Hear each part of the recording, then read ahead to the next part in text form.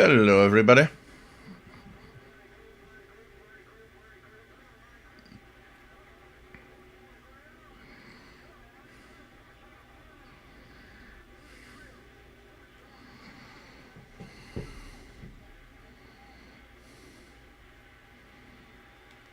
Hope everyone is all right.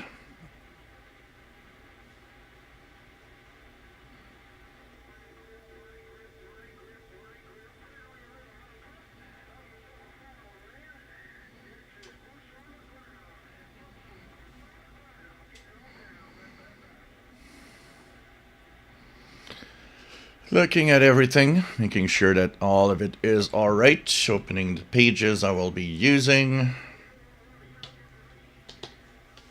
Preamp for number stations. Usual CW stations are coming up in an hour. HF Underground for Pirates. Some early Pirates this week, somewhere at like 20 UT and even before. So right now seems there's nothing on. And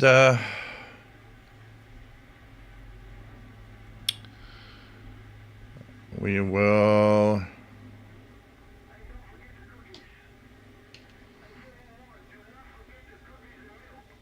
the IBI space for the schedules and know what we're listening to, which were, the IBI space updated their schedules today, September 27th. So now we've got latest schedules, which is nice.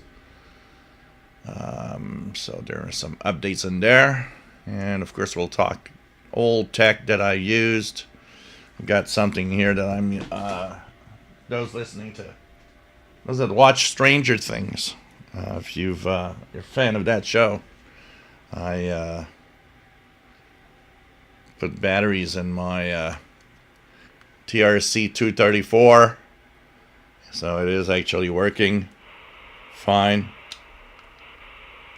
And I don't know if you're hearing any skip here, but it's pretty cool. Batteries. So I thought I'd be all three channels are have crystals on it. I got a pair of those actually. So these are 3 watts. 3 watts, 3 channel. And were used a lot, extensively in the good old days. I had a lot of fun with those. And going to the park and all of that. So here we go. We start this show. As everything seems alright. I'm just going to move the chat like this so that it can be, and I'll just do this. Yeah, this is perfect. Make sure that I see everything, and at the same time that I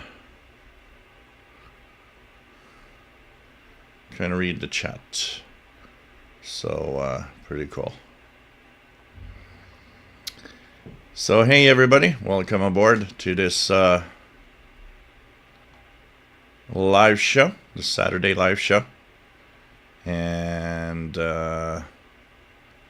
we are here every Saturday at 20 hours Universal Time. And it's a show about radio, a show where we, of course, have a lot of fun tuning to bands, doing all sorts of things, talking about about radio of all sorts. It's not just shortwave. We do concentrate a lot on shortwave, but I mean it's good on long wave, medium wave, even on the scanner radio bands, the VHF, UHF bands, and we have a lot of fun interacting and talking about interacting. There's a beautiful chat room. So my name is Gilles. I'm located in Montreal, Quebec, Canada, northeast part of North America.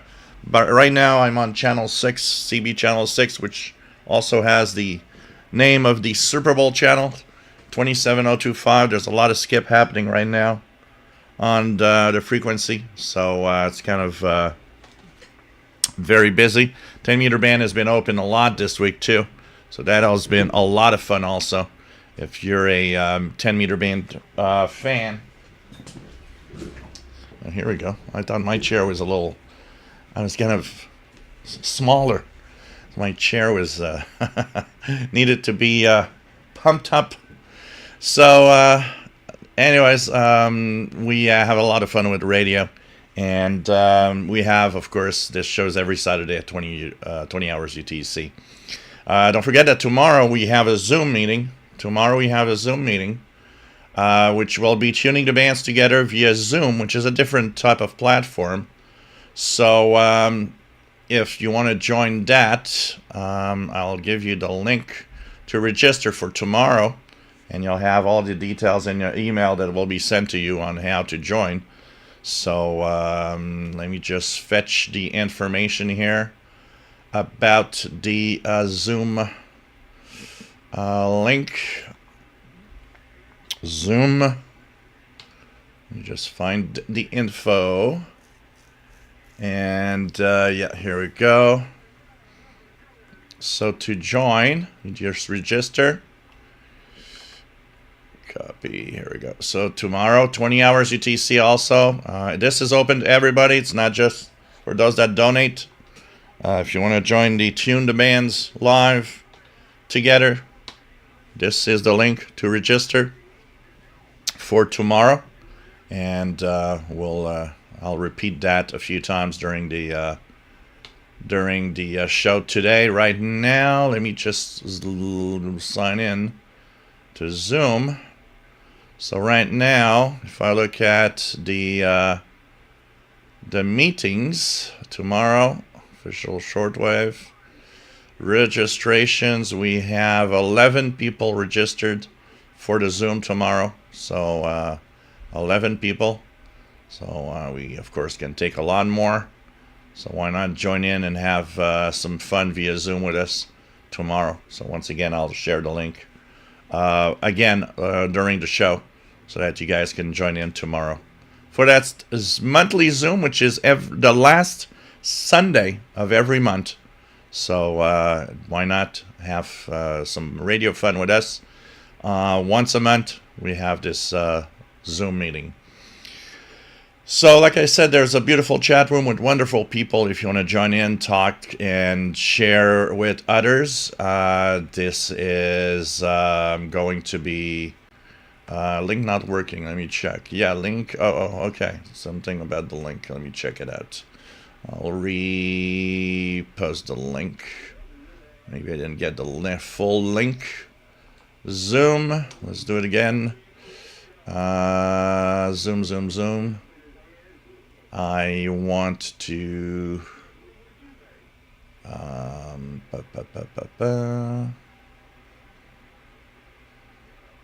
let me just check what we've got here. My Zoom meetings. Meet.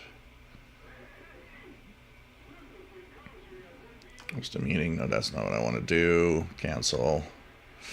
That's not at all what I want to do. Here we go, zoom.us.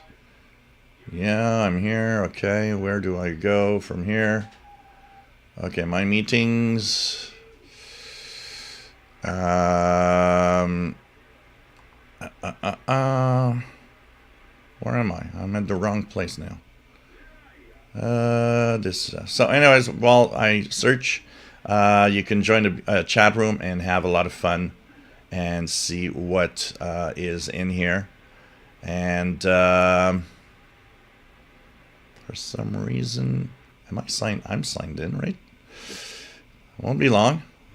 Oh, maybe I'm not signed in. I should be signed in. Wait, let me go like this. Okay. No solutions. Okay, I don't know what's happening right now. Let me just view all. Yeah, okay. What's this? Okay, yeah, I am. Okay. Okay, settings. I am. All right, found it. Meetings. So tomorrow's meeting, what did I miss in the sharing? Okay, I'm going to share it like this. I think it was not shared properly. So here's the link. Here's the link. I'm going to remove that one here. And this one should work. Let me try it. Yep, that one works. So you can join in.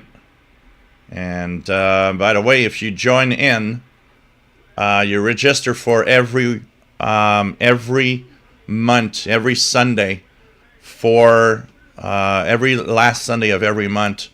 So keep the link, because that's the same link that will be working for the joining the Zoom meetings on the last Sunday.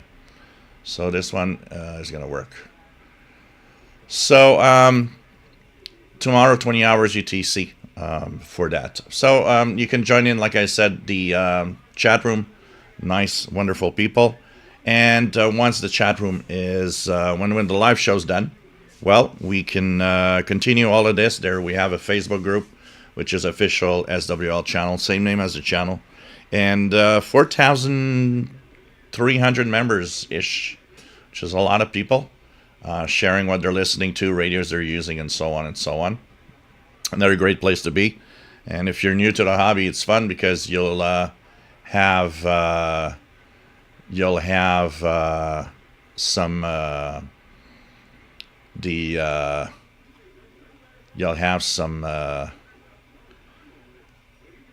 so I just got distracted here. So have a lot of fun anyways together with radio. Remember, I do this every week. I now added this Zoom for once a month and everything. If you enjoy and appreciate what I do, don't forget, you can help out by either giving a little something through the super chat here, or there's the pizza fund that and Paul the Cat treats that you can give a little something through PayPal. So you can, of course, also send here. It is much appreciated. Helps a lot. You have no idea how important this is. So thanks for the donations, guys. It is really appreciated. So thank you so much for all of this. And any amount helps, by the way. So don't worry about whatever amount you're going to give. It doesn't matter. Any amount helps. Just, as long as donations keep coming in, that's the important thing. So welcome aboard, everyone, for this meetup today. And the Zoom tomorrow, for those that will join, I'll share the link again during the show. So we have a month left. This is incredible, but we're going to get into October on Wednesday, October 1st already.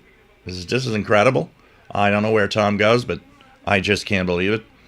That also means that we have 1 month left. Like today is literally 1 month left of the A25 schedules, which means that the shortwave schedules you have now, the frequencies you're listening to right now, most of them will be changing in a month's time as stations will be issuing their winter schedules for Northern Hemisphere. So they're going to change the frequencies, and we'll be moving on to the B schedules. Once again, for those that are new to the hobby, shortwave schedules are divided into the A and B schedules every year. Why? Well, it's simple. Propagation changes because of the nights that get longer in Northern Hemisphere, the daytime is shorter, the angle of the sun's changing. So frequencies that are used in the summer are not necessarily good for the winter. And so if stations want to be heard, what happens is that you have to change your frequencies. A great example here, I've noticed that Spain, 17715 right now, which is the one that is the best here because for some reason their North American frequency of 15500 isn't working, starts fading out during the broadcast here because of the path of darkness and the fact that it's a high frequency.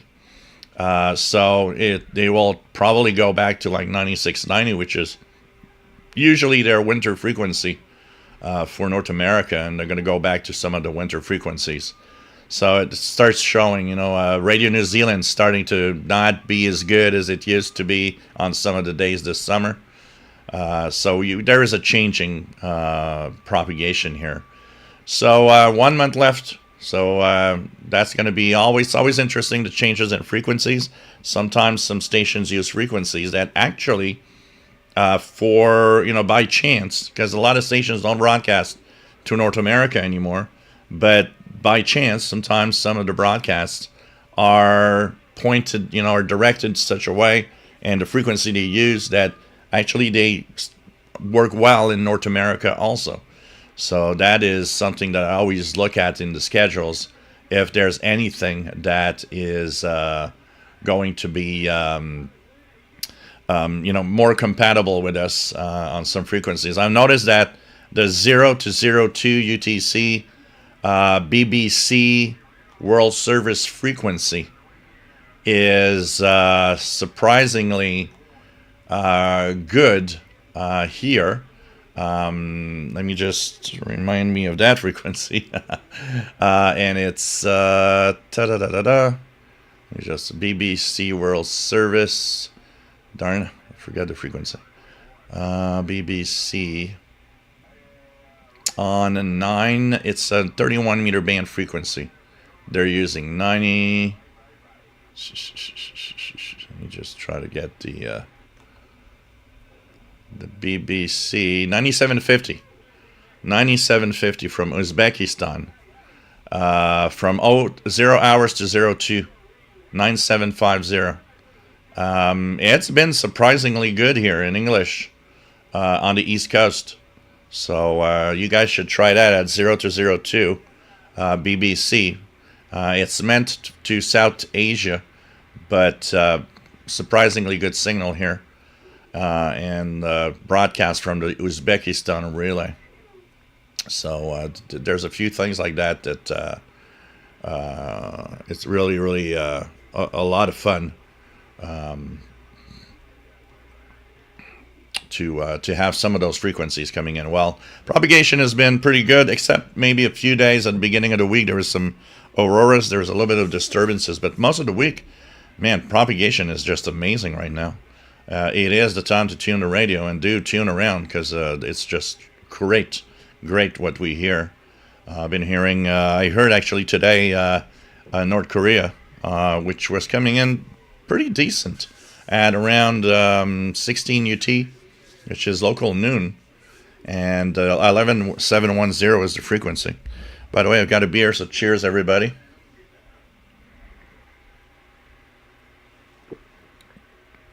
So that was a good frequency today, and really a lot of fun. So this is nice to have the bands, interesting propagation across the bands. So Jay Watterson 69, nice to have you here, and Richard Wagner, nice to have you on board from Northeast Illinois, WA 9301 SWL. Mike from Bayfield, Colorado, nice to have you here. We have Donald Waddle, nice to have you here from Illinois, Central Illinois, KB9 BPD. Master of Players Radio and Television, WA5107 SWL, Morgan City, Louisiana, nice to have you here.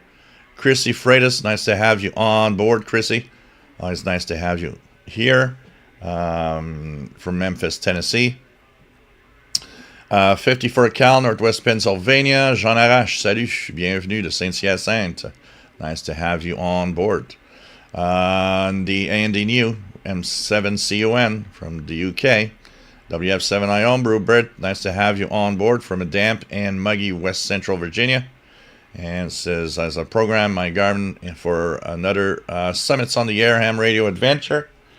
Megan, nice to have you here from Colorado. Mike Hill, nice to have you here from Northwest Arkansas.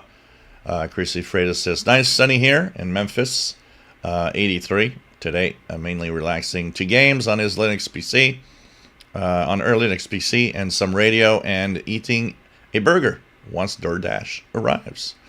So enjoy your burger, Chrissy. Rob's radio channel, nice to have you here from the UK. VT Radio. Paul, nice to have you here from Vermont. And says working some DX on 10 meters, FT8. I'm doing well, Chrissy. I'm very busy in between the caregiving duties and the taking care and visiting to the hospital a friend of mine that is in his last moments with cancer. But apart from that, yeah, things are going well. Robert Varner, nice to have you here. KC2TEL in New Jersey. What else do we have? Old Radios, nice to have you on board. Don Royale, nice to have you on board from Sun City, Arizona. Brian Penny, nice to have you here from Cape Cod, Massachusetts. Robin Spalding, nice to have you here from Berkeley, California, and 6RLS.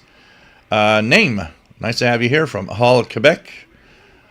Tim in Texas, nice to have you on board from North Texas, K5TGS. Jerry Hart, Niagara Falls, New York, nice to have you here. Jean Arash, long wave, medium wave, short wave, we surf on all waves, absolutely. Old radios, the other day on 7200, this guy was roasting, yeah, that's 7200. There's a lot of stuff.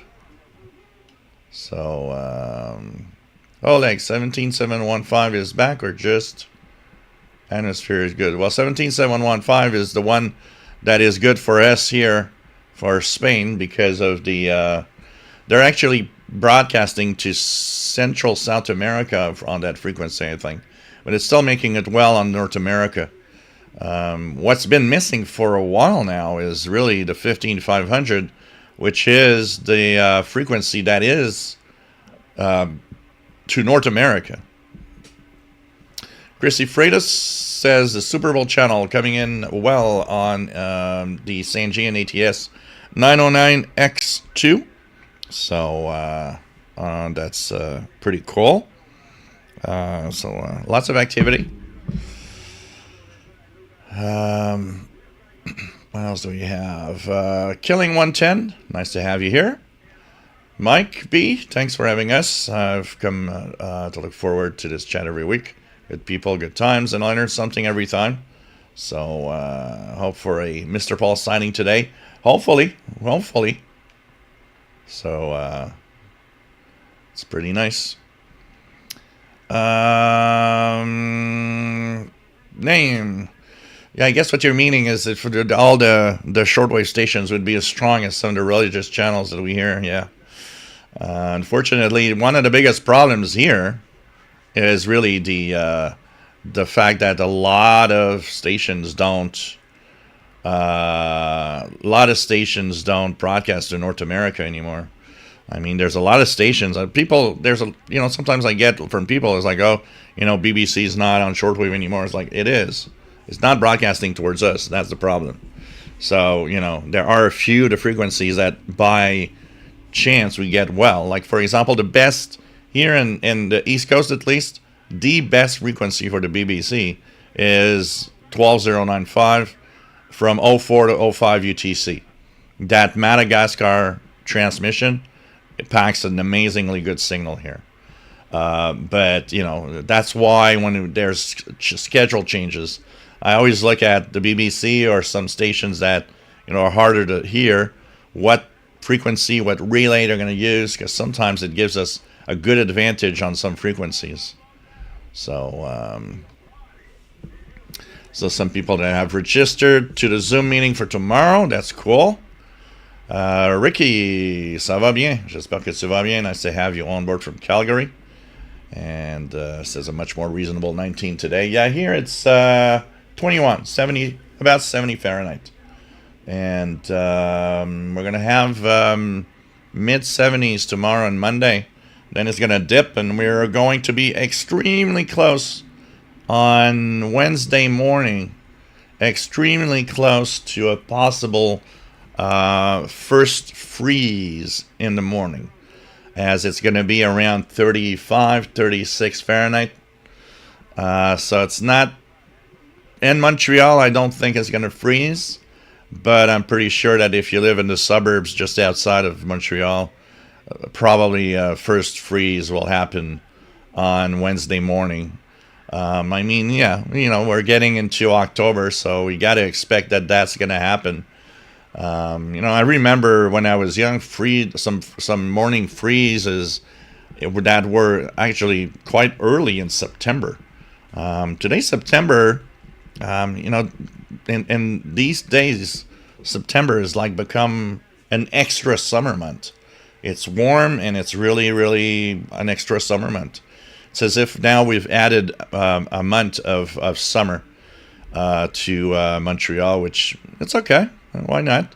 I like fall. The colors are really, really nice. I mean, if you guys would see the tree just in front of the house here, it's all red. It's really beautiful, especially in the sunshine.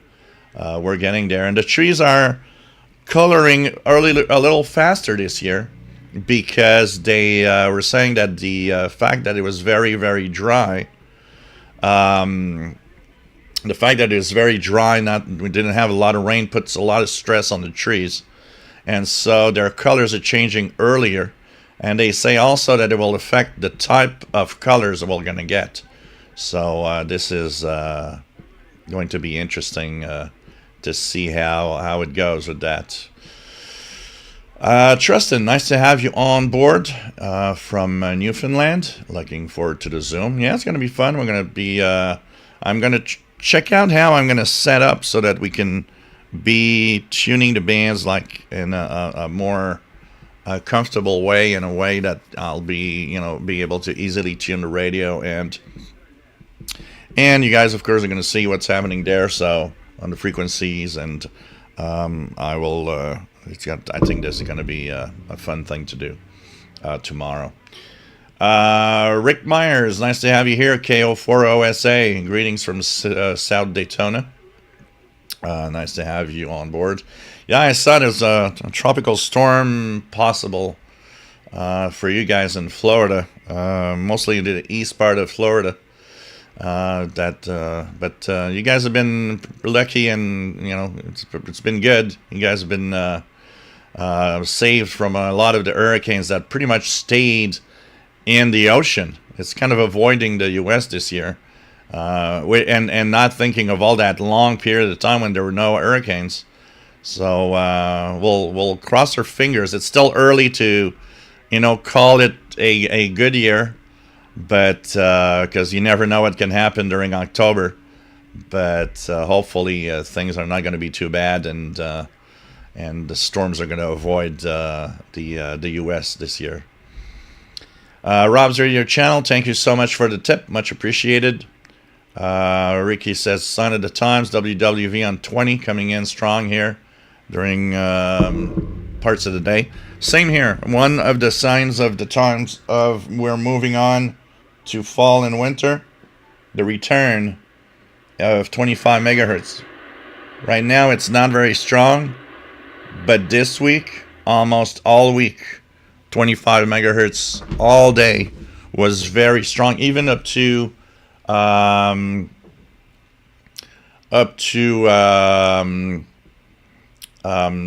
like a couple of hours after sunset, and that is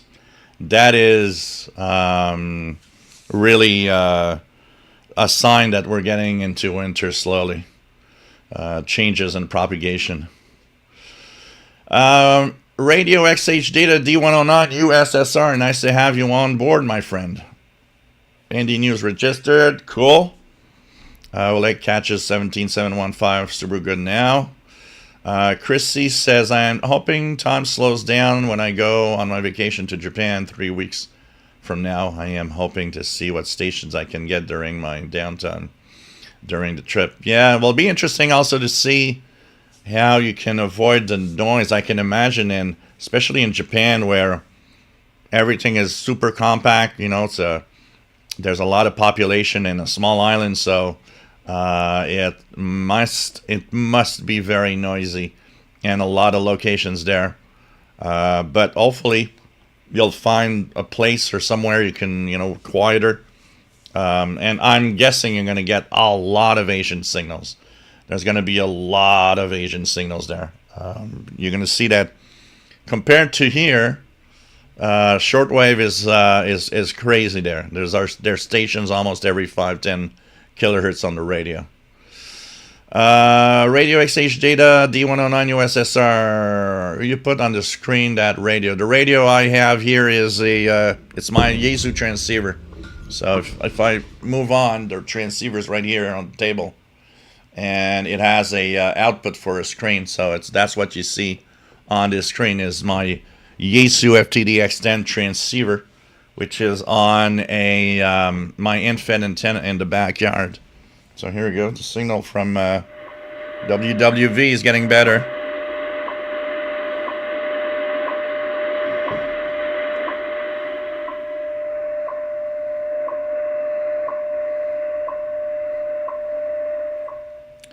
So that's WWV on 25,000 kilohertz, 25 megahertz. Jim Garden, nice to have you here from Scotland. I hope that you're well. It has been a very wet afternoon and evening here. It is definitely autumn. We had, for a change, a pretty wet week. We had rain almost every day, and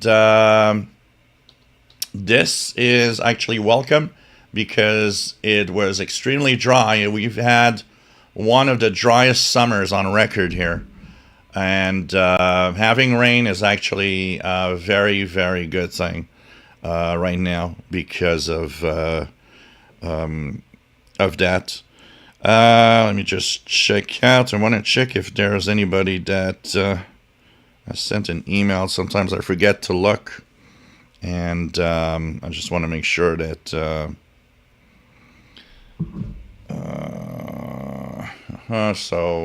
nothing special for now, I guess. And yep, no emails for now, so that's good. Yeah, we needed the rain, and so this week has been a welcome change. And you know what? When it's been cloud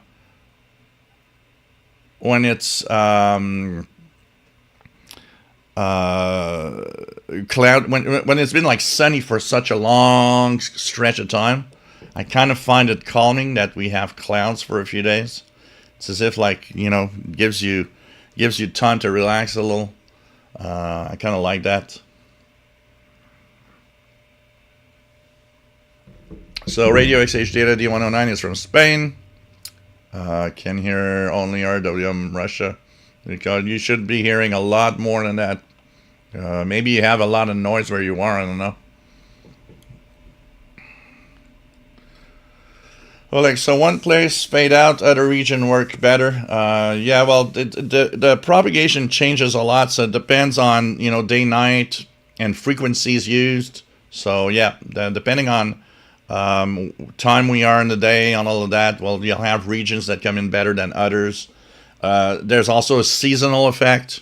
Like I said, Radio New Zealand starts to fade out now.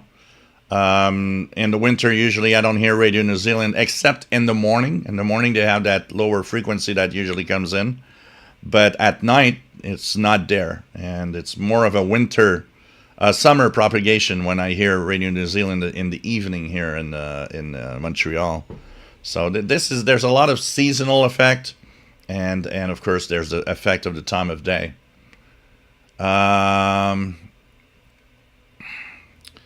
What else do we have?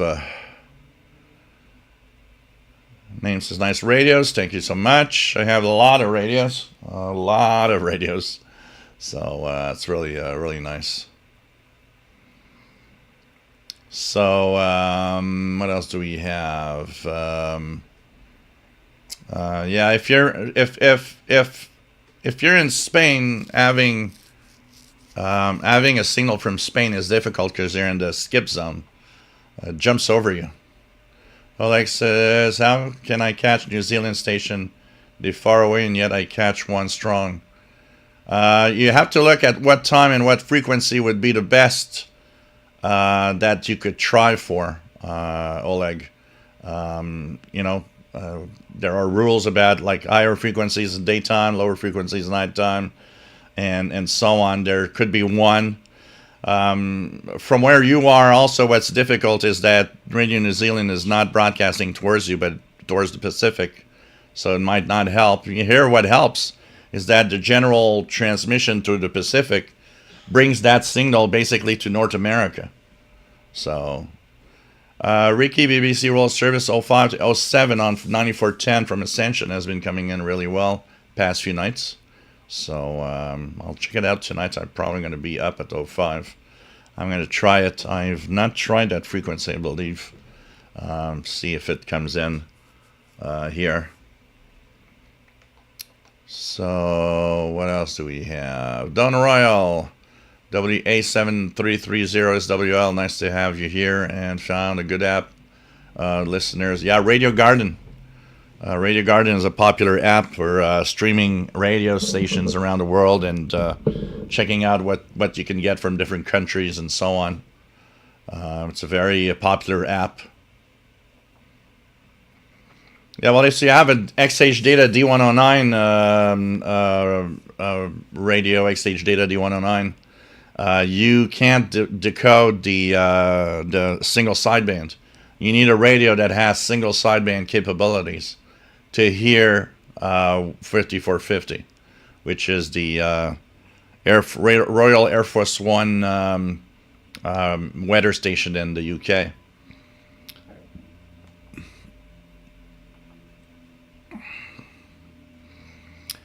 Chrissy Freitas, I have no beer with me, but I do have some cranberry juice. Perfect. Anything goes. Jim Gordon, I2 am noticing strong reception from the Pacific and Far East here in Scotland. Guam on 15530 and DPRK 15245, West Korea, around 14 UT. Yep. Old radios, wish I could hear it on Ethon Shovelmate. I paid $10 last week, but nope. Dean Bianco, nice to have you here.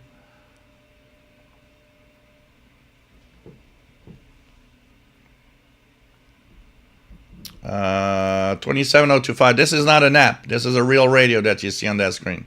It's the real radio that's there, my transceiver with the antenna.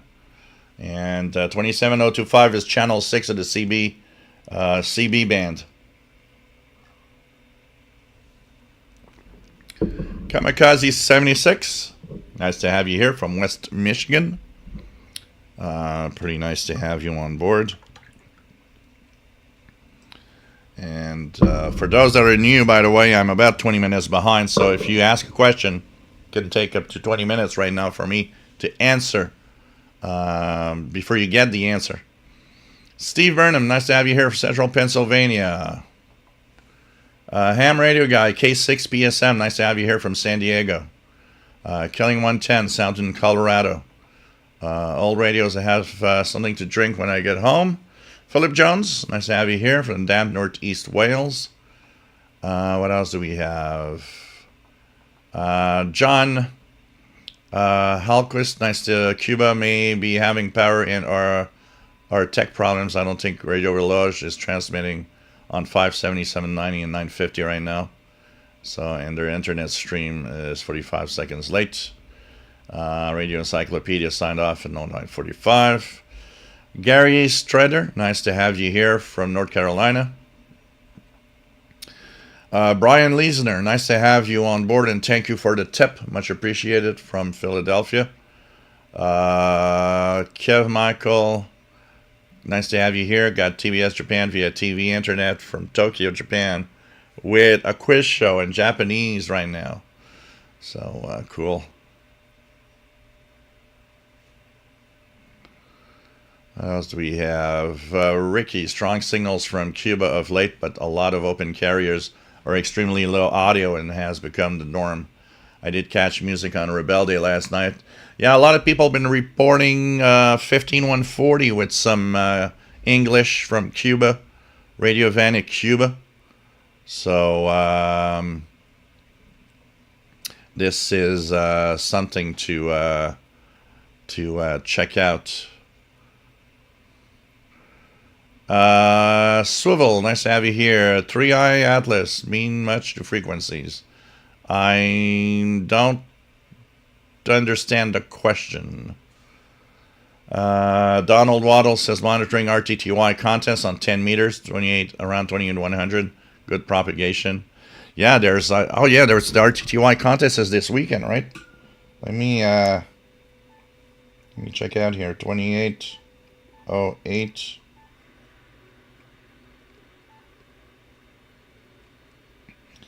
I'm going to put RTTY mode.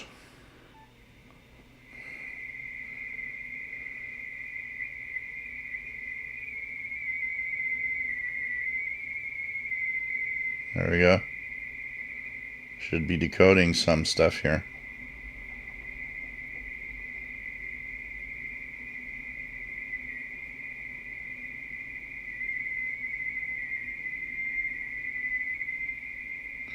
It's a very finicky tune on this radio. You got to match the two lines. There's a CQ test. AB0LR. Calling CQ test 28094190.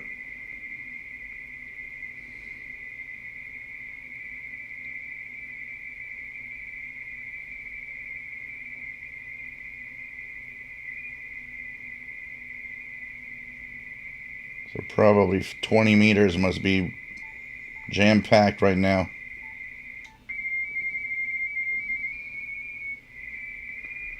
So there we go. Yeah, lots of RTTY.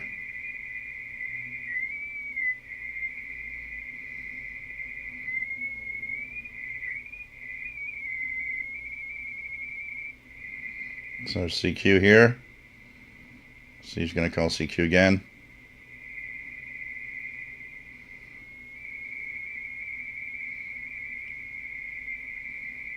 So he's making a contact.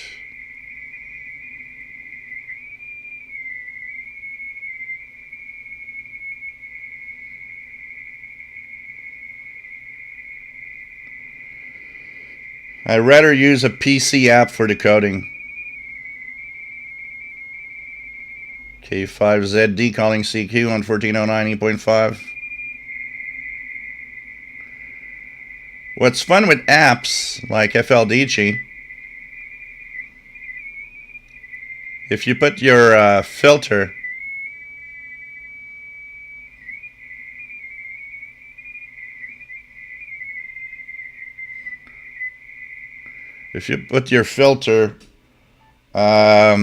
wide enough, you can decode several at the same time.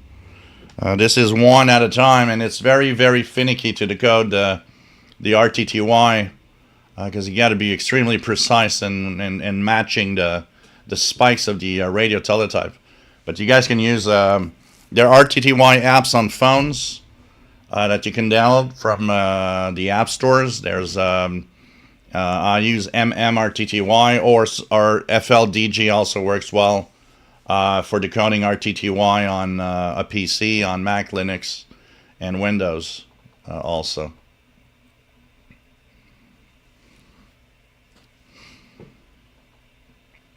So what else do we have? You have to look at schedules. You have to learn radio XH data DA109 to use schedules. Know what to listen to, when to listen to.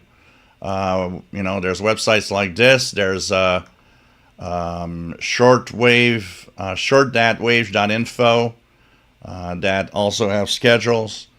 You have to learn to understand the schedule stations are broadcasting towards your area, what time, what frequency, and that is how you're going to slowly get the hang of when to listen to what station on the air. Robert Edwards, always good to connect with all here from California and the Coast Redwoods. Nice to have you here, Bob. KM6BAX. Parsival says UVB 76 every night on air. Yeah, it's been coming in. You know what? As long as I couldn't hear it for like more than a year now. And lately, it's been there. I don't know if maybe they've ramped up their power again or something. But lately, it's been there quite regularly here in Montreal, which is pretty nice. Heard it last night with just a portable and a telescopic antenna. Gary Strader misses Radio Netherlands. Yeah, there's a lot of stations we miss on shortwave. Old radios picking up the Super Bowl channel on his realistic Navajo TRC 434. Cool. Good old radios. Good old CB radios. I need to get out some of mine. I want to get out my my TRC 432. I haven't used it in such a long time. Plug it into the antenna in the backyard, and transmit with it. See how well it works. Pretty cool. I've actually I needed new scanner radio antennas, so I thought that I would try things. So on Amazon, I went and I looked at what do they have as scanner radio antennas.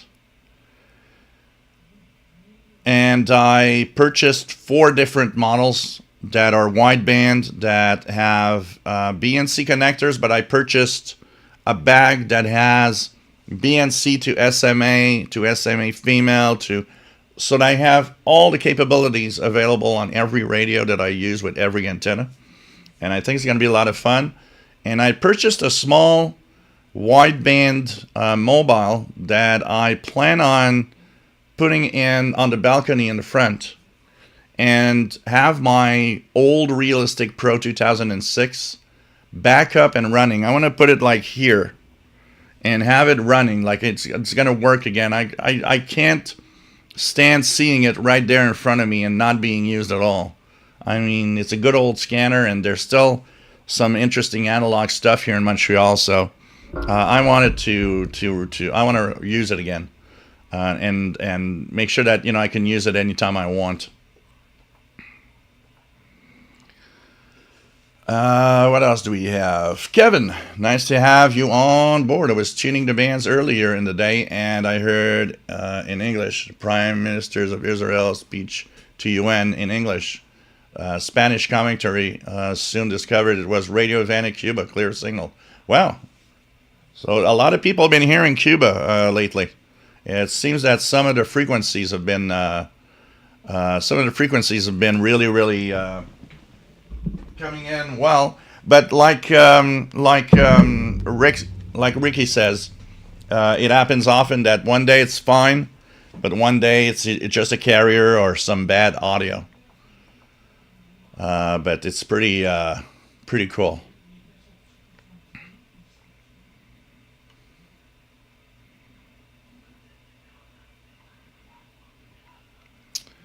So, okay, what else do we have here?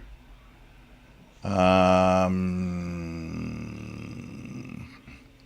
Michael for RO on 990 kilohertz. Australia with oldies, pretty good. I'm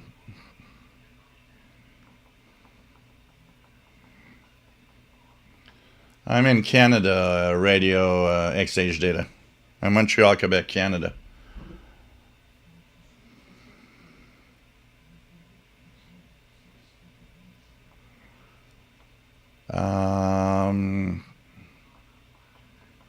What else do we have?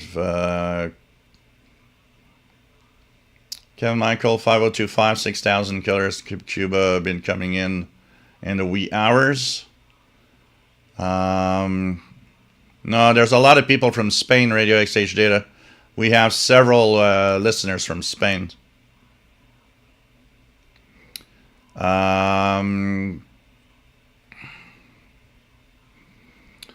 Robert Edwards, thank you so much for the donation, and nice to have you here, Bob, in California.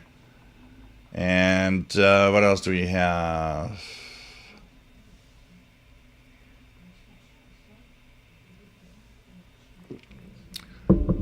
Percival, who knows where to get parts for Texan, like micro switches or key buttons? I would contact Anonco.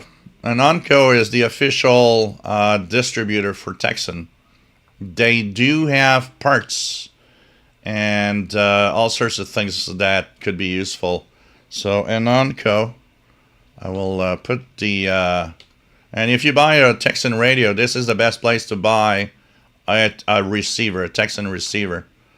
Honestly. This is really the best place to buy. And I'm just curious to see. The Texan S2200, yeah, that's still $372. Still expensive radio, the Texan S2200X. So here's Anonco's website.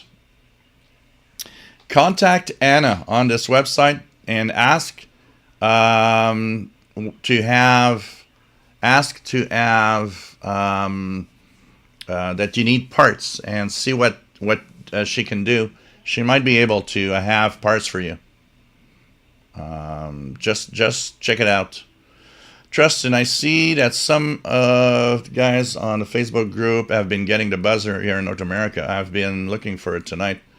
I'll be looking at it. Has been a while since I heard the buzzer. Yeah, I heard mine. I heard it yesterday, and I heard it 3 or 4 times in the last couple of weeks. It's fairly regular, actually. So, well, listen to what I say, Radio XH data, and you'll know when I put frequencies when I'm actually listening to. 25 megahertz, Jean Arash is WWV. WWV. Time signal. Kill King 110. Lucky Japan has strict electronic noise laws, unlike here in the US. Yeah, well, there are laws. The problem is, are the laws, obeyed with? Are the laws followed? Honestly. Salut, name. What else do we have? Just, Brian. Happy birthday. Happy birthday. 64. Still young. Still tons of radio to do again. So, and if not already, soon to be retired maybe. I don't know. I don't know what you're doing, but happy birthday, Brian. Kevin says, not Japan, but in 1984 I spent a year in Okinawa. Noisy because tech and neon signs everywhere. Yeah, neon signs are killer. Neon signs have always been the killing of the radio bands. That's why you don't want to live near a business that has tons of these neon signs everywhere. They're crazy noisy. SWL Signals 23, nice to have you on board. Good afternoon. And mowing the lawn. Hey, that's what I did today. Mow the lawn. Hopefully for the last time this year. Nice to have you here from Florida. Steve Burnham, nice to have you here. And says like lots of activity on 27385 lower sideband. Yep. That one is also very, very active. Often also, if you want to listen to out of band and see if propagation works well, you can go to 27555 upper sideband. This is where DXers, people searching for DX go. They go on 27555 upper and they call for any station. And then what they'll do is they'll move on to another frequency. They're going to say, okay, I'm calling CQ, and I'll be listening on 27495. And so what you do then is you move to 27495 and see if anybody calls him back. Brian Leesner's hearing WWV on 5 loud and clear in the evenings. Welcome change. Always found it suiting to me. Name says reception is quite good today. Yeah, pretty good. Pretty good. So, Radio XH dead. It's too early. For me, if I want to hear it, it's going to be not before 22, even 23 UTC. And not on this radio. If I hear it, I'll hear it on the another radio in the backyard. I hope to have a MLA 30 back on the balcony and the front here, so that I can actually have my ICOM here back up and working, and the Kenwood R5000, because you guys don't see it. I got an ICOM ICRD500 here, but I got a Kenwood R5000 here, right here in the back, and I'm trying to figure out how I could maybe find a way to have them both always up and ready to run. Thank you, name. Michael 1160 kilohertz. KSL New Stock, Satellite City. Pretty cool. Good catch. Kill Kings, have been taking my GMRS handheld with me on bicycle rides, and have been learning about who operates on which channel. London 19657, nice to have you here. From it's cool. It's a rainy day. It's cool to have you on board. What else do we have? Laurentians would be nice. There's a lot of going out of town is good for radio listening. If you find cool spaces far away from all the businesses and homes, it's really a lot of fun.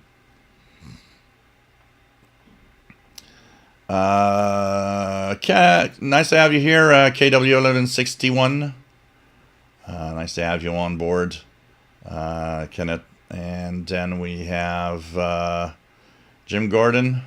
Like usual, I tend to rotate through my radios. I've been recently taking my Degen PL DE 1103 for a walk in the park. It's a great set. Oh, you just gave me an idea. I was thinking of, because I'm waiting, there might be a few more days with kind of warm weather. I want to go back at least one last time to the Perry Island. And I was thinking, what radio should I bring? You just gave me the idea. I'm going to bring my DE 1103. I haven't used it much in a while. I need to use it. I need to cycle through. I've got a few here that I should, this week, I should do a series of haven't used in a long time and dust it off, because some of the radios I see here are now getting dusty.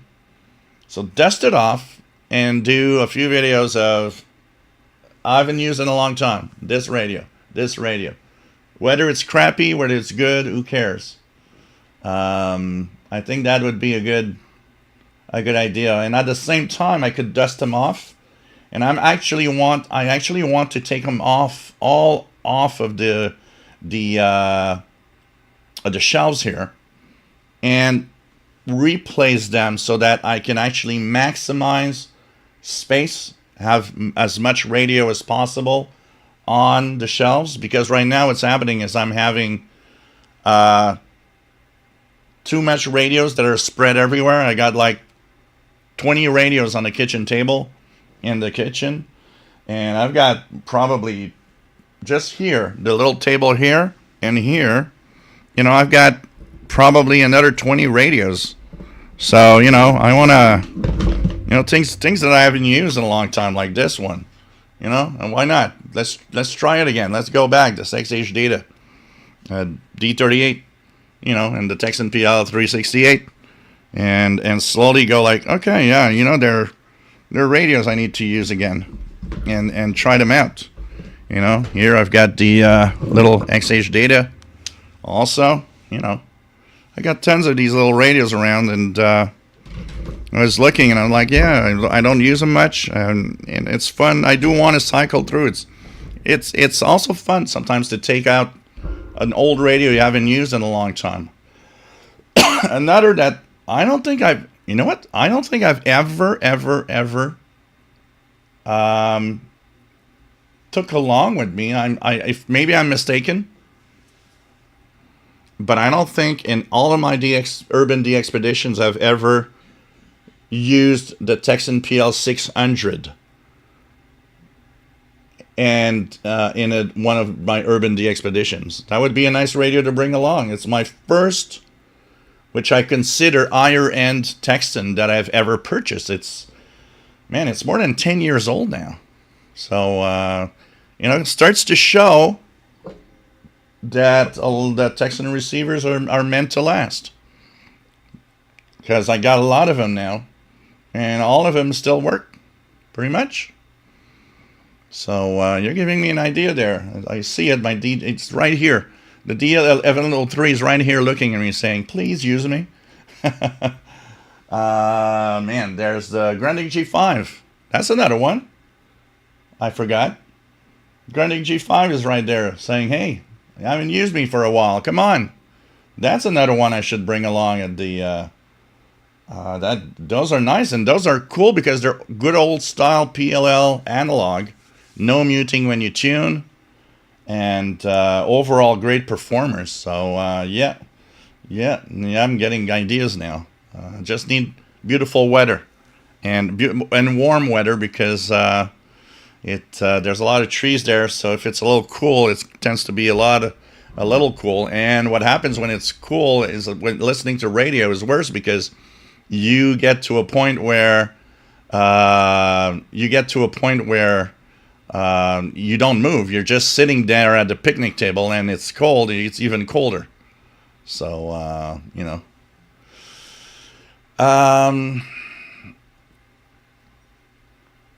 9996 CWR RWM. Let's try it. I don't know if I'm going to hear it right now. CW. Let's see if I hear 09996. Yeah, I hear the carrier. It's not very strong, but it's there. Let's try 14996. Nope, not hearing 14996, but look at that noise. So I am hearing very faintly 9996 though. Right now it's a full carrier. London 19657. Monsoon season is coming. Yes, Radio XH Data D109, it's beer. I'm in Montreal, Quebec, Canada. Hi, Jay Dakota. Nice to have you here from Wentzville, Missouri. Very comfortable. Cool. Kiddo Unit 61. Joel, the time is 39 past the hour. You'll see this at 59. Pretty much. Mike WX50, nice to have you here. London 19657. Thank you for the donation for the tuna pizza and extra anchovies for Paul the Cat. And he needs his own show, I know. You know, what would be great is probably have a GoPro on him and just let it stream 24 hours a day. He would make millions of dollars.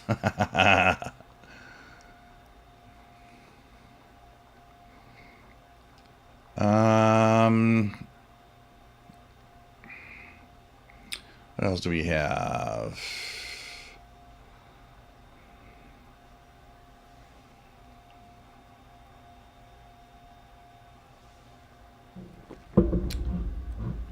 Radio XH data 7074 is FT8, and you probably hear that quite easily. What do they use to transmit an RTTY? They need a keyboard, don't they? Yep, because it's a computer. It's a digital mode, so you use your computer. Like when you use FLDG software that we decode with, is also a software that can control your radio. I need to add to put it on this to actually put the correct parameters on this computer here, because it can control my Yaesu transceiver, and which would give me the capability of transmitting any digital mode that it's capable of, like RTTY, PSK, MFSK. All of those modes would open up, and then would be sent by the radio.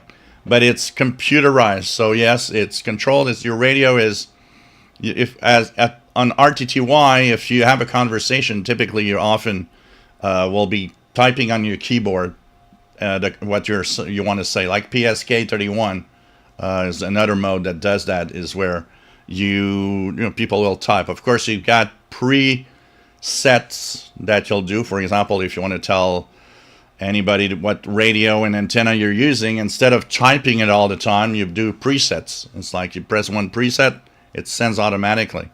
It's like FT8. FT8 is computerized, but FT8 you don't use your keyboard much. FT8 is very automatic.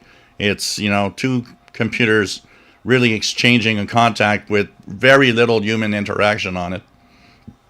So one of the things I want to get back, slow scan television, because I've done slow scan television quite a few times and had a lot of fun with that. I love slow scan TV contacts.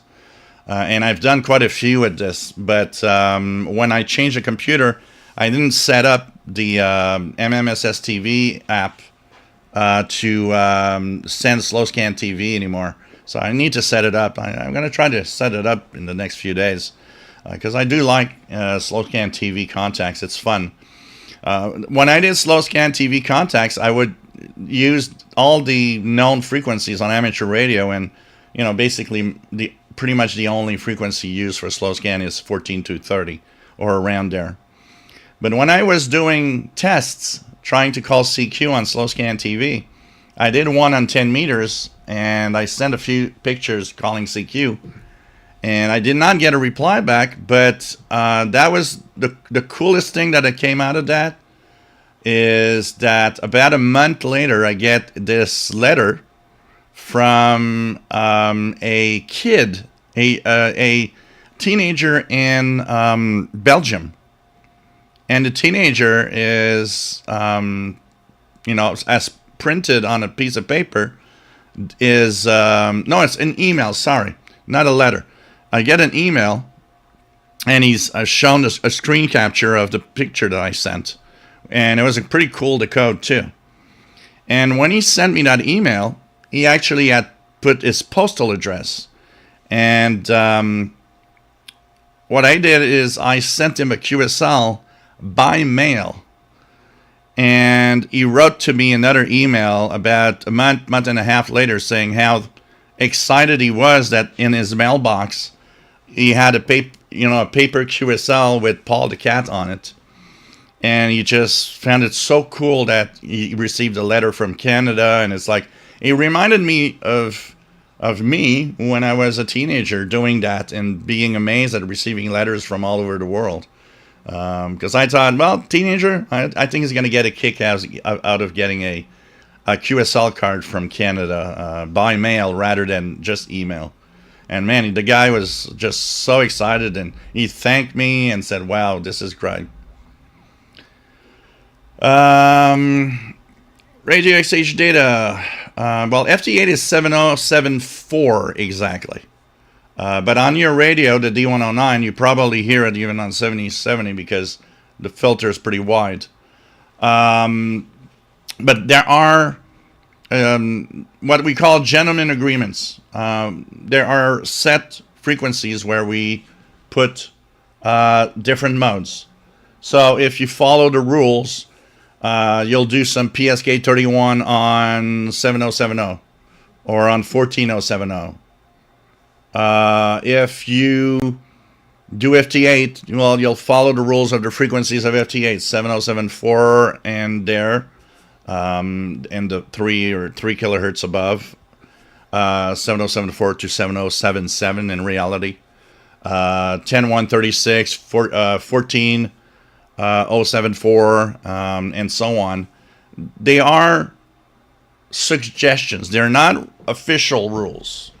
They're really suggestions, but people follow the suggestions. They stay with their mode. The only time that it goes over a little bit overboard is like now with the RTTY contest, that everybody's everywhere. They're even over the FT8 frequencies. They go higher than supposed to. This happens all the time in the contest. They're not infringing any laws. They're just not following the gentleman agreements. So thank you, Mike WX50, for the donation. Much appreciated. Yeah, I think I see it here. Oops. I don't want to have Gemini.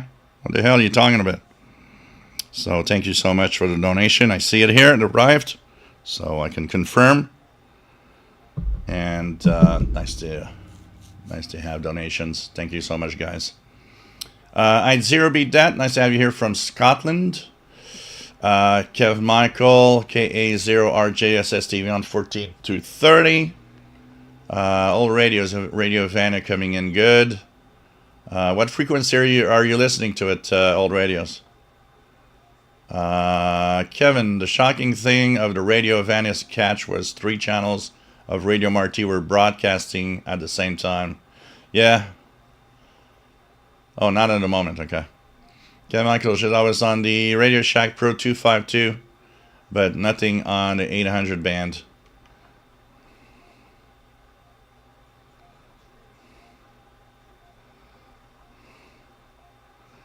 Kenneth, decoding RTTY on 7104 on FLDG. Cool. That's fun. Ryan Leisner says Anna is absolutely number one. Yep. The best that you can have as a service. You buy a radio, you got any problems, anything. I mean, Anna is amazingly flexible and good. It's really an Onco is the place to buy any text and receiver. Ricky says I can hear something in Arabic on 13710. And listing says religious broadcast from Madagascar. So let me check. 13710. So I don't know if maybe it's a little, or it was gone now. But 710. Yeah, Matt. Radio Feta. Yeah. That one I hear regularly here. It just ended not long ago. So if you guys want to try for a number station, I forgot the first one, but in 8 minutes we have M12 Moscow, St. Petersburg, Russia. Spy number station in Morse code 10768. Put it here. 10768 will be the next frequency in 7 minutes. So we're going to try that. So yeah, I hear that one on 13710 regularly, Ricky.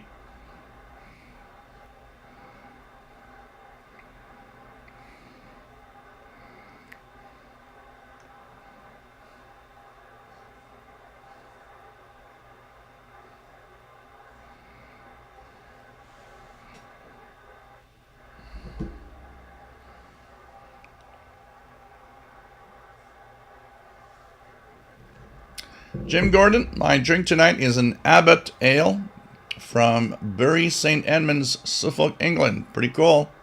Weighs in at 5 degrees above and is supposedly based on a medieval recipe. It may not help reception, but it helps me.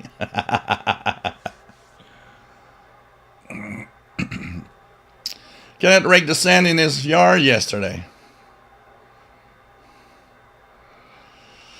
Ice Cube, nice to have you here. This weekend, our worldwide RTTY contest. Yep. And there are a lot of exotic stations in there, by the way. All right, Radio XH Data, take care. Logan Paul, nice to have you here. Welcome to the Windows Computers and Technology channel. Oh, God. You know, the worst about that is when I want to make a video on the Shortwave channel, and I start by saying, welcome to the Windows Computers and Technology channel, and I'm like, oh shit, I gotta start it again.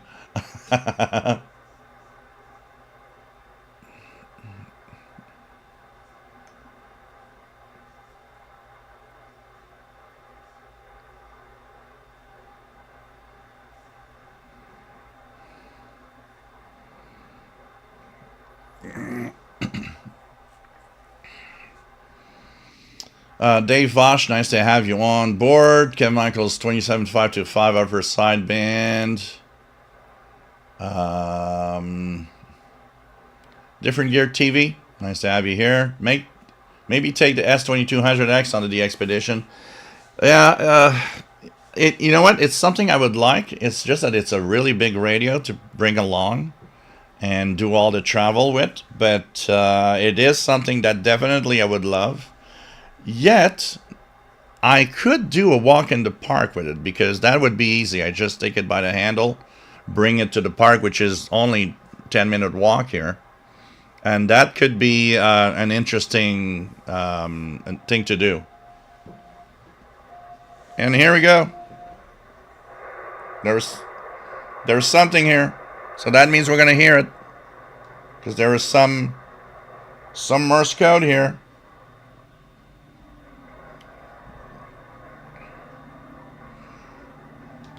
So I'm going to hear it because I heard their little test here.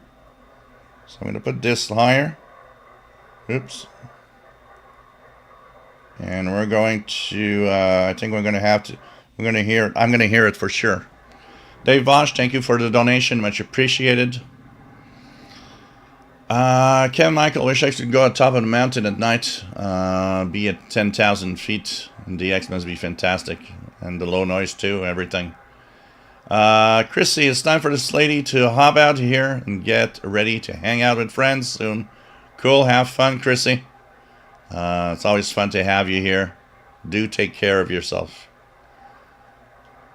Kevin Michael been using the PL990 for shortwave most of the time.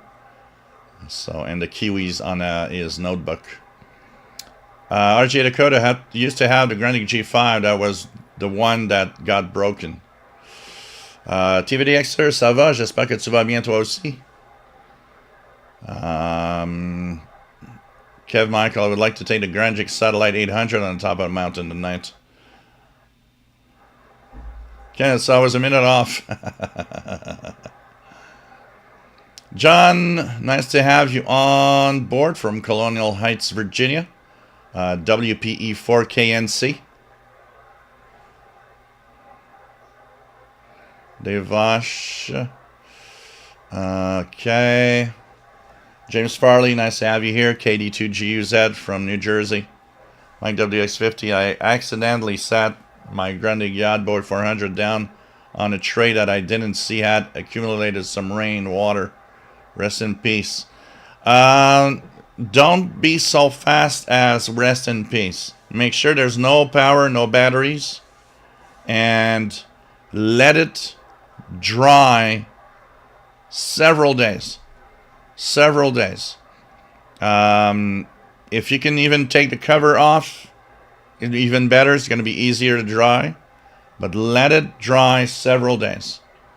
And you know, like in a week's time, in a week from now, if you've let it dry correctly, pop in some batteries in there, you might be surprised that it's back to life. Electronics is and with battery-powered electronics can be surprisingly good at reviving. An example of that, I had my Fire tablet, my Amazon 10-inch tablet. I forgot it outside earlier this summer. I think it was in May or June. I forgot it outside on my barbecue grill. And woke up the next morning. It was pouring rain all night. And so, and the way that the tray was made, it actually had even like water accumulation. So the tablet was kind of fully underwater. And of course, it didn't work. And it had an internal battery, so it's like, you know, I couldn't take it off or do anything. So what I did, I took it out, and I noticed that from the charging part, there were water dripping. So I left it in that position so that the water drips as much as possible. And I didn't do anything with it for a couple of weeks. 2 weeks. Here we go. M12 10 7 6 8.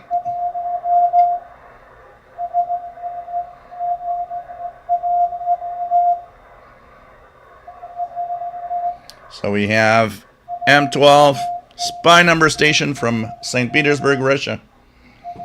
So I let it dry, and after 2 weeks, plugged in the charger, and to my surprise, on the screen, the battery icon appeared with the charging, and I let it there and let it go, and it came back to life and it was working again. I still use it now. It works fine. So make sure you let it dry very, very, very well, and then put batteries back in it. My WX50. You might be surprised to see it's going to come back. My WX50 remembers the excitement of receiving QSLs in the mail. Oh man, that was... Imagine, as a teenager, it was like my first QSL, which I always remember, WYFR, Family Radio. I remember that letter, and I remember how excited I was that I just got a letter from the United States. It was truly, truly exciting to get letters from everywhere. I was actually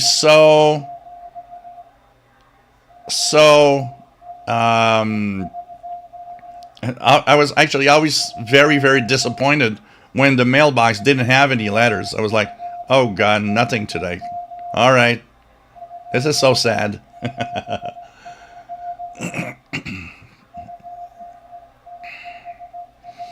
Man Reader DXer, nice to have you on board, M7EIW. Nice to have you here, John. Jasmine says, it's always Russian. Jill is really an agent. Shh. Don't tell everyone.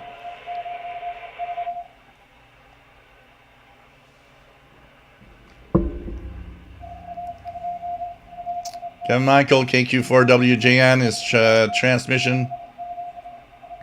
What's up on Tuesday on SSTV 14230.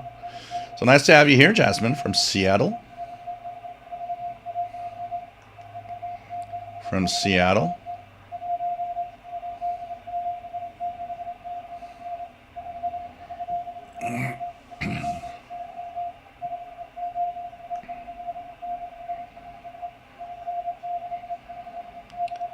Vojislav, nice to have you here from Belgrade, Serbia. Nice to have you on board. Philip Jones, nice to have you here. Says, PC suffered the blue screen of death and I can't reinstall any Windows system. Either freezes or just shuts down. You got a hardware issue.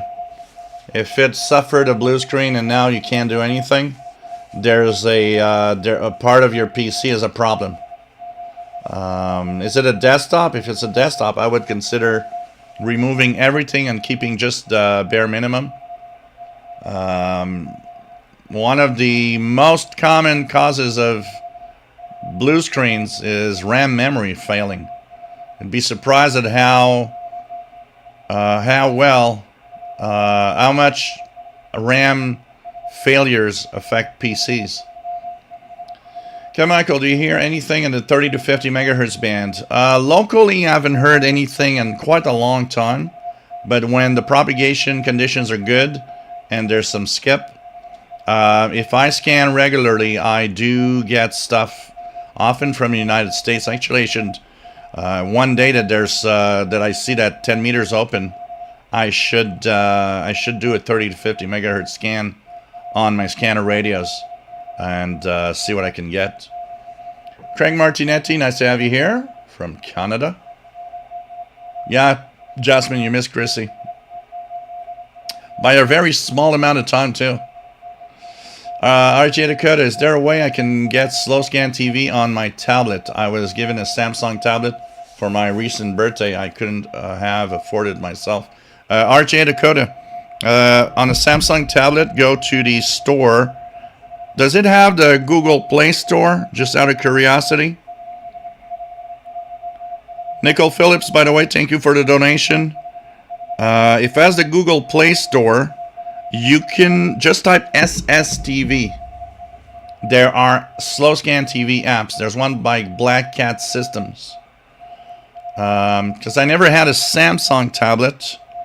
And I don't know if it has just the Samsung App Store or it does have the Google Play Store. And by the way, if you search online, if it doesn't have the Google Play Store, there's a way to add the Google Play Store to it. It's for every Android type tablet. But they do have an app. And the good thing, RJ Dakota, is that you don't even need to connect with a wire on a cable or anything. Just in a quiet room, just put the tablet near the speaker of the radio, and it's going to decode. There's one app called Robot 36. Robot 36, which is an Android app that decodes SSTV on, and it will work on your tablet for sure. Hey, Blogger Guy, nice to have you on board.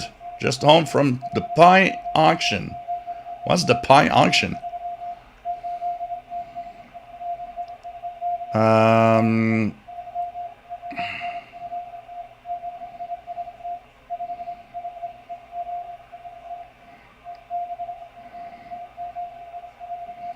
Kevin Michael, 21340 ham radio in USB mode. So nice to have you here, Blogger Die. Danielson, nice to have you here, getting 10768CW in Melbourne. Nicole Phillips, nice to have you on board. Once again, thank you for the pizza donation through the PayPal. Much appreciated. Much appreciated.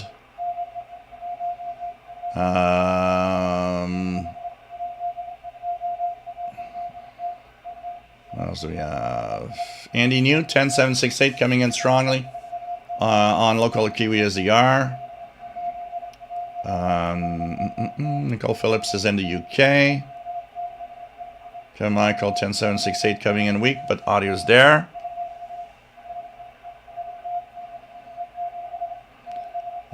Southern Airman, nice to have you on board.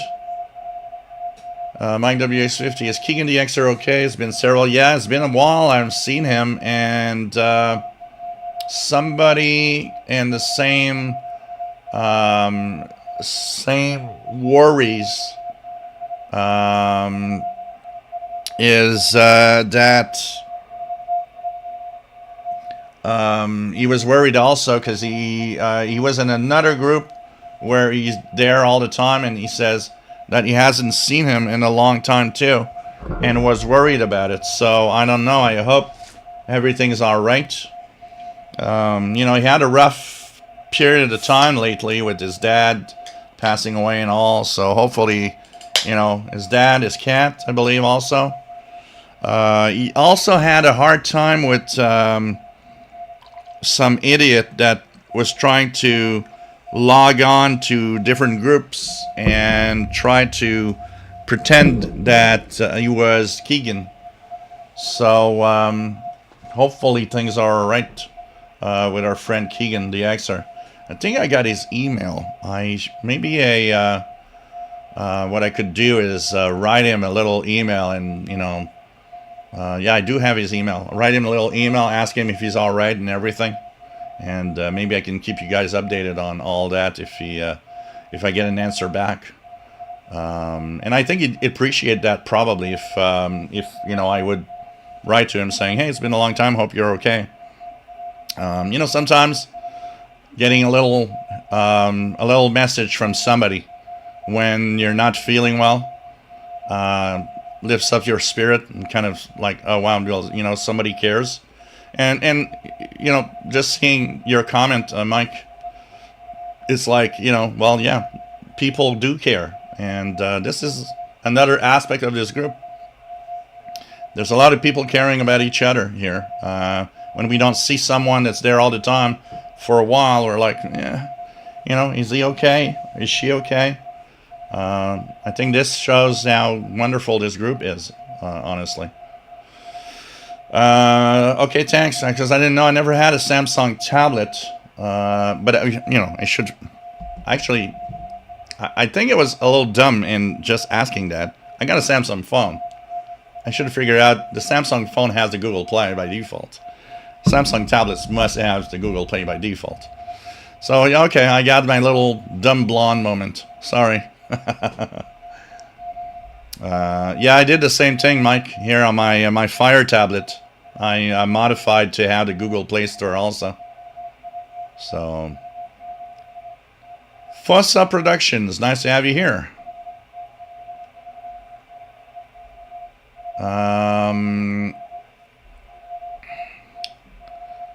Let's go down. Old Radios, is it me or has it been the hottest September ever? It's been a warm September. I can tell you that.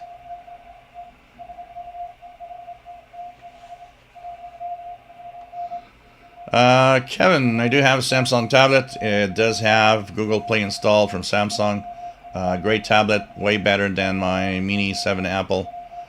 Just couldn't find one with cellular in the US. Steve Fleming, nice to have you here. Enjoying his Texan PL330, that is great.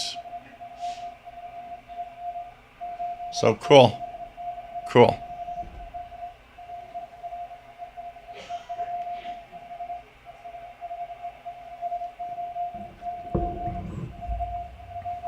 Jasmine, if I'm ever away... whoops. Ever away for a long time, don't worry about me. I'm just a busy student. Yeah, don't worry. But we do worry, you know. I think it's a cute, fun thing about our group. That if we worry about each other means that there's a little, you know, there's a community thing here going on. So, thank you, Fossa Productions. More coming. I'm in video mode, I have to. J Projects, nice to have you here from San Diego. Bert says, I have noticed Keegan has been absent as well, but I myself haven't always checked in lately. But he's been, I don't remember when he actually logged in the last time, but it's been maybe more than a month. It has been a while.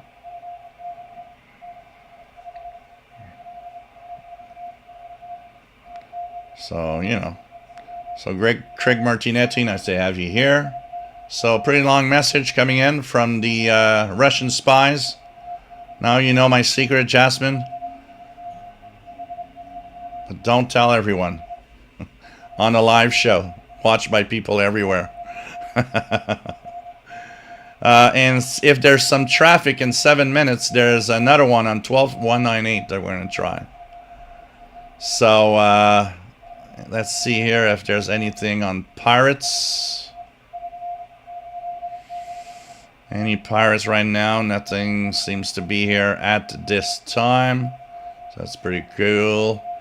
While we're at it, I will once again share with you guys. Tomorrow is a Zoom meeting. Tomorrow we're going to tune the bands, but via Zoom, which is kind of cool. So, what's going to happen is we will, so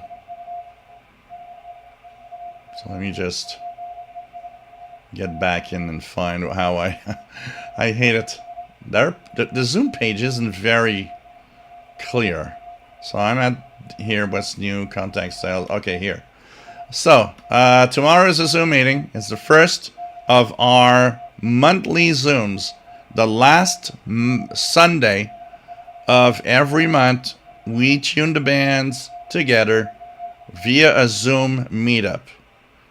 And here we go, just ended the M12. So, how about joining and making sure that we have fun tomorrow?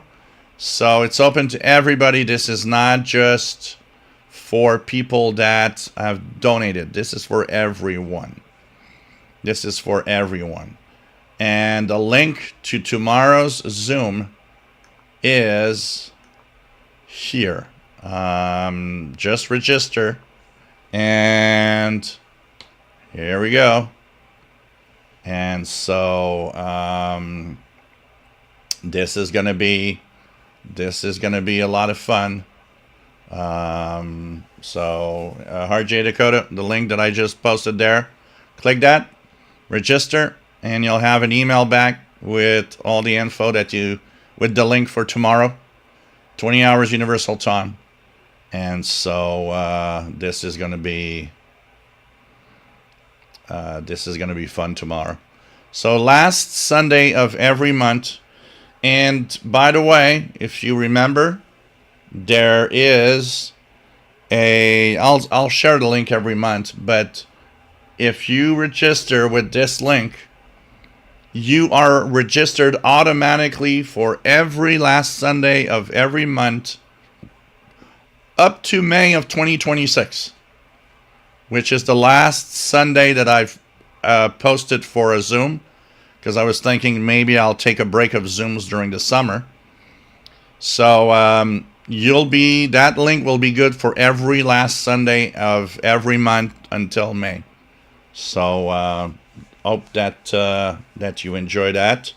So this is another add to what we do here, and this is why, if you like what I do, I'll say it again, you can give a little something through the donations, through the super chat, or through stickers.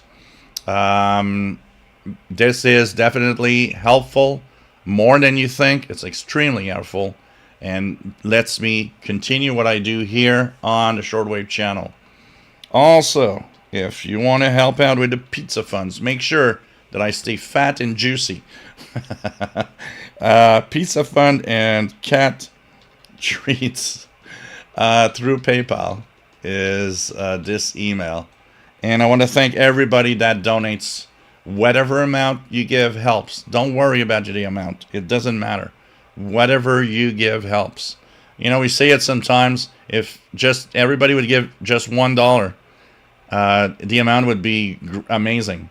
And that's why the amount is not important. It's like, we want to have as many people donate as possible. I understand that some people can't, but thank you so much for the donations. It is much appreciated, guys and girls, and always cool to be here for sure. So the next number station, and where I'm going to take a break for my caregiving duties for a couple of minutes, frequency 12198. Wow, we got a tone here. Notch. This is where a notch is great. Whoops. It's 198, right? 12198. Yep. So I'm going to remove that tone with a notch. Go put the notch on the tone. There we go. No more tone. So 12198 in 2 minutes for our next transmission from St. Petersburg, Russia.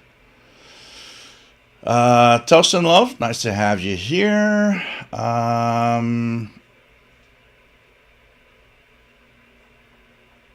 J Projects, nice to have you here. Lots of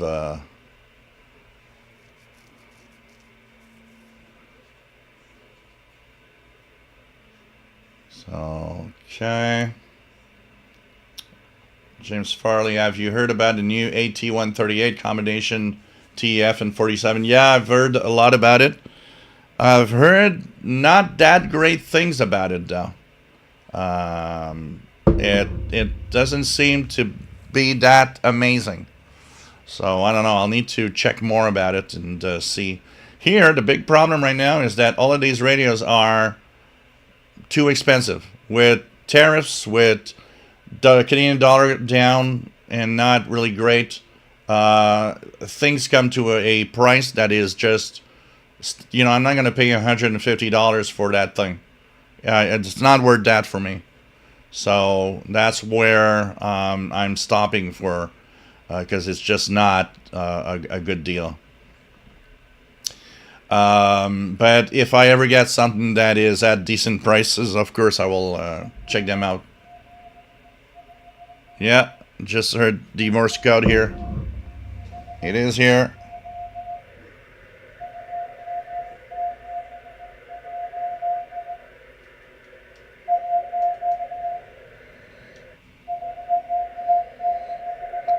So 12198 Morse code from the Russian spy number station. Cool. Welcome aboard for the Zoom for tomorrow, 20 hours Universal Time.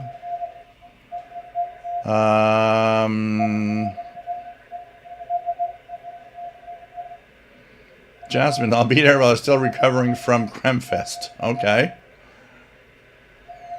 Kevin Michael, ABC Australia, Sydney, and North South Wales is on 570 at night, 76 at night.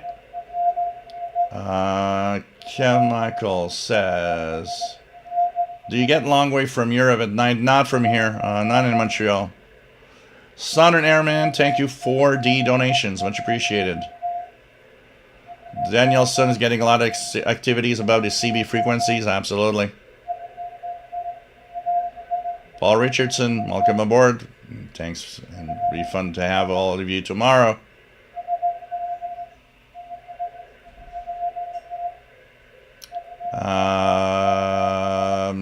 RJ Dakota just got back from the link, so we'll be there. Cool. Warlock, does the Yeezu get it? It's getting the signal from my end-fed antenna in my backyard. Warlock. It's half-wave end-fed that I have in my backyard. Okay, Michael got 12198. James Farley not hearing 12198. You remember, if you don't have CW, you have to put yourself at 12197 upper sideband to hear it. Mike, 12198, week in Colorado. Warlock says, I'll say it again. Wow. Yeah, no, it's decent. Honestly, it's very decent what I'm getting, especially for a guy that's living in the middle of a city. I think I can say that, you know, I might be complaining a lot about noise, but at the same time, what I see and when I compare myself is that it ain't that bad. It ain't that bad. What is it saying? More drones over Denmark. More drones over Denmark. So, hey guys, I'm going to leave you with the soothing sounds of some spy number station. And I will come back in a couple of minutes. I just need to do my caregiving duties.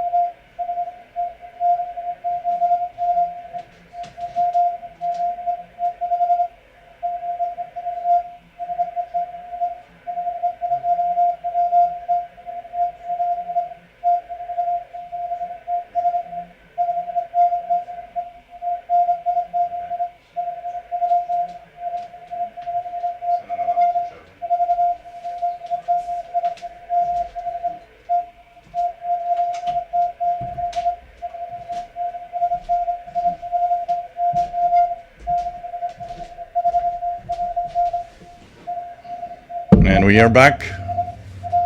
We are back. So my Russian friends say that the decoding is going well. Good. What do you want?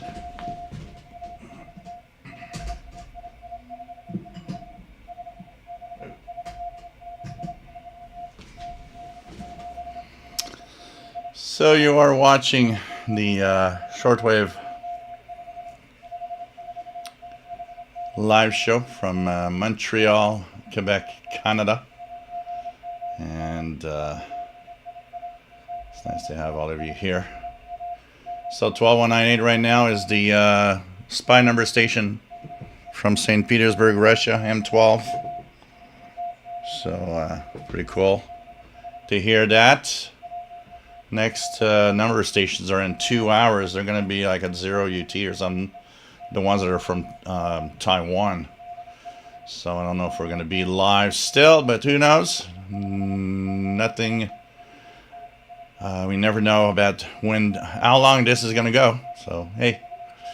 All right, nothing special on the pirate bands. Okay, so let's continue checking out the chat and looking at radio. So, J Projects, RNZ Pacific recently sent me a reception confirmation email. Just a few weeks wait. Cool. They've disappointing that the 6 or 8 U.S. broadcasters have a little. Yeah, WRMI is the most interesting. It does. I've learned something about WRMI, by the way. I've learned something from WRMI because I thought that Radio Prague and Radio Slovakia were paying airtime to WRMI for their broadcasts. And it turns out that WRMI is actually doing it for free. And so this is interesting. Just like the schedule of putting the World Radio Network on frequencies, all free, which makes me think, where do you get your money? I mean, at the prices they are selling airtime, you can't make enough money to sustain such a huge operation. There's money coming from somewhere. I mean, you know. Brian Leesner, heck, when I bought from Anna from Hong Kong, I get killed with the tariffs. For now, I just have to accept that as a fact of life. If I want to add a text into my collection, there really is no other option. Yeah, that is the big problem right now. You know, it's like here, the main problem here in Canada now is the Canadian dollar. For every US dollar, I have to pay $1.38.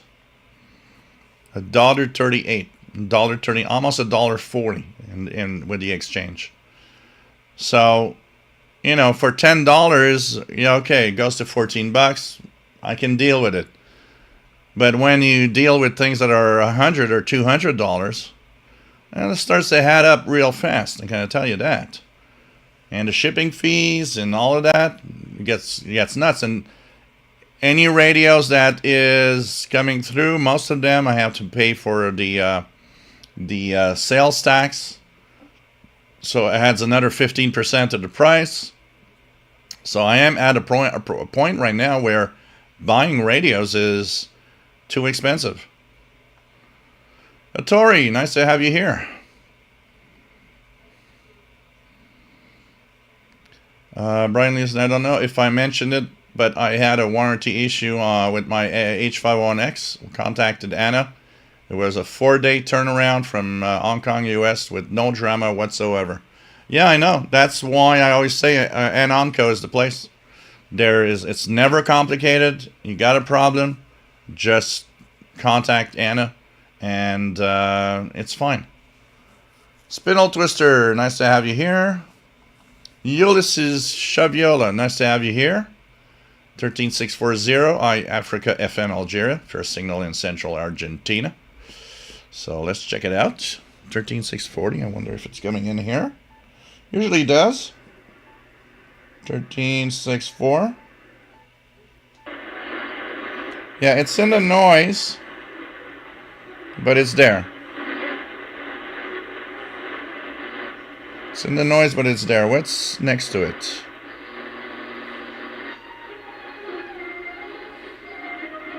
China Radio. China Radio 13670. Just signed off, I guess.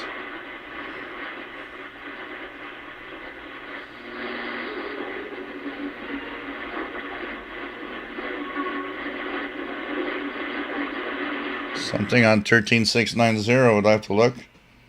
Let's see if our usual Turkey is signing on. Yep, Voice of Turkey, very, very strong signal. 11785 right now. Voice of Turkey. This is the Voice of Turkey. Voice of Turkey.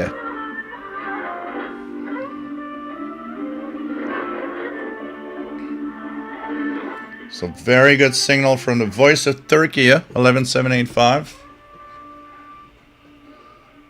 So take care, Jasmine. I guess you're moving to your party tonight. Atari, I finally found the XH data D808. It's smaller than I thought. I'm still experimenting with it. Yeah, that is always a surprise. The D808, I had the same reaction when I got it. It was like, oh, smaller than I thought. Hey, Fred Waterer, nice to have you on board and enjoying the Toronto Blue Jays.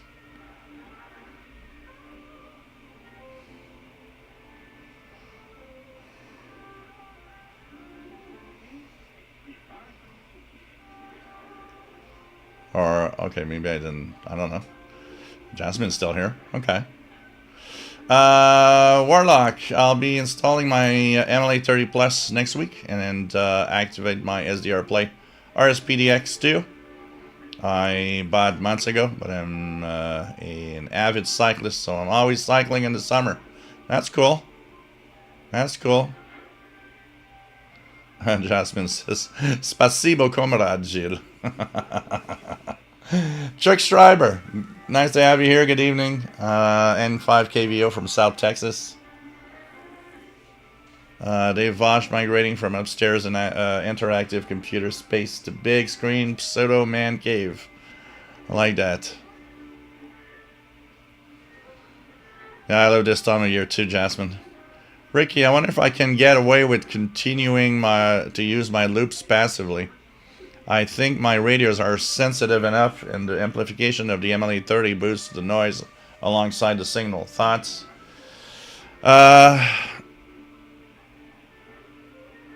My experience is that even though, yes, it does boost the noise, that's for sure, with the amplification, you still get a better signal-to-noise ratio. And on the weak signal particularly.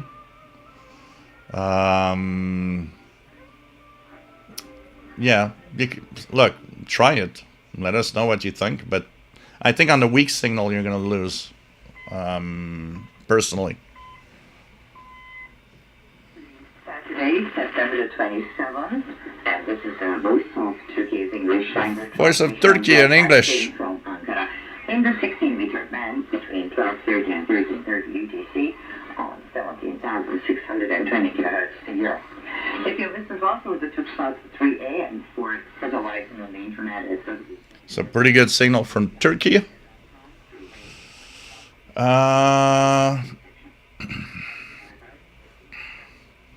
Yeah, Blogger Guy has kind of rewritten the manual, and it is much better. Chuck Schreiber. Perry, nice to have you here from Sherbrooke. YZFR1 Biker. Jasmine Gilles, did you watch the movie Civil War? In it, there is a scene where a group of journalists pull into a gas station and offers $300 US to fill up. The station people said, that gets you a sandwich. Then they said 300 Canadian dollars. I didn't see that movie.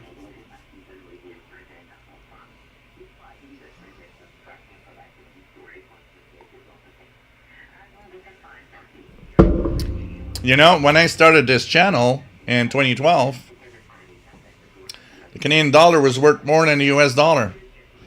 We had a time where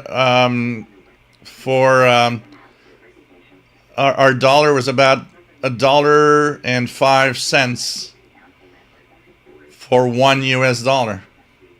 It's like we would have, like, in reality, we would pay 95 cents for every US dollar. So that was the time when, like, I purchased so many things off the internet. It was really a great time because it was on par. We were on par.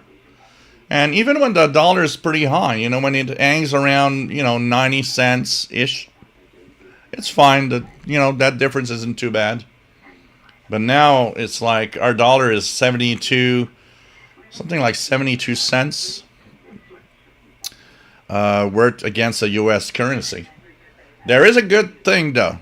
Since YouTube pays me in US dollars, well, the other way around is kind of fun because it gives me a lot more Canadian dollars every month.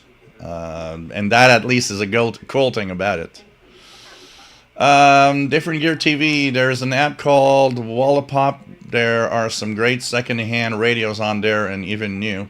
You know what I don't look at and I should absolutely do?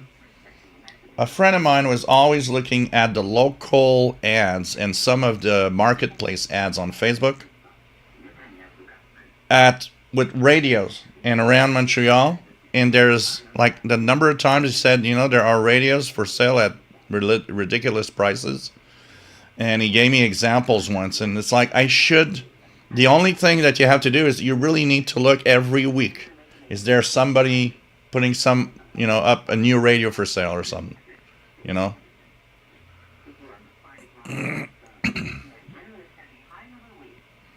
And they accepted it. Well, I guess if a country's in a civil war, it might give an advantage to currencies of other countries. Let's just say it like that. Warlock Anna's cool. We stated a chat that went back and forth for weeks. She's nice. Yeah.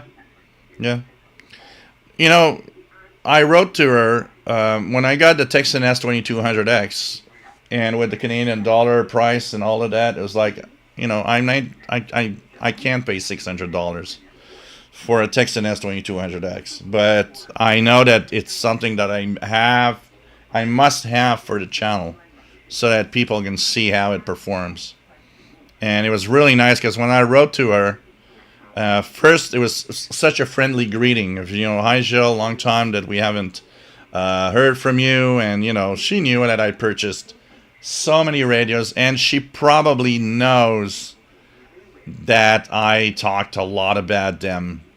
So when I said, would it be possible to have a Texan S2200X for me to review, she didn't even hesitate. It was like, we're sending you one right away. And I was like, wow, this is so cool. And it's not always like that. Most places are very, very finicky as, are we going to send a radio or not? So I found that was just such a great moment.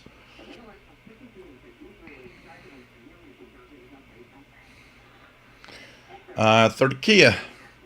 Mike B, Fair in Colorado, 11785. Jasmine, not moving yet, Joe. I was saying 73. It's okay.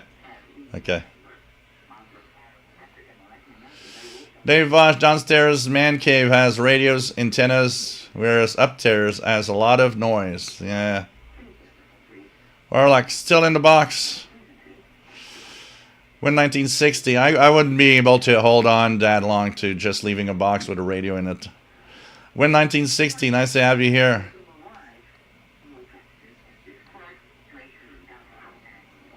Nope, no repeaters, Warlock. Turkey is direct from their transmitter site just outside of Ankara, Turkey. It's just that They have a good setup, got good antennas, and I don't know what's the power, but it must be more than 100 kilowatts in that signal to North America, beaming towards us. But no relay. This shows you a good setup, good frequency, sending and send it towards your listeners. Shortwave can be amazing. Spain is an example of that too, of how good signals from Europe come in when you beam a signal to North America. Mike B had a specific question about operating my PL330 when I first received it. I emailed Anna and she responded to my email within 12 hours with the exact info I needed. That is amazing service. I mean, you can't complain about that type of service. It's today, there's not a lot of places that give you that type of services. Brian Leisner. I'm just going to go back here. The Hydra RF1 is made in the US, and as far as I know, only available from DigiKey. Kenneth, 11785, coming in 5-7 in Tucson, Arizona. Daniel, still in Hazel, just wondering, is it possible to still have all the comments available to read also after your show is finished? Yeah, I always put the check mark that says keep the chat after the live show's ended.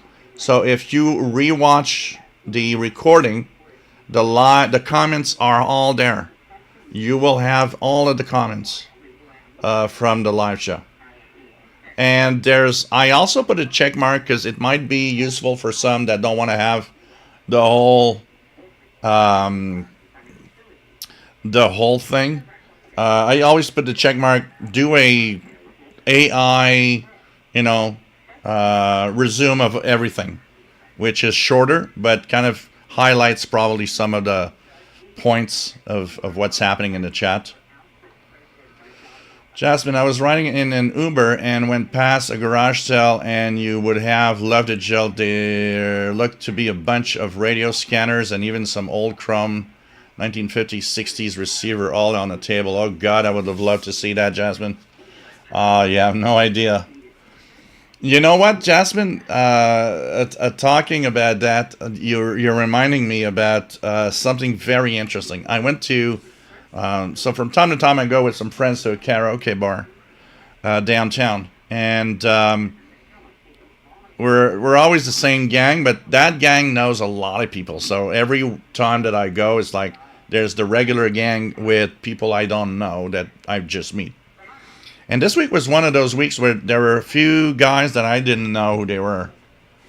And we met up. And one of the guys sent me a Facebook request for a friend. And I don't usually respond very often to that, but it was like, well, okay. We did speak a lot. It was kind of friendly and fun. So I said yes, I accepted him. And it's very funny. He came back to me in a messenger, private messenger chat saying, wow, I didn't know you were into shortwave. I totally love it. And I had no idea. We would have talked about radio so much on karaoke night. And I was like, really? And it's like, yeah. And he actually had a show on a community radio station in Ontario, apparently, for years. And so it was kind of interesting. It was like, oh, this is cool. This is so cool. So now, all that we talked about is, well, next time you come to karaoke, I guess we're going to have a lot of shortwave radio discussions. And I actually gave him the link to this YouTube channel. Told him I had a live show on Saturdays. And I'm going to tell you something. It was just great to share. It's like, you never know who you have in front of you, what they do and what they like. When you meet somebody new that you don't know, you don't talk. I don't talk shortwave. I don't want to bore people to death. I never talk about my shortwave hobby, about radio, things like this, because it's like, well, most people just get like they yawn and it's over, and it's like, okay, but now it's like, oh, this is so cool.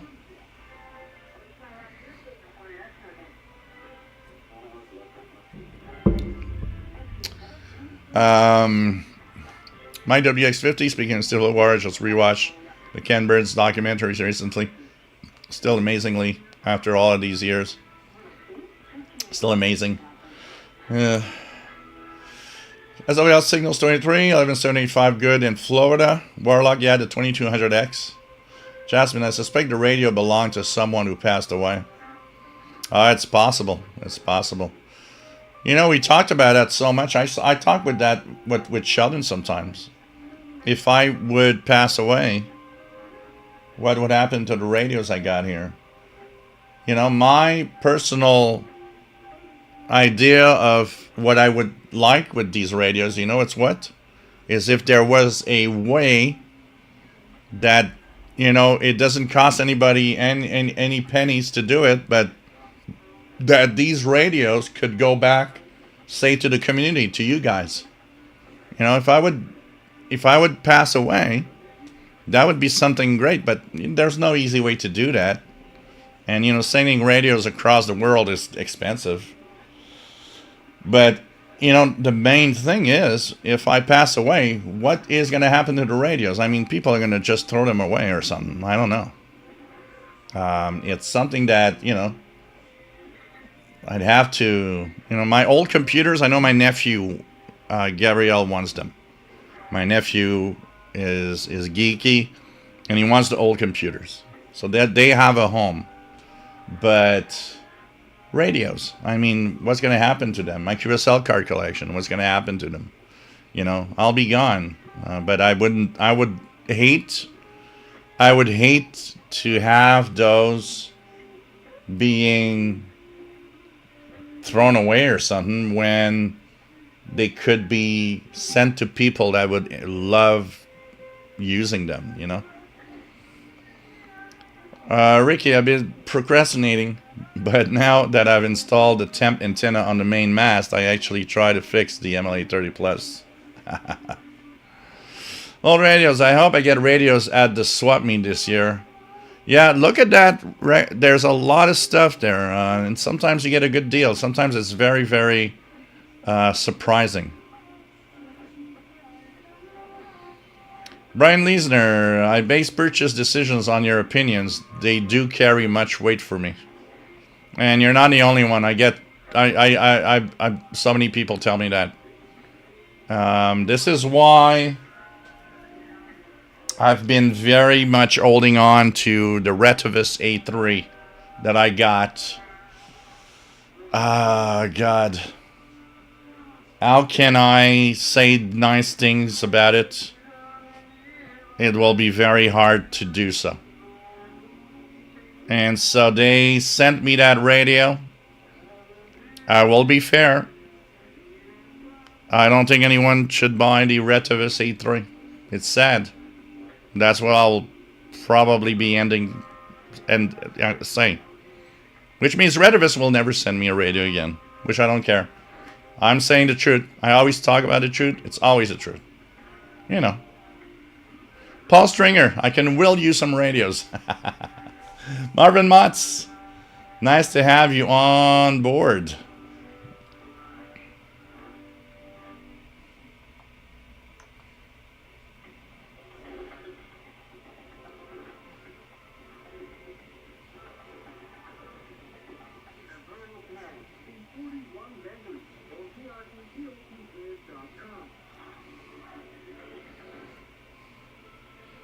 So nice to have you here, Marvin Motz. Well, there's nothing more discouraging than somebody get a pair of water can radios for a great price in front of your eyes. That does happen. Imagine, there's even worse than that, old radios. I still remember a time in my early 20s when I was out of a job for about a year. And I had occasions for some amazing deals on radios. and I just didn't have. And imagine they were really really cheap, and I just didn't have the money. And I'm like, God. I remember Radio Shack, the last shortwave tabletop they had, the DX394. They were really really getting rid of it. It was 40. I think it was $45. The last price. It was like the price was going down every week. $45 for a DX394. Isn't that like today? I'd buy it like instantly. I would tell him, how many you got in stock? I'm gonna buy all of them and sell the other ones, or give them away on this channel with some donation, something. Do some kind of a donation moment, like everybody that donates. You're gonna be in the I don't know. It would be, but imagine I didn't have $45, and we're talking 1994-ish, 1994, 1995, in that time period. Today, think about it, and I'm like, oh God. Actually, today, think about it, and it's like, why didn't I just go to my mom and say, Mom, can I just borrow $50 and I'll give it to you back someday when I work? And she would have probably said absolutely yes. And I would have got a radio. But pride is, I don't want to do that because now my mom's going to know that I'm out of cash. She's going to be worried about me and blah, blah, blah. But, there are these moments, old radios, that it's like, yeah. It would be here in my collection today. I would be so happy to have one of those. Yeah, what do you want? There are moments in life that are just not great.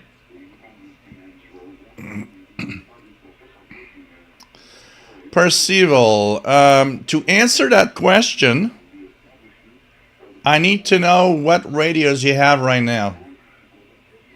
And the reason why is the S2200X worth to buy depends entirely on what you have and how much money you're ready to put on a radio. And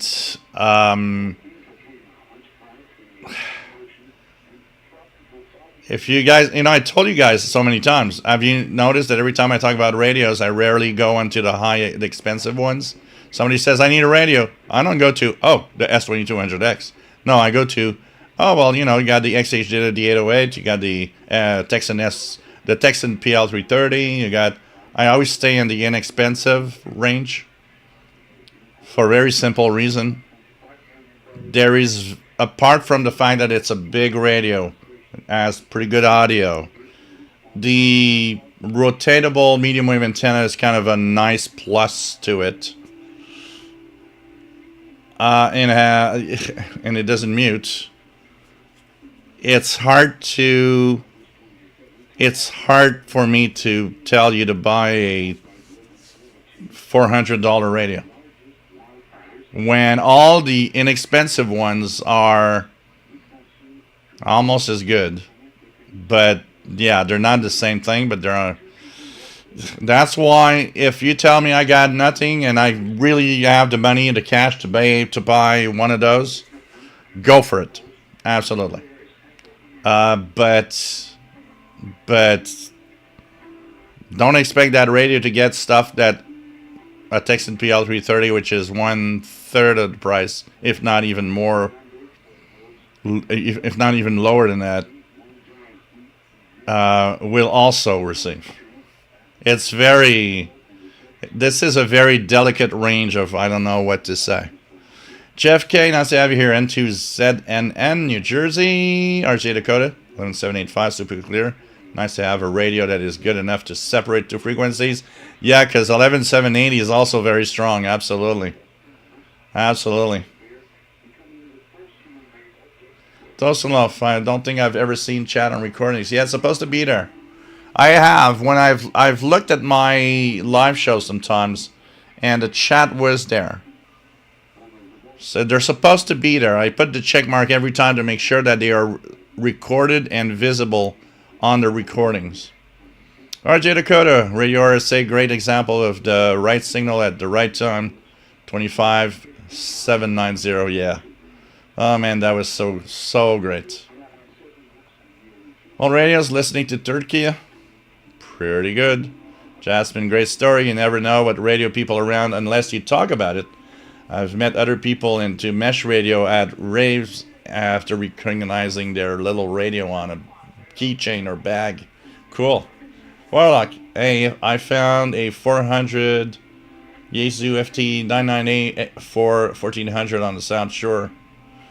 You know, you never know. You never know what you can get. Honestly. Old radios, I'm quite mostly at work about my interests. I just do my thing. Hey Marvin Motts, thank you so much. Thanks for your friendly and fun time. Thank you for the donation, man. Much appreciated. Also nice to have you here all the time. You know, the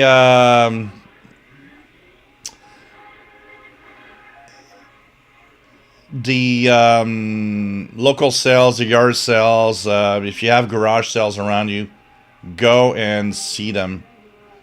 From time to time, it might, you might not see things for a while, but from time to time something pops up and you're like, oh wow.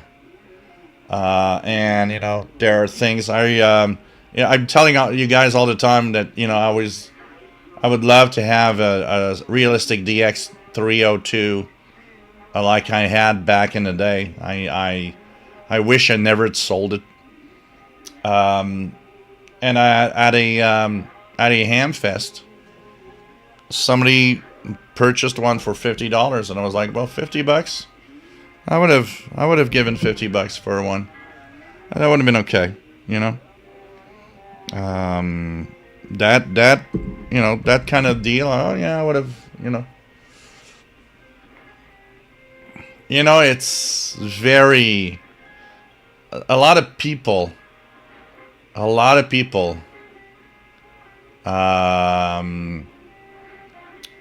that sell radios are just crazy. It's like, I don't know how many times I got people ranting at me saying, you're so cheap. I'm sorry, but a used radio is not worth the amount of money that is being sold at all this, like on eBay. And when I go to a ham fest and the guy's like, well, have you seen the prices on eBay? Yeah, have you seen also that it doesn't sell? Because all of those that are very expensive, nobody bid on it. Nobody, people bid on it. They build, they bid like they would like give like $100 or something. I'm gonna bid $100.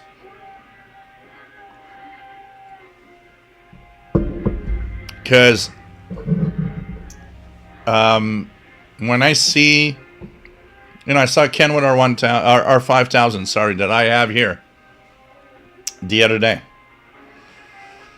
It's being sold for $750. It's not worth that. I'm sorry. It is a almost 40-year-old technology. I don't care that it was $1,500 or $1,000 back then. Above 250, not worth it. Stay away from that and do not buy it. This is overblown, and this is where I'm tired of all these old radio stuff. There's the flea market here. You know what? I did something that got a lady really mad. She was selling, all these all-American 5-tubes receivers.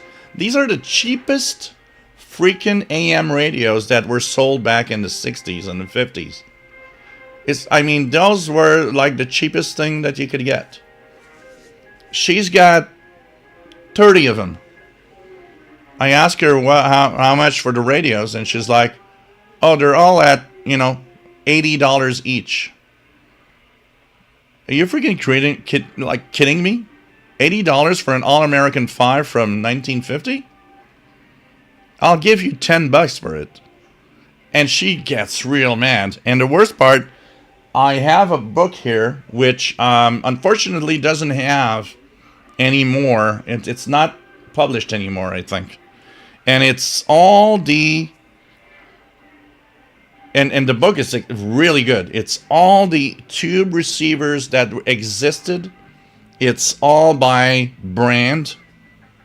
And that book was the reference. It told you, this is how much you should pay for it today. And it was based on how, you know, if a radio was like something exceptional that there's only... we don't see any copies of them anywhere. Okay, I understand that. You got 2 copies in the world. You know, I get it that you want to sell it for $10,000. But I came back with the book and I said, look, $25. $25. That's the price. This book tells me that I should pay for what you're selling. I mean, she yelled at me so much I thought she would have a heart attack. And it's like, yeah. And no wonder you're not selling them. And I'm sure you didn't even pay for those. And that's the worst part. Is like, I told her, I said, I'm sure you got all of those for free. And you're trying to get $80 out of them? Please. Don't make me laugh. And I told her, I said, like, you know what? I would buy one every week if you sell it. I made a deal with her. I said, if you sell me one every week, I'll give you $20 a week, and I go home with one of the radios. Oh, man, she was so mad. She was like, are you crazy? These are, you know, very, you know, these are, what do you call them? They have a word for it. It's like, these are collector's edition, and there's like, there's nothing collector's edition about an All-American 5 that sold, you know, 20 million copies. There are probably 10 million copies in the dumpsters somewhere. So I don't know. You know, I have a hard time with that. And I get people saying, oh, well, you know, you're just very cheap. And it's like, no, you're selling those for way too high of a price. I'm sorry. You know, I got an ICOM ICR 8500 here. If I would not, unless you sell it under $200, I would never buy one again. It would have to be under $200 for me to buy one. And now I see all the people are like, what? You're so cheap. Nope. Ain't worth that more than $200 today. I'm sorry. It's an okay radio. It's not a top-notch radio. It's a very good radio for what it is. But I'm sorry, we're in 2025, and no, I'm sorry. It's an old radio now. And that's the way it is. That's the way I think. Take it or leave it. And for the rest, if you sell one of those for $1,000 and make $1,000, I'm happy for you. But I'm not the one who's going to pay for that. That's all. All the radios got some 80s to early 2000s computers I mess with. Cool. I want a iMac G3. I have a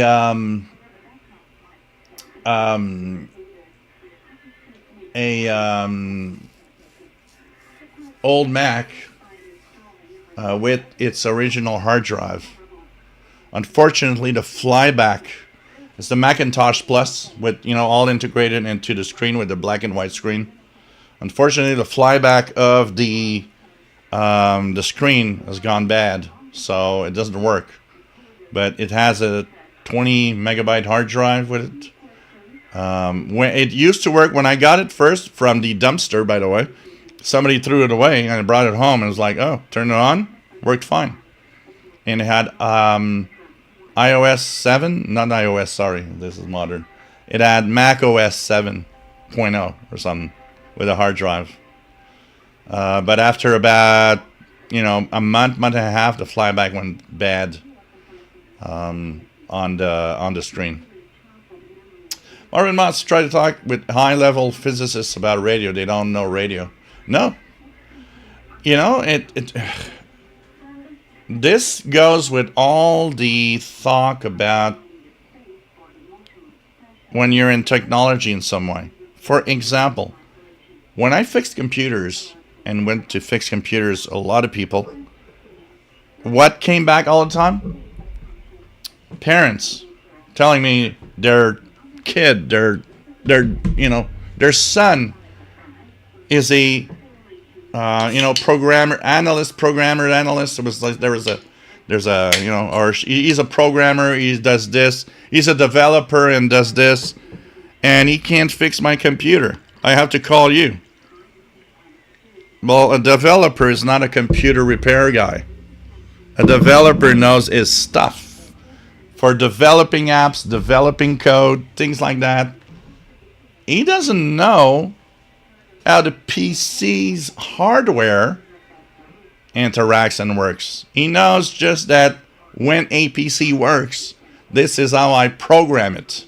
You know? And this is the thing that's in there. WF79 Homebrew.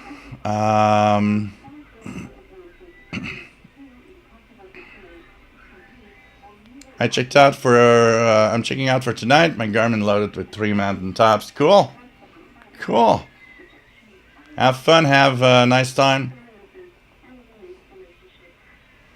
Warlock. I like that. Have all your radios melted into a statue of myself.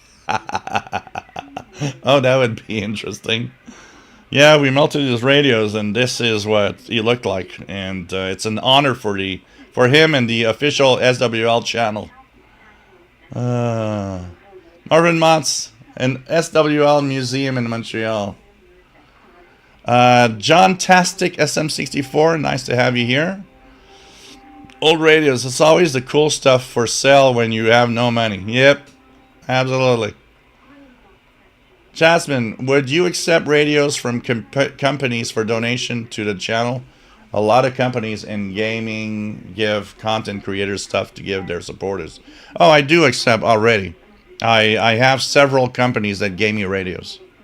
That I have no problem with because if it's bad, I still say it's bad, and they don't give me any radios anymore. But with the prices of everything, I've been more and more writing to companies, and like XH Data have been very nice. They sent me several radios for free. Like, just here. Just, play with it and talk about it, what you think about it on your channel. Anonco gave me the Texan S2200 for free, so I can talk about it. And I love it, so, but I love it because I really love it, not because I got it for free. I always put like a little disclaimer. I got it for free. Think about it. But I'm not biased because he gave it to me. If it's bad, it's bad, and that's the problem. Like the Retevis A3, I'm sorry, I'm not gonna have a very good review of it, and that's the way it is. That's maybe where I hate getting free radios, when it gets to the point where the radio's bad. I've been lucky to have free radios that are okay, because I always, my reviews are always depending on price. So when a radio is $20, I can't be very hard on it, because at $20 I don't expect to have that much performance. So if it allows me to listen to some of the shortwave stations and stuff like that, I'm like, wow, for $20, I hear Voice of Turkey, Radio Romania, and stuff like that. For $20, yeah, it's actually not bad. But I already get radios for free. I should write. I've been wanting to write to companies like Yaesu and ICOM and asking, look, I'm an AM radio operator. Would you be willing to send me some of your ham radio transceivers for review? You know, I would accept a deal that would tell me I will send you this transceiver, play with it, review it, talk about it, but we want it back. No problem. I'll send it back. I got no problem with that. I'll send it back if you wanted me to send it back. That would be a deal that I would accept.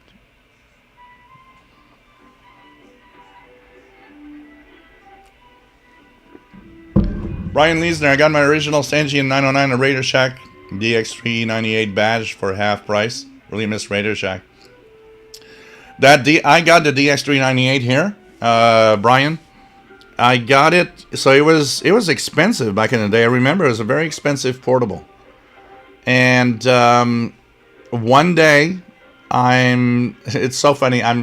My sister, back in those days, I have one of my sisters that loved shopping, and she would come over, and the thing was she'd spend the weekend here, and the deal is one of the day of the weekend is we're shopping, we're going out and shopping, which is not my thing, but it was like fine.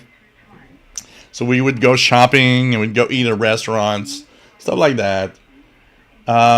One time she came over and we went shopping, and the shopping mall that we were in had a Radio Shack. So, of course, while she was looking at ladies, dresses and stuff, I said, if you don't mind, while you're watching that, you're looking at that, I will go to Radio Shack on the other side and see what's there.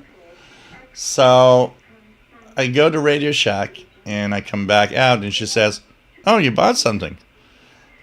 That day, the Radio Shack had a sale and the DX398 was something like $100 off. And I was like, okay, now I want one. It's $100 off. I can't say no. I want to bring that home. So I purchased it, and I was like, okay, because of you, I bought a radio today. And it's just like, okay. And that's how I got my DX398. And fun little memories. My sister sometimes tells me, I miss the weekend shopping and being at your place all weekend. And I said, I do miss that too. I really miss that too. But my sister has, unfortunately, really bad legs, and so she can't get up the stairs here anymore. So sometimes she says, I miss the days I would spend a weekend with you. We'd go shopping and do stuff, but she's like, I won't be able to get up to your place now. And I'm like, yeah, I know. Old radios. Used my PL680 for 5 years before I upgraded. Cool. Bowman's still has the DX394. Hold on to it. It's a nice little radio, honestly. Blogger I thought I read somewhere that the appearance of YouTube chats on live stream playback can be delayed up to 24 hours. Oh, that is possible, though. That is very possible. Blogger I, Facebook Marketplace never has good deals. RGA Dakota, Turkey, clear enough to be heard in my basement on the internal antenna on the Quotas and DX286. Craig Martinetti, you should donate some of your radios to Jasmine when you pass away. It would be a good investment. Brian Leesner, eBay has some of the insane pricing. Oh, God, yes. I did pick up a Transoceanic Royal 7000 in great condition for $250. I'm totally satisfied with that, and I have a classic in my collection. And when we talk about a very expensive prices on radios, I did buy a Panasonic RFB 300, which is a rather crappy portable for $100. I mean, it's not worth that. It would barely worth $50. But what did it make me do is nostalgia. I owned one. I had one. I just wanted it. And it's like, okay, just here, bye. That also is a big problem, is nostalgia. Nostalgia is about, look at that. that radio I owned when I was a teenager. Maybe now you're in the mode of, well, I want it. I'm going to buy it. I want that radio now. You know.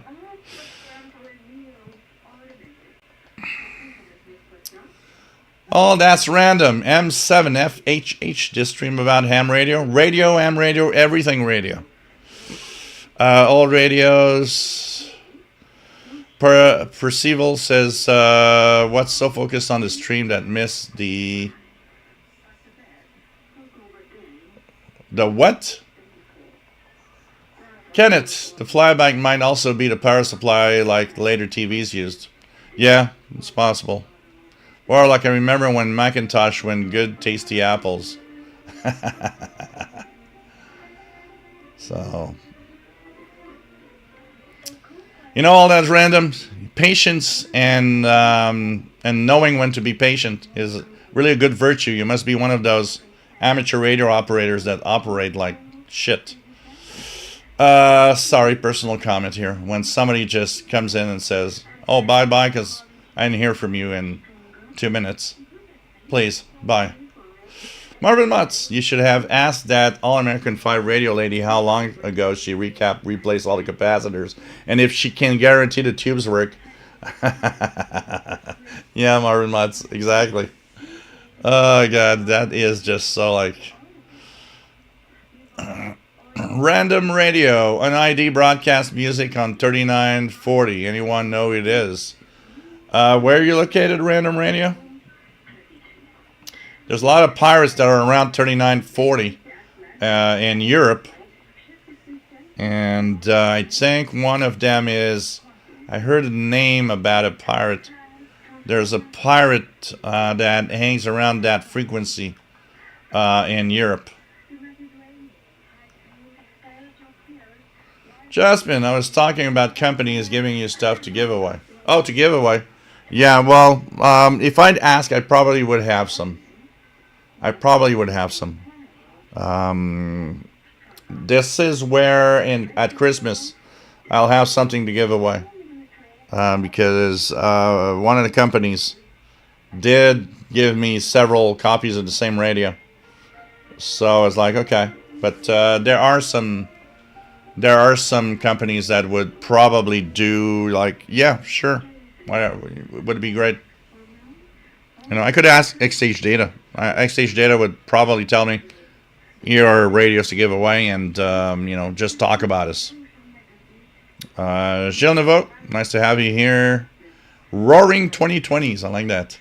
I guess since I'm in the US, I should buy my next radio from there. Yeah, but then again, it could be surprising, but, you know, depends on, yeah.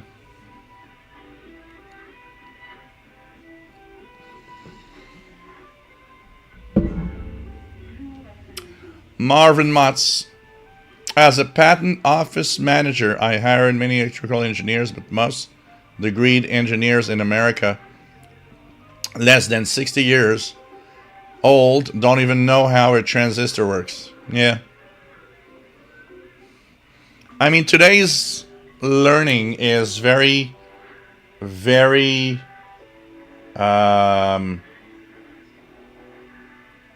focused on how to do things in our modern technology. So that new way of thinking and of learning is, I don't need to know how a transistor works. I just need to know how that interface, how do I know if it's broken or not, and if I have to change it or not. In the old days, you need to know how a transistor worked because you need to know how to change a transistor. Today we don't change transistors. We just change the board that does the interface with this and that because, oh, that board has some problem. And that's where the knowledge today is different. What's your beef with the Retevis, John Arash? Well, Retevis A3 is a quad band transceiver, wideband scanner type radio. It receives in all modes. And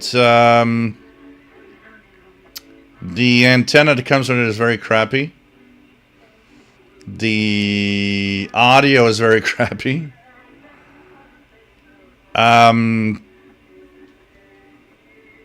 What really makes me sad of it is that the when you transmit on any band is FM only. I mean, you got a receiver that does single sideband and everything. Why the hell on 10 meters can I not do single sideband when I want to transmit? Just that would have changed the whole thing. It would have made me like, okay, this is the least expensive quad band transceiver all mode that you can have.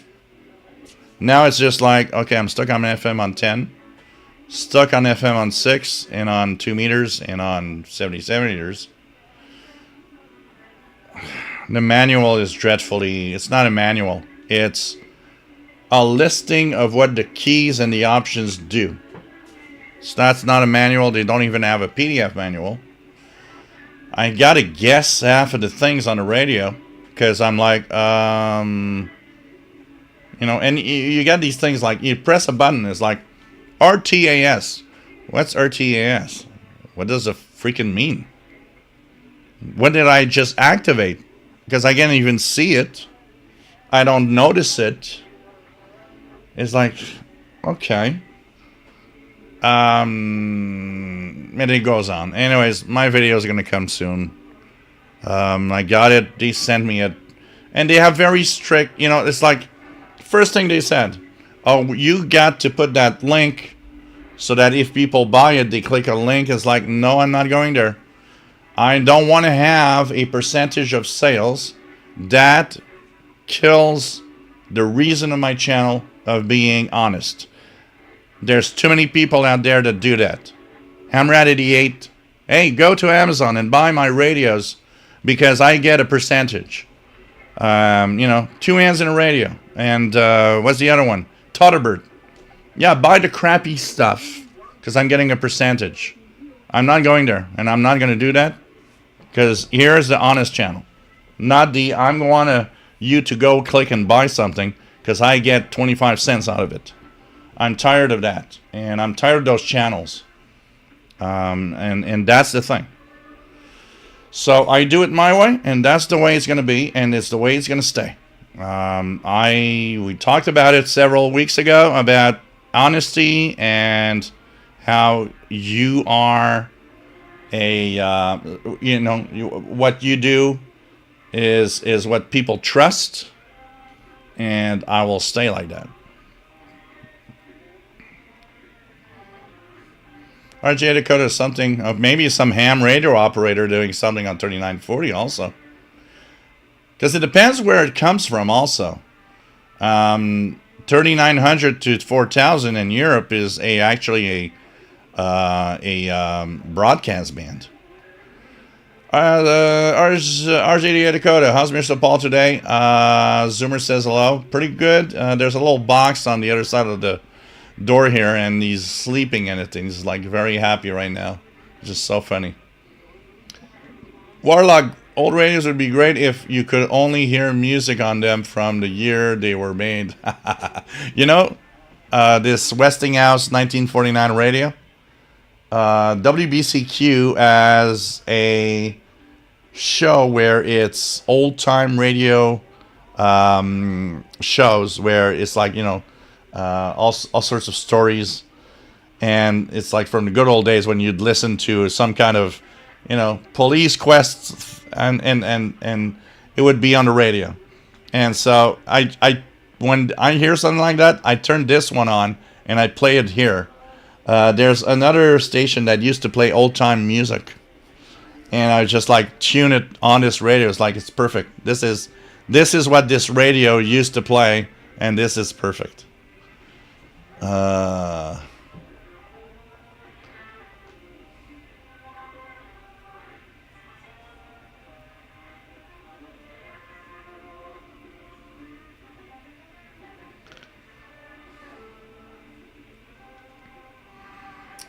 Marvin Mott's okay, yeah, but depending on your knowledge, honestly, depending on your knowledge, today you can't, when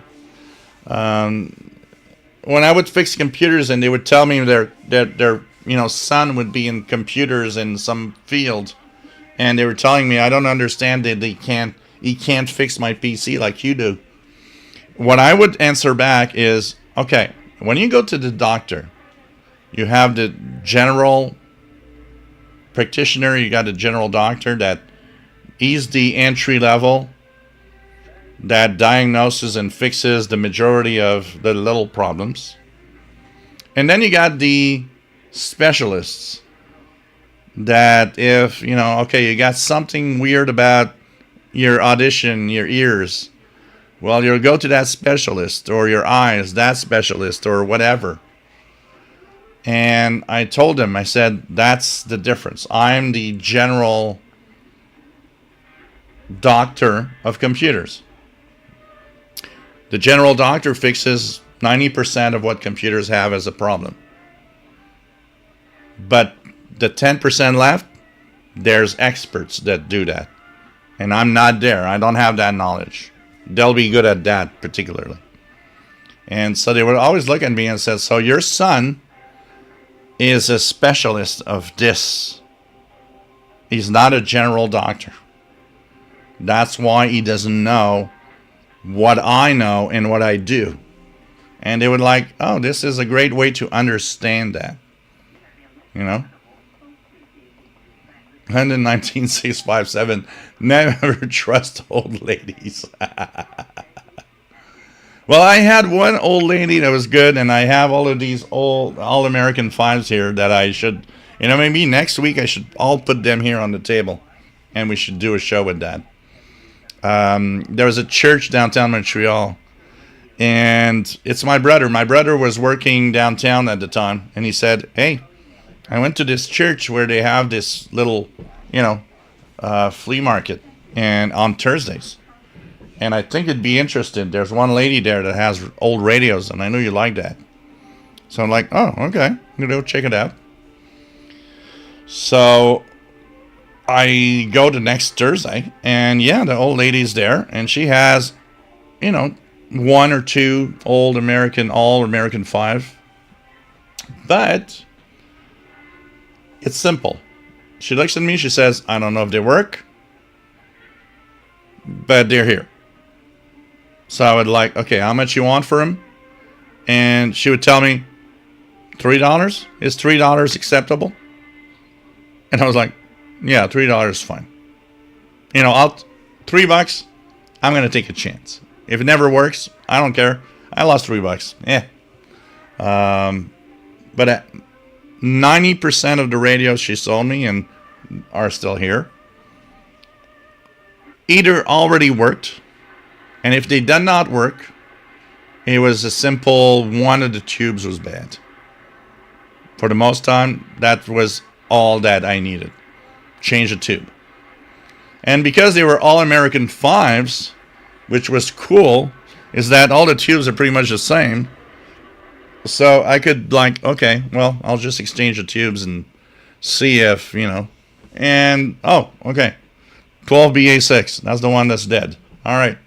And I'd go to this place really near here, and for the funny part is I paid the radio $3, but I have to pay $10 for a tube. And I would fix the radio.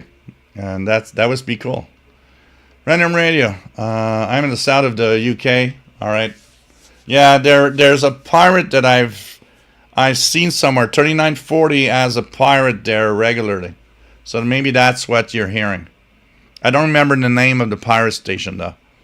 My WS50, we had a program where we teach teachers how to build a desktop computer so they could learn components and how they worked. This was 25 years ago. Yep.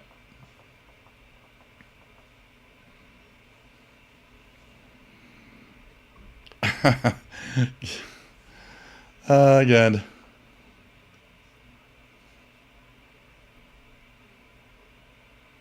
Breaker 19, I like that. RJ, look at that's why there's a plate on the back of most radios and other electronics. No serviceable parts inside. Yeah, absolutely. Danielle Mark LeBlanc, nice to have you here. How's our active sun been treating you, airwaves in Quebec? Lately, in the last couple of weeks, really, really well. Really, really well. I can tell you that. Pretty good propagation.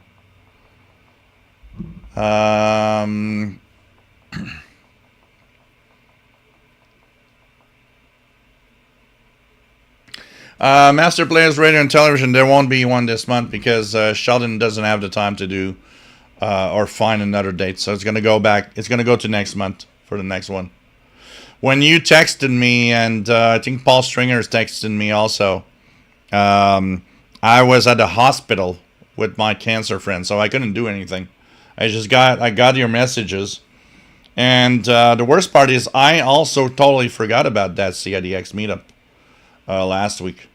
So I was in the hospital, so it was like I was not in a place to call Sheldon and, in front of my friend that's going to die of cancer, of like, oh, there's no meetup tonight. So I had to wait until I was out of the hospital. Then I called Sheldon, which is like, oh, I forgot. But there ain't going to be this month.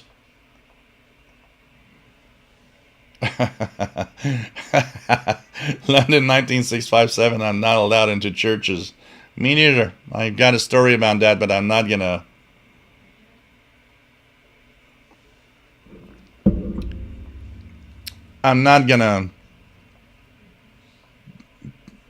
talk about it too much.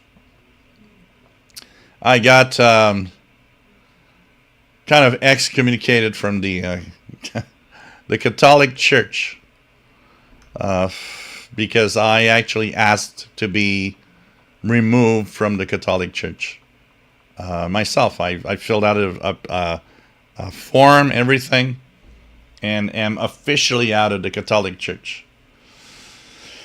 Jeff, registered tariffs are going into effect next week, so if you're buying, do it now. Yeah, well, there are tariffs about different, very specific things.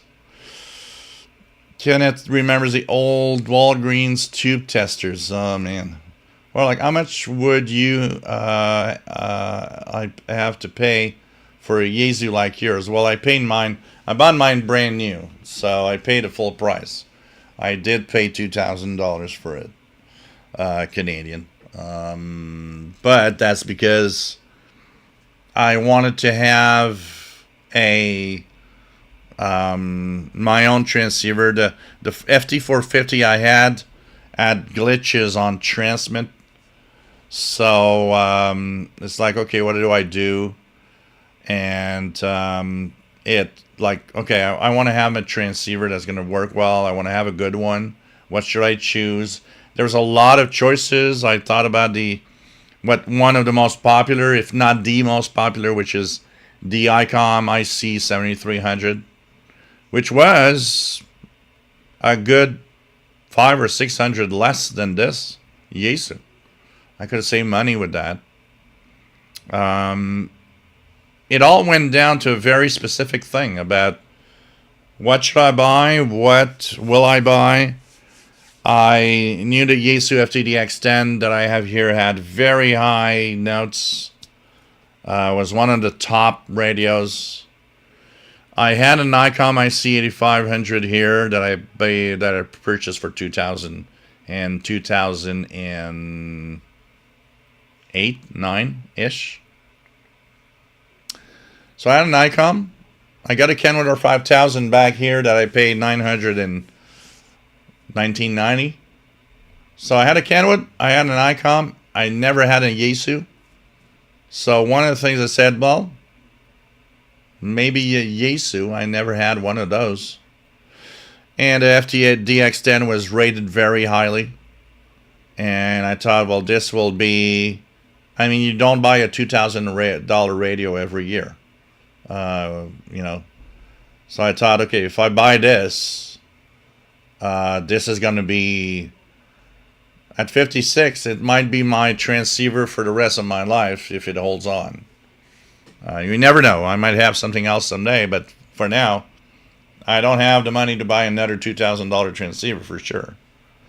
So I finally decided that that was the transceiver I'd purchase, because I was new ham, and it was like, well, I'm a ham radio operator. I want to have something decent, and that's what happened, basically, and that's where I paid. I had enough cash flow to like absorb $2,000 for a transceiver, which is not the case today. That's why I'm annoying you guys all the time for donations. It's not the same time period. So you know what? That's going to be my transceiver for a long, long, long time. Unless I win the lottery. If I win the lottery, there's a radio for every one of you out there. So wish me good luck. Voice of shortwave radio soon on 15770. Or there's also 9455 going to be the shortwave radiogram. Let's try 15770. You actually contacted me. Have a use anymore. However, Yep. for somebody who's into the shortwave or TV hobby, it does kind of have a use for that. And I was like, okay, well, I'm not going to use it to call for help, but I am going to use it to talk to other people, because it's a So 15770. 4-watt CB radio with an It's kind of interesting. The guy talks about shortwave and has different guests talking about stuff. I actually got a message from him asking me to do a bit on his show, saying, well, it could be interesting to record a little something and sending that so that he could put it on the air and all. So I'll check that out at some point. RJ Dakota, remember tube testers in almost every hardware store. The old AA5 tube did go out on something of regular basis. Yeah. Kevin, happy Saturday, brother. It's always a gift to see you and get to spend time with you. Cool, Kevin. Thank you so much. Ram von Steen, do we RTTY? There's a lot of RTTY on the ham bands. Absolutely. It's a contest. Philip Jones, good night. And I will find my spare RAM and try them. Chat on Zoom, I hope. All right. SWAT Cats, tomorrow will mark exactly 45 years ago. Cosmos episode called The Shores of the Cosmic Ocean aired. The cosmos is all that is or ever was or ever will be. Carl E. Sagan. London 19657, thanks for the donation. Very proud my dad kicked out of the Jehovah's Witnesses when I was about 14. Let's do a shot. Yeah, cheers, my friend. I did it myself. I'm not going to stay on religion because it's very sensitive here. But the reason I went out is simply, it's not even a lack of faith in God or anything like that. It's simply that, I was put in the Catholic religion without my consent, which was the reason I got out. And so they came back to me saying, yeah, well, your parents gave the consent. No, I have to give the consent, not my parents. I didn't tell you I want to be Catholic. So I'm out of it. And that will end the discussion because I know it's very delicate. RNG Dakota. When I was a child, I remember a multi-band system with a turntable in it. I had every shortwave band and medium wave and had different FM band from today. It was a Magnavox and only played 78s and 33 1/3 RPMs. You know what I miss of those days is those very cool all-in-one, it does it all. So it's like you had this thing with a turntable, with a cassette deck or 8-track, an AM, FM, and shortwave, and it's like it does it all. And the worst part of it is it did it fairly decently most of the time. And I mean, those things were great. I mean, these are probably collector's edition stuff. And I mean, it was like crazy. Random Radio says 3940 identified as music wave radio, Russian pirate. Well, you know what? On EIBI Space, it is actually logged as irregular, and it says Roskoye Piratskoye Radio. So I don't know, but maybe that's probably the one you have.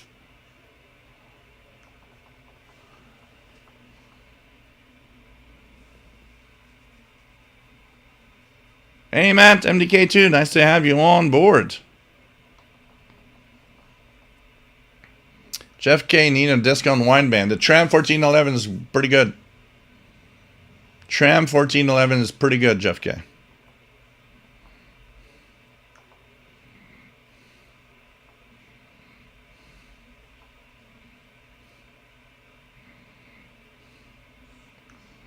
London 96657, I can't start texting me. Yeah, my cat texts me by his paw first, and if it doesn't work, he bites. MDK2, all the American ham stores will sell the same big name brands at the same price, I find. I think once in a while, ham radio outlet will offer an extra deal, but seldom do I see something at one place. You know what? One of the things that I know is that most ham radio stores make almost nothing off the radios you buy. They're hoping that if you buy a radio, you'll buy stuff with it. Coaxial cables, antennas, things like that. Because they make very, very, very little off of any of the radios they sell.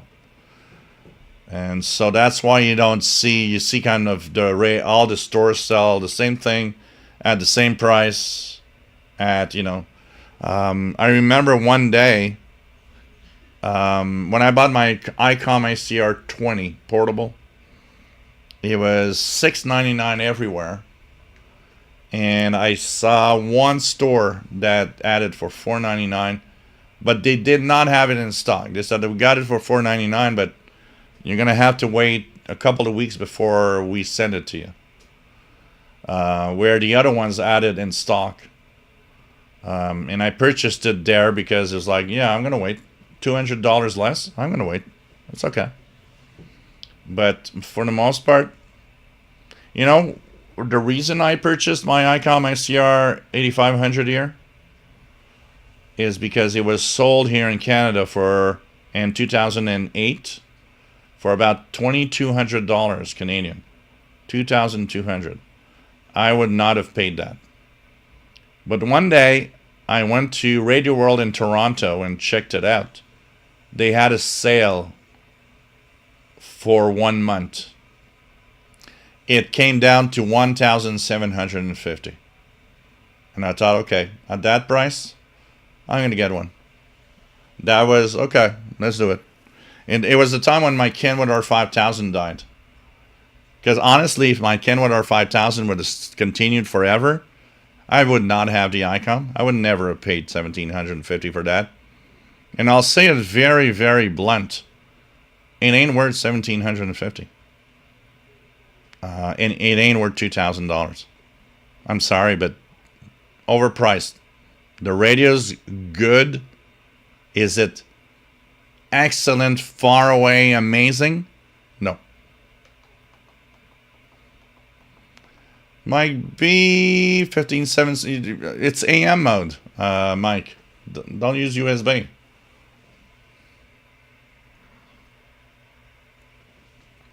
Hey, Jim's radio check. Last time I'm going to share it tomorrow.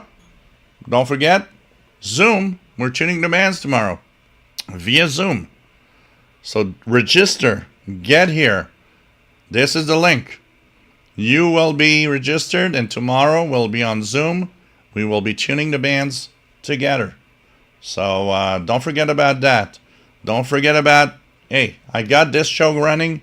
You're all here all the time. You love this show. And we have a great amount of people that are donating, but we have a great amount of people that are not. And remember, if you like this all the time, there's a price for everything. You know, you're paying for your internet, you're paying this, that, Netflix, whatever. Why don't you accept paying a little fee, a little something to your friend Jill that is doing this every week, that you always love seeing, always love him being here. Super chat is possible. Also, pizza, fund, and cat treats. Okay, through PayPal. Come on, guys. You know what? It's not always to the same people to give money. I see always the same names on every donation all the time. Do it for the first time. How about tonight you do it for the first time, saying, you know what? Yeah, it is worth it. It is worth it. You know, you're thinking of buying a $2,000 radio, but you can't give, you know, a couple of dollars. Come on, you know. Just saying. I know some of you can't, and that's fine. Just saying. If you like what I do, and the reason I'm here, it helps me tremendously, especially on our shortwave channel is not very well monetized lately. So it helps a lot. So thank you so much. So, what else do we have? So, Jim's Radio Check, you take care, my friend. Always nice to have you here. Jeff K. Sony monitors used to need flywire transformers and A-drive transistors. Yeah, there was this. Mike B., I'm not going to comment on religion, but if you fart in church, you will have to sit in your own pew. Oh, Mike. Hey, Double Wine, nice to have you here. My first stereo had dual cassette and multi-disc CD. Danielson, where is 15770 transmitting from? It's WRMI out of Okeechobee, Florida, Danielson. You're hearing it pretty good there in Melbourne? Wow. Wow.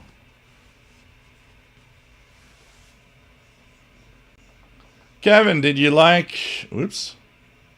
Go back here. Lost my spot.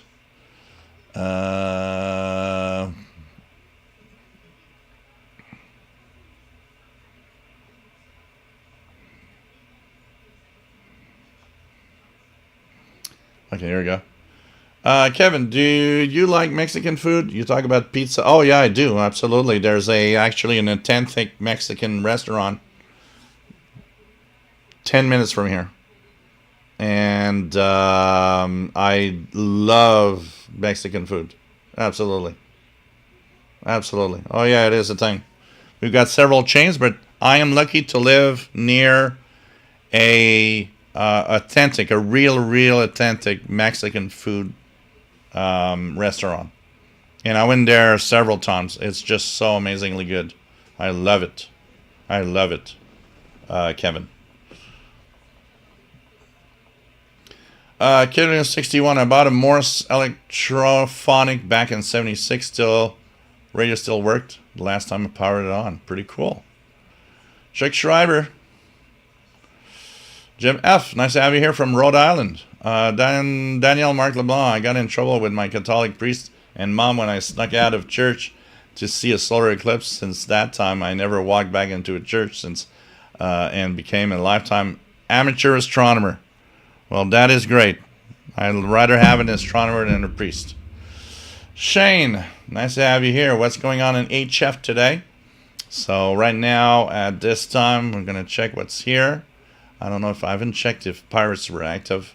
Just going to go down to chat a little bit, and we're going to check what's on the bands. Different Gear TV is a Brighter Life okay on the H51X. I also heard the SSB is not as good as on the PL680. So, to answer that question, battery life is okay. The problem is that the amplifier that they use with the two speakers drives and takes more power.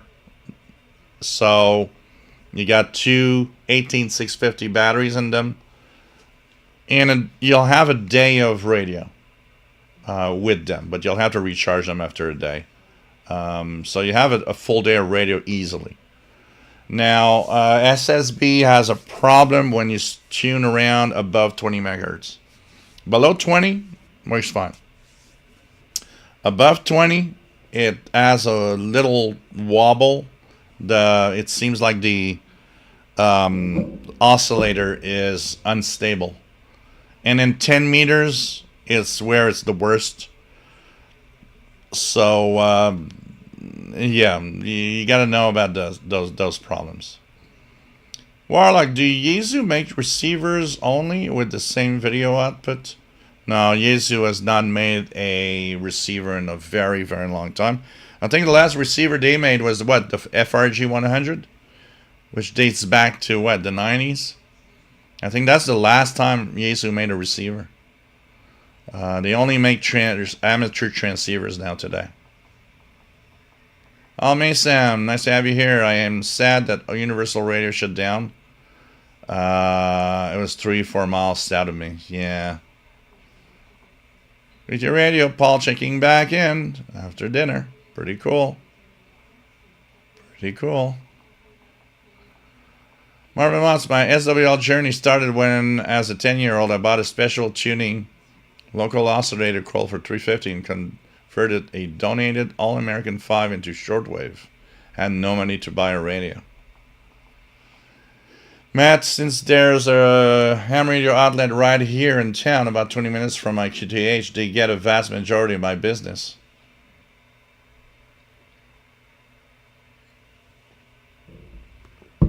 They're in an unincorporated area, so only state sales tax too. Any online reseller charges sales tax based on my locality and maybe shipping unless it's over a certain amount. Though I can't remember for sure.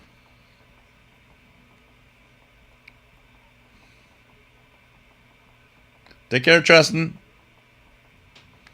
Yep, Zoom tomorrow. Absolutely. It's pretty...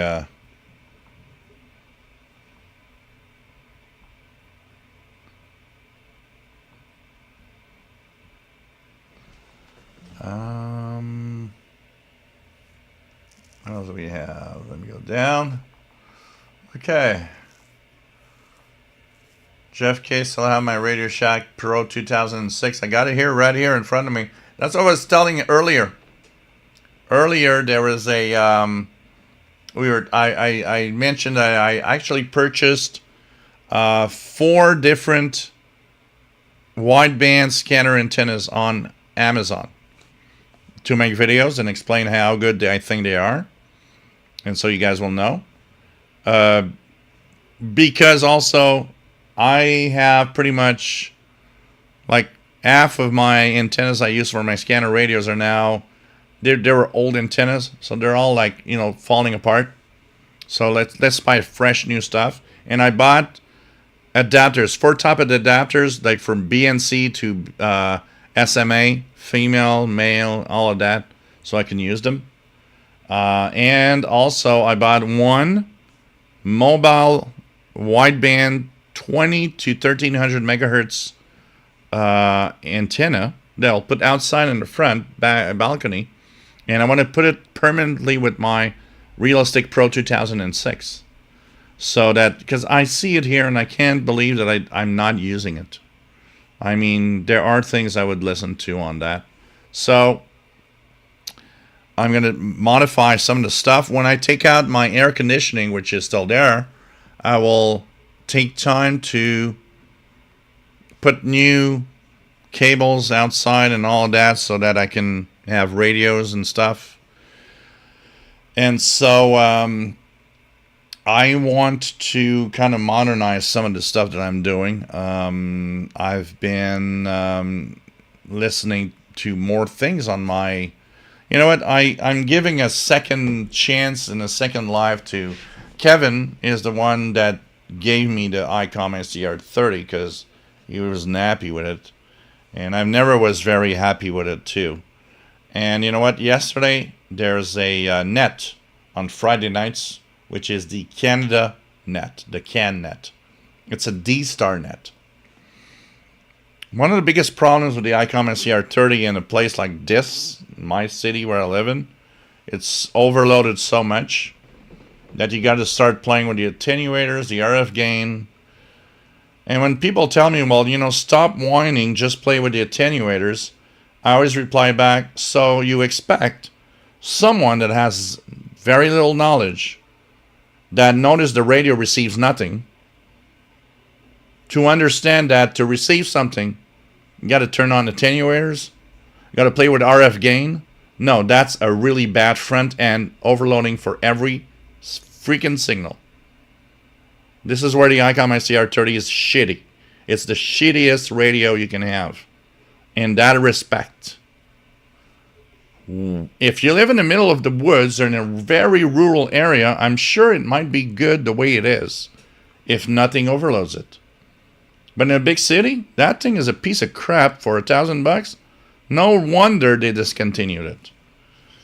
Now, I've got knowledge. I've learned how to set as much attenuator as possible where it has this balance.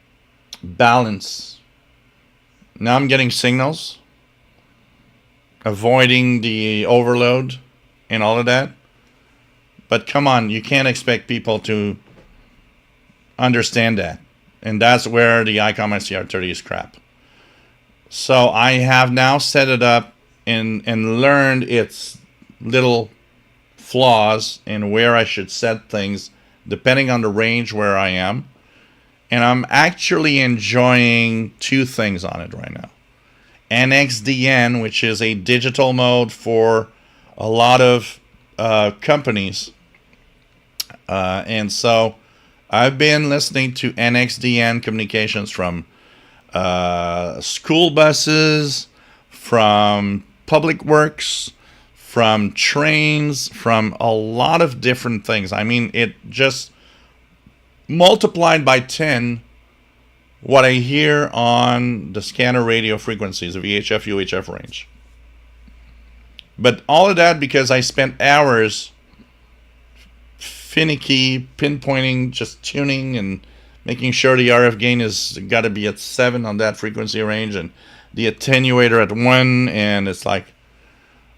And last night I listened to one of the things I heard the first time ever I got it from Kevin, which was the CanNet, D-Star CanNet. But it was very difficult copy. And last night, so I had not heard the CanNet since. Why? Because you have to play around and, okay, I'm going to try. And the repeater's far away and all of that. Well, last night I took the time. I took an hour to make the receiver as sensitive as possible on that frequency for the repeater of Covey Hill by playing with the RF gain, the attenuator. And I got a sweet spot. And I put the radio down, waited at 9 p.m. local. There came in very well the CanNet on D-Star. I mean, that radio is great for that, but we shouldn't have to play around with the settings of that much to have that happen. It should be that the front end is so good already that you just put the freaking repeater frequency, D-Star works, or the NXDN frequencies, and they work. So that's why I always criticize the ICOM ICR30 as being a very shitty radio in my area. And so that's the way it is, but that's the way you have to talk about stuff. You know what? There's a GPS in it. Why did you put a GPS? I know that it links the signals you hear with the location you are. I get it.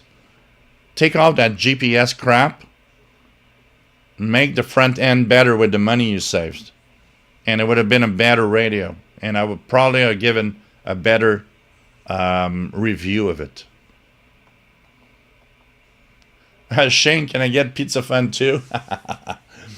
Brian, those old Sonys with the circular power supplies, they were really hot, not a lot of fun to troubleshoot.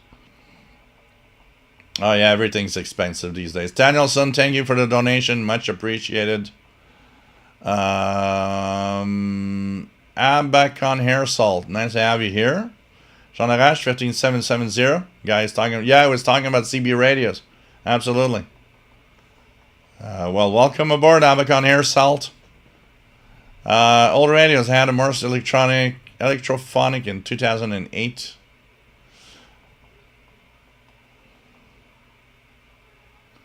Brian Leisner, horizontal oscillator, if I recall correctly, depend on voltage taken from a flyback winding, and it was a chicken and egg situation.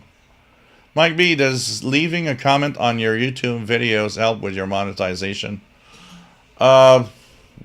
Not necessarily from, it's really the views that help on monetization. So it's when people view the videos, which really is the thing on YouTube. And look at the ads, by the way, because if you have an ad blocker, for example, I'm not getting paid when you view my videos. So, that's why I always say I don't mind that you have an ad blocker, because I understand why. But it's fun when people understand, make exceptions. Just put that my channel, for example, you're okay with watching an ad because you love my content. When you do that, well, even if you don't give money, you do because you watch an ad,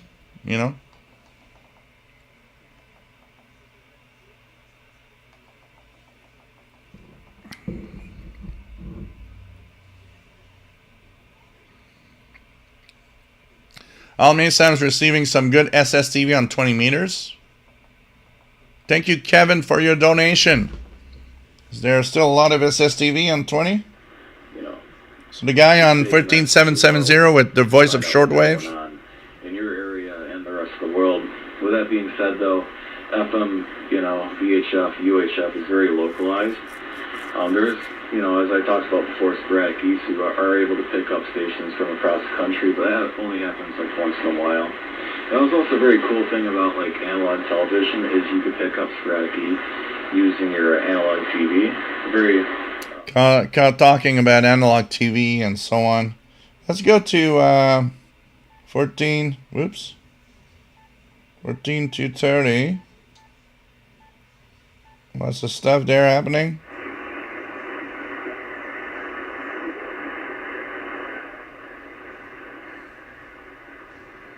Well, I'll start my PC here. I hear something. I'll start my PC here. And if we hear a lot of SSTV, I'm gonna actually put the screen on with MMSSTV.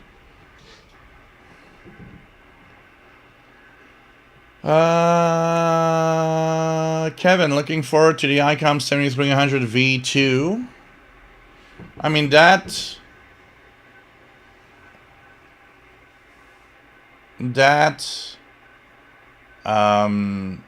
7300 is, I think, personally, I think it's the most popular transceiver. I mean, everybody goes there.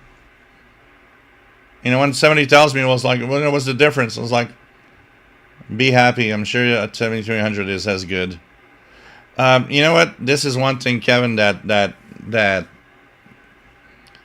I think I've addressed in a video at some point. So the Sherwood reception rating.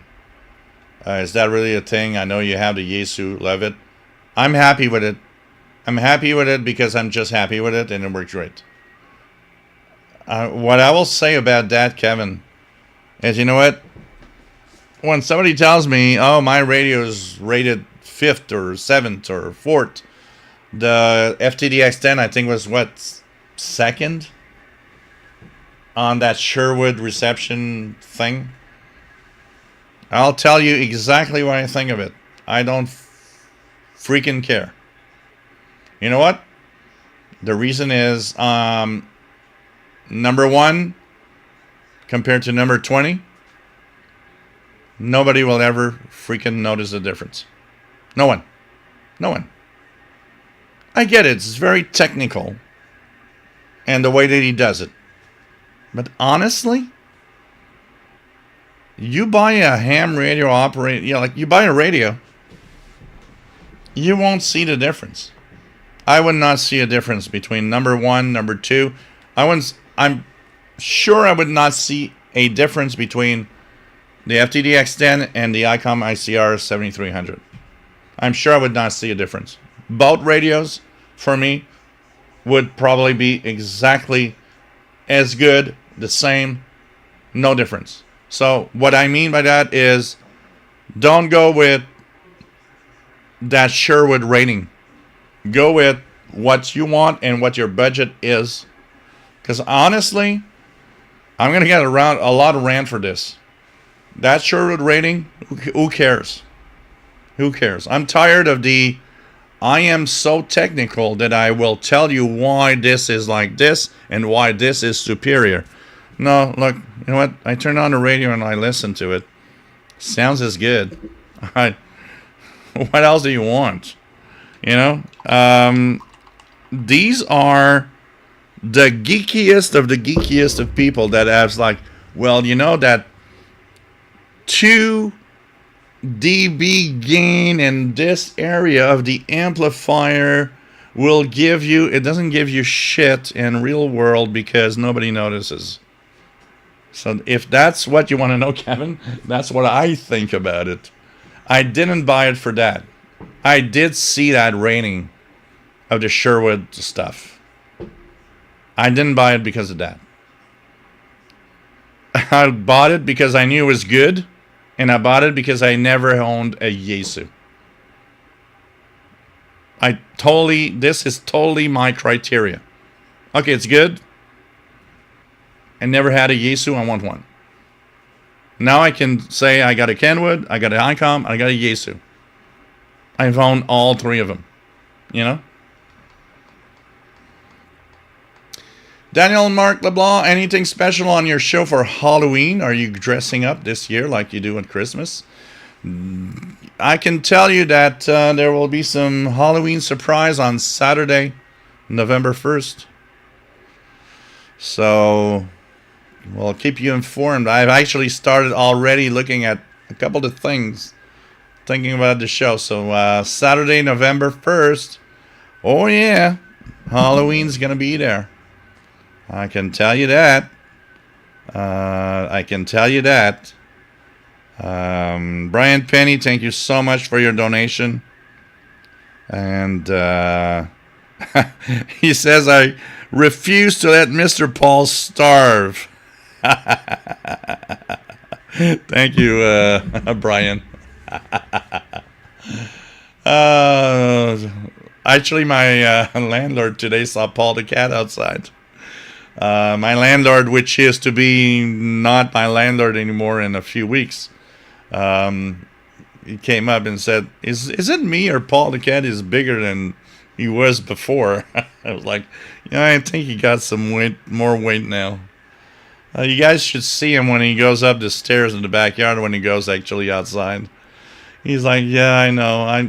Sometimes I look at him and I'm like, I'm not a good guy. I'll let you get fat. Then again, I'm fat. Maybe that's why. We're both fat. We're happy fat together.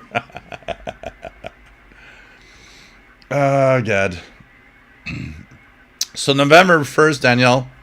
November 1st is the Halloween show.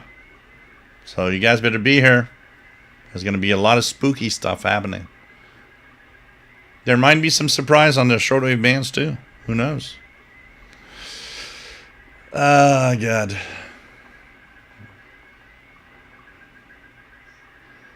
Sam, sounds like it's really changed since I was last there 40 years ago. To the right. Craig Martinetti, Canadian postal workers are on strike. Matt, the ICR 30 sure didn't last long. What a disappointment. Yep. No. It's cool, the features it has. It doesn't do it. It doesn't do it well.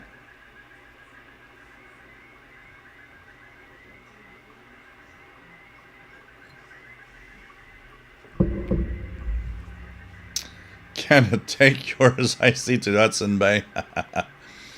Matt says, how much did they want for that ACR 30? It was a lot. It was $1,000. Kevin says, glad I mailed it to you, Jill. It would be loaded with dust if it still owned it. I had faith in you. Yeah, well, here it doesn't gather dust. I've had the patience to play around with it and set it to its proper usage. So doing D-Star, I'm happy. In D-Star, what I listen to is the CanNet. And on Saturday mornings, we have a Francophone net here in Quebec, which links to Europe on D-Star. And I'm able to listen to that, and I'm happy to have it for that capability. And the HSDN, I like that. I just like the digital stuff that I can do with it. So at least it works, and it does that fine. It's funny, Kevin, because when I want to really I use it for the digital stuff, and that is where it shines once it's really well programmed and the settings for the gain is okay. But when I want to scan the analog world, I still get on my old Radio Shack Realistic Pro 43, which deals with all of those signals really well and is way better and scans way faster. And that's what I'll use. Then I'll program those in the ICOM SCR30 when I get new frequencies and stuff. But, you know, it's not gathering dust. It is being used, Kevin. So I hope you're happy with that. At least I'm using it. But I'm using it for the digital stuff. And it's kind of cool. But, I mean, it's so sad that they made something like that. This is where you wonder, all these people that design these things, what don't you understand about all of the performance that you need to have in real world? I mean, it's like, oh, let's pack this thing with tons of features, and it has tons of features, but let's put a crappy front end on it that can't handle strong stations. We do have RF, you know, I'm sure somebody said, oh, there's attenuators and RF gain. It should perform perfectly when I turn it on in my environment. And the RF gain and attenuators should be in really extreme conditions. I'll have to use them. I have to use them because I live in a city. I don't understand that, you know. About Asian food, Thai food, I like Thai food, I like Asian food, I like Chinese food, I like sushi, I'm very open-minded, I like a lot of stuff. A lot of stuff, Craig. I am, you bring me, there's a Ricky that was here earlier. I told him he comes from Montreal from time to time because he visits his family. And I said, I got an Asian restaurant here, not very far. And next time you come here, tell me. Because that Asian restaurant has a very big menu. Half of it is stuff for, like, you know, normal people. And the other half is like stuff that you just look at and I don't know what that is because it's for, you know, Asian people. And that restaurant is full of Asian people all the time. You look at the stuff, it looks good, but I have no idea what that is. And so I said, we will go there together. Matt says, wow, the ICR was $559.95 US. What they want for some of these receivers is just insane given the wideband. And here's the other dope on the ICOM ICR R30. Okay? Yeah, it goes to 3 gigahertz, which is a big lie. Okay, and where is it a big lie? The radio goes up to about 1200 megahertz in reality. The lie is that there's a receiver, which is the receiver will actually send that frequency down. It's a down converter for the rest of the parts. So it's a crappy radio, if you're not finally. That, yeah, I tune 2000 megahertz, but I send it down to the range that the radio can listen to in order to that you can tune and hear something. And what that does is that, say for example, that there's a signal on 452 megahertz, and that I'm on 2452 megahertz, it down converts to the frequency where there's already something. So now I'm hearing the signal on 452, and if there's something on 2452, they'll mix in together because the radio doesn't really listen to 2452. It has its main radio, and we're just sending it down, and if it clashes with a signal that exists, so it's a big freaking lie that it goes to 3 gigahertz. It goes to 1300 megahertz, 1.3 gigahertz. Then it uses that down converter, which is the crappiest thing ever because it mixes all the time. So if you tune from, and imagine again, let's put it in perspective. I have the knowledge to understand that. Does somebody buying the ICOM SCR30 have? Most of them will not. It's just a cool radio, and I got all of these modes and stuff, and it goes to 3 gigahertz. Hey, wow. Yeah, there's nothing there. There's nothing there. Let me just tell you already. Nothing is there. The other thing is, you're scanning, say, 1500 megahertz and up, and you're getting all of these signals. So somebody that has no knowledge is like, oh, I'm hearing something on 2.1 gigahertz. No, you're hearing something on, the lower range. So an example is if I'm listening, there's a lot of commercial companies like, analog signals that are like, UPS or whatever. Well, yeah, no, you're listening to that 450 megahertz UPS frequency and the 2450 hertz.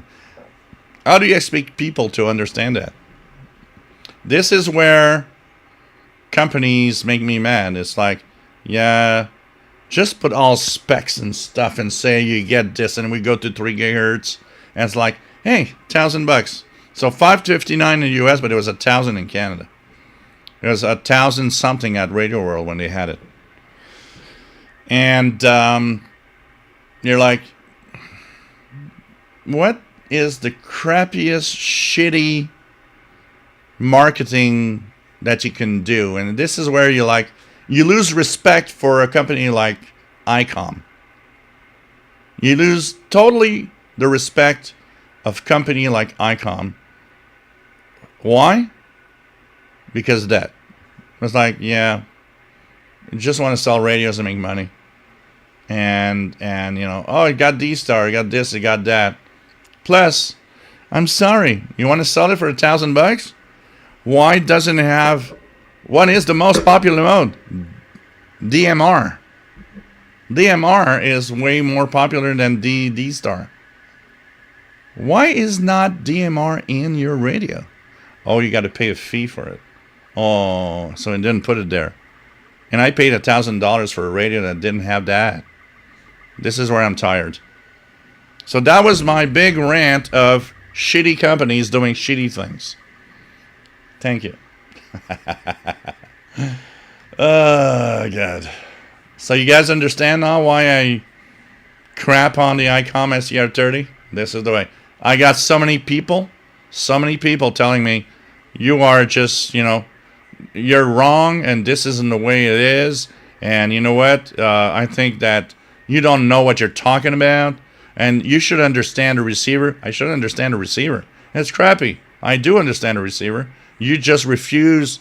It's like when I crapped on the Texan S2000 / Eton 750 / Grunding 750. Oh, well, you don't understand a receiver. It's like, yeah, I don't understand radio. That's fine. Maybe I shouldn't have a shortwave radio channel. I don't understand receivers, apparently. And there you go.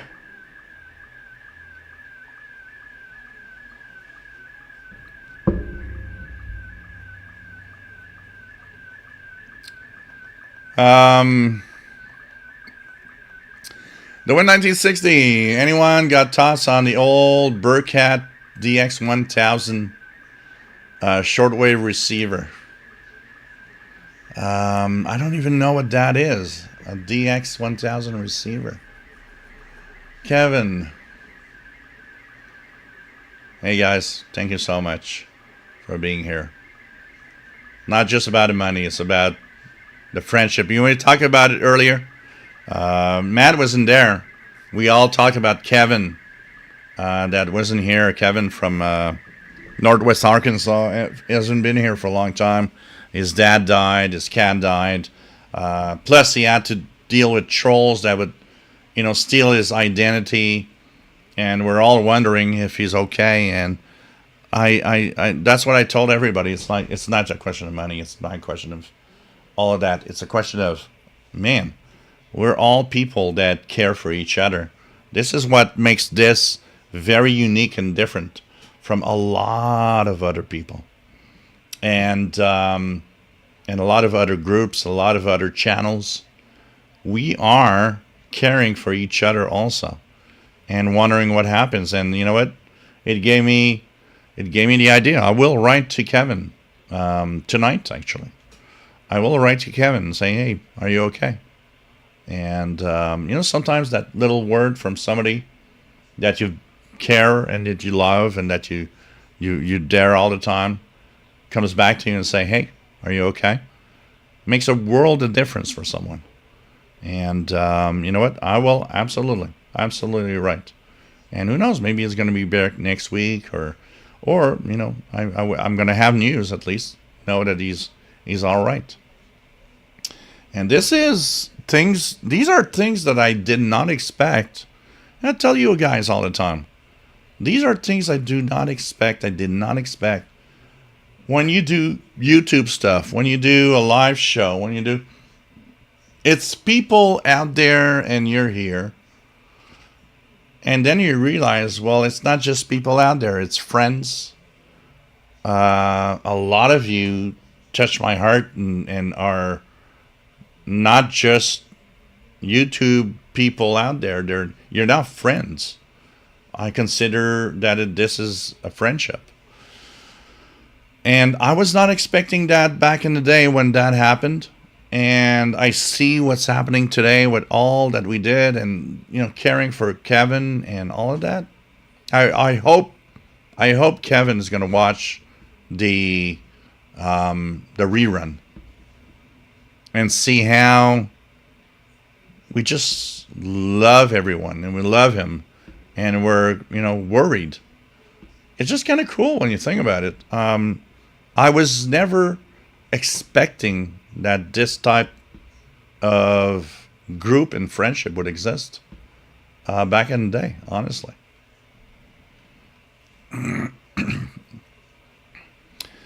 Matt says, I got another device streaming this with the ads. I participate in these live streams on a sit-down computer with ad blocking because the ads. Yeah, no, every time we talk about ads, I totally understand why people use ad blockers. That is not even a question. I totally understand that. I can tell you that. And I am personally annoyed too. When I watch YouTube stuff, I watch a lot of YouTube. And I totally understand every time I get an ad, it was like, wow, in the middle of the perfect moment where not to put an ad, you put an ad. And I hope maybe this is where I hope that AI can help. That maybe YouTube using AI can understand it's not time for that. We're not going to put it here. But I totally understand why people are annoyed. Andy New, thank you for the tip. UTV and Ham, K9 WNV, nice to have you here from Wisconsin. Kevin, I trust Joe's opinion to technical know-how more than other talking heads and any publication I come across. You know, I'm not perfect, and I'm not a know-it-all. I do have times where I might be wrong or something, And you guys correct me from time to time about something I mentioned. Do I look annoyed or I don't. I actually thank you guys for correcting, because I want to have accurate info, and you guys help me get that. Kenneth, every time I go, I do see a difference between number 1 and 2. Gilles will be a pirate, Jasmine says. Bobby Tino, nice to have you here. 15770, talking free-to-air satellite. I have a FTA satellite system, super fun to play around, and have a 10-foot dish in the yard since 1985. I've always wanted to dabble with that, if I could. It seems a lot of fun to try. Jerry Hart, yep, voice of Shortwave, talking Shortwave. Owen Kendall, how do you feel about the old Panasonic RF5000? I don't know what that is exactly. The RF5000, what's that? Panasonic, let me check it out. Panasonic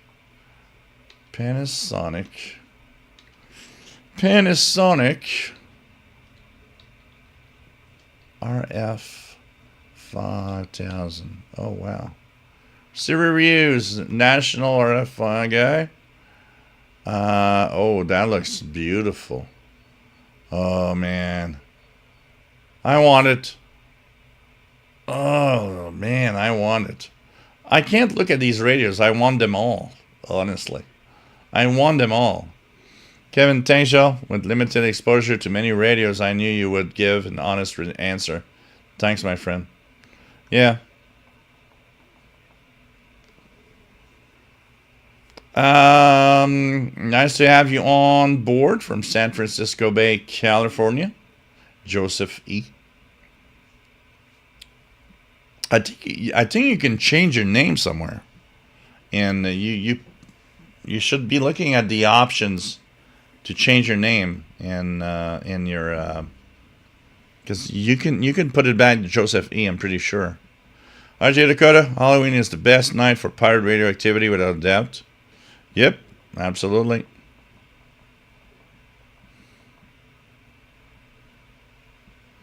Jeff K, can anyone recommend a radio for extra ham license? Covers all the bands. What do you want? You want to have a radio that's HF to UHF, VHF, UHF, like a really a wideband coverage receiver? I think the Yaesu 991A. I think that isn't that a radio that's all bands from HF to VHF, UHF?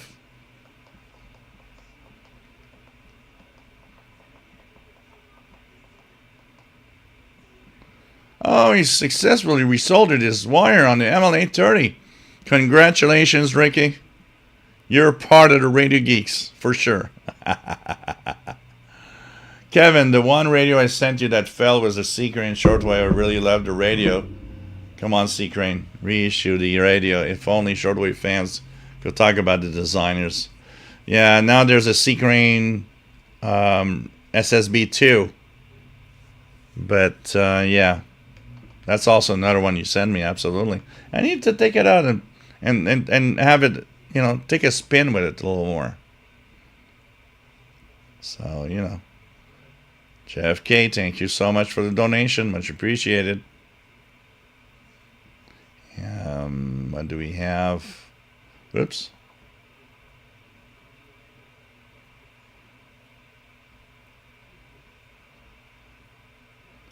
Yeah, Matt does the donations from time to time on like many of the regulars. What they do is they give me a donation at a fixed interval, and some are once a year, some it's every 3 months or 6 months or whatever.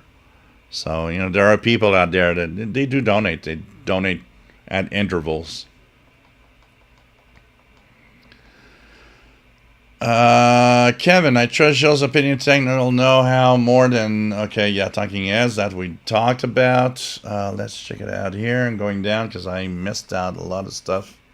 14300 old radios is usually the marine net. It's a bunch of guys that are on boats, and their part actually.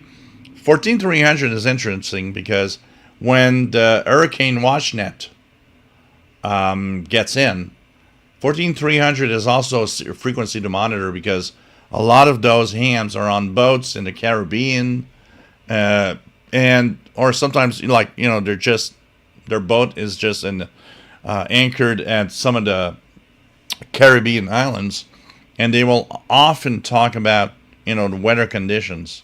But 14300 is a lot of marine amateur radio guys.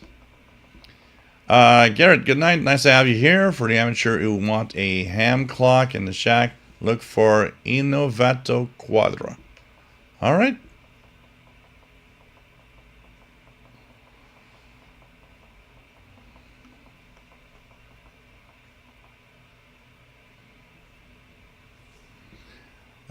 Matt says, good Lord, that's insane. I wonder how the ICR 8600 performed compared to your old ICR 8500. Yeah.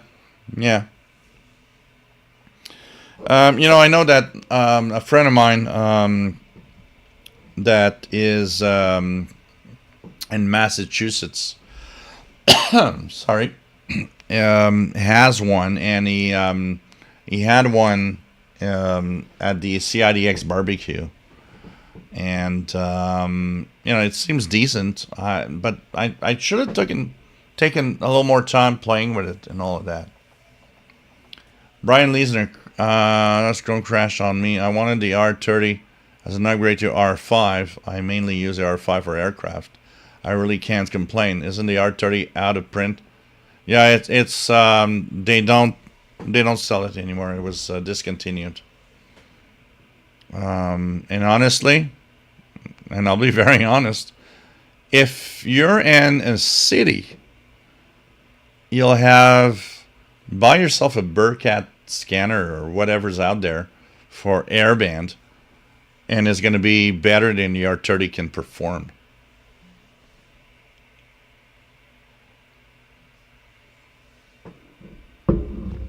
Yeah, Matt, of course, because ICOM has D-Star. I think it's an ICOM Kenwood stuff, and Yaesu has Fusion. So it's like, of course they don't want DMR. This is where I'm tired. Proprietary stuff. And this is where these guys are getting hammered. Last night on the CanNet D-Star, somebody did a wonderful comment. He said, I purchased a Chinese Baofeng doing DMR. Inexpensive, does it well, and at least I don't pay the high price of ICOM, Yaesu, or whatever for something. And you know what? China's going to kill ICOM, Yaesu, and all of these companies. If these companies don't understand that, okay, stop doing proprietary stuff that you don't share with each other. People are tired of that. People get tired of proprietary things. I mean, it's like, oh, I got to buy Yaesu because of Fusion. I got to buy ICOM because I want D-Star. I'm going to buy some other brand for DMR. I was like, oh, please. Yeah, C4 FM. Yeah, C4 FM. That's the other thing. Is that a different name for fusion, or is fusion is different? Because I'm not sure. My knowledge there is where I'm not sure of anything. So if you guys can actually give me a lesson on what all of that is. C4 FM, fusion. Dave Voss just heard for me the bad news about November 1st show. Bummer. I'll be curating all day electronic music show National Instrument Museum. Oh, Dave. Sorry about that. I would have done it on the Friday, but the Friday is... Here we have Haunted Alleys on Halloween night. And me and my nephew are just like...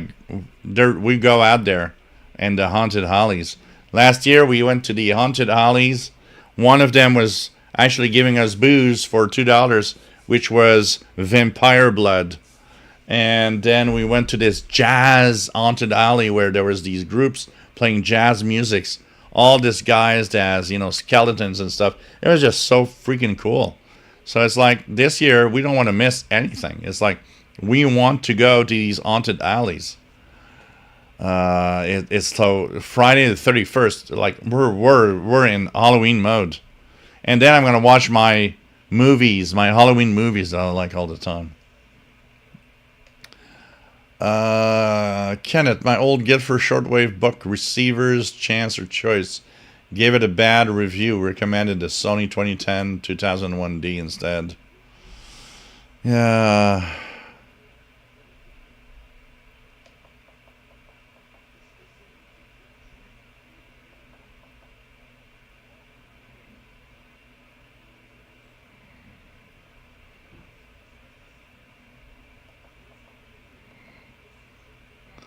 Yeah, absolutely. YouTube wants to pay. Absolutely. Once you do subscribe, that's the way YouTube is.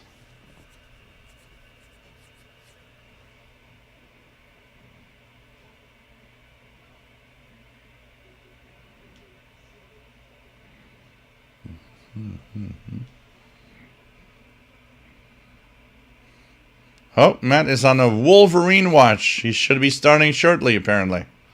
So let us know when it does. Absolutely. Brian Leesner, the RF 5000 looks really cool. All of these radios, honestly, all of these radios from back in the day, man, are they beautiful. Man, are they beautiful. I look at those small portables of today and I'm like, yeah, that's cool. It's cool, I got this little thing in my hand. That's shortwave. But when I look at those radios like the Panasonic you shot, come on. These are so sexy. So Wolverine on 6960. Let's check out if I hear it here. 96. Yeah. Very, very strong signal. Right here. Wolverine radio.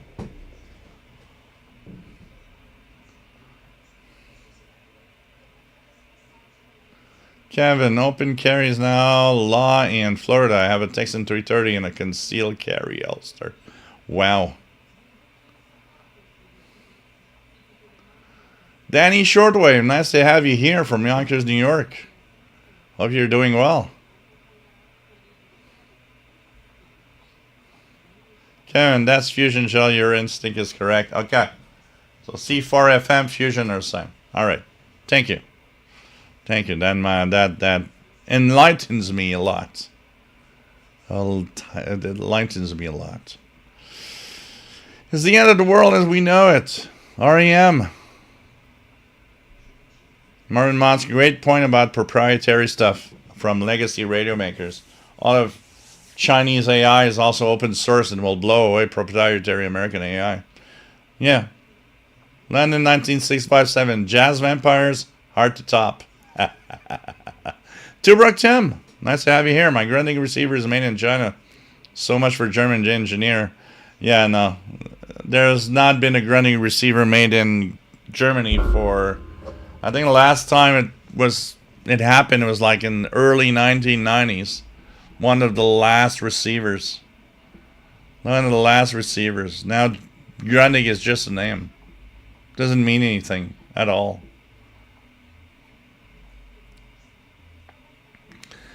Dr. Arshid Joshi, thank you so much for being here. Nice to have you here from New Delhi, India. Always a pleasure to have you on board. It's always an honor, and hope you are well, my friend. Thank you, Shortwave. I've loved DMR because it is very inexpensive and is also the most popular worldwide. It is the most popular. I've spoken to hundreds all over the world. Pretty cool. Dave Wash, understood, Gilles. You and nephew have a great time there. Matt says, with my cross-mode hotspot, I don't need a DMR transceiver, but I probably will get one at some point. You know, I look at these stuff and I'm like, yeah, maybe as a ham radio guy, I should get something with DMR or whatever and check that out, honestly. RJ Dakota, 6960 USB, nice and clear. And it's pretty cool. Nice to have a lot of people today. Thanks all of you for the donations this night. It's been so much appreciated. You have no idea how you guys are great. I can tell you that. And Paul the cat. So, yeah, Wolverine on 6960 kilohertz. And I will share it once again for those that still don't know. Tomorrow, we are having a Zoom. If you don't know what a Zoom is, it's a place where it's different than here. We can see each other if we want. If you don't want us to see you, it's all right.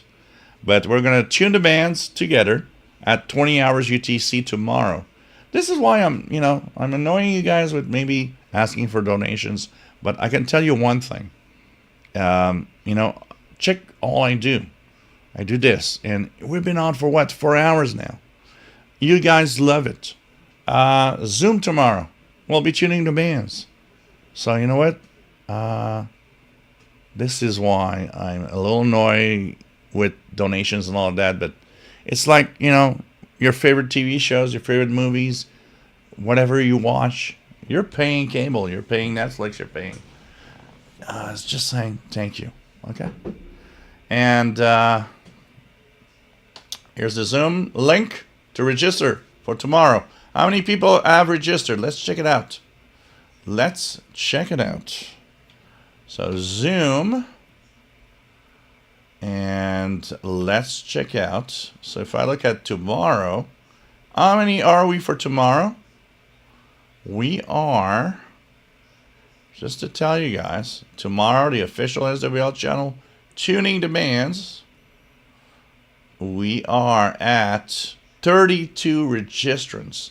32 people, guys. So I hope to see all of you, because this is going to be fun. We'll tune the bands, we'll talk radio in a different way. It's different from here. And it's going to be a lot of fun. So let me check out here, view who's there. So a lot of you are in different name, but Buster Brown, Brian Leisner, Fred Waterer, Ricky, John DeSantis, Craig Martinetti, Philip Jones, Ian Millett, Blogger Die, Randall Randy Hadley, Dave Newmeyer, Paul Richardson. We have Kenneth. We have Robert Rose, Jean Arash. We have 54 Cal, Kevin, Napalo, Robert Cross. We have Robert Varner, Andy Newman, Paul Guyett, Tristan Patty, Richard Wagner, Denise Stringer, Paul Swift, Paul Stringer, Gerald Hart,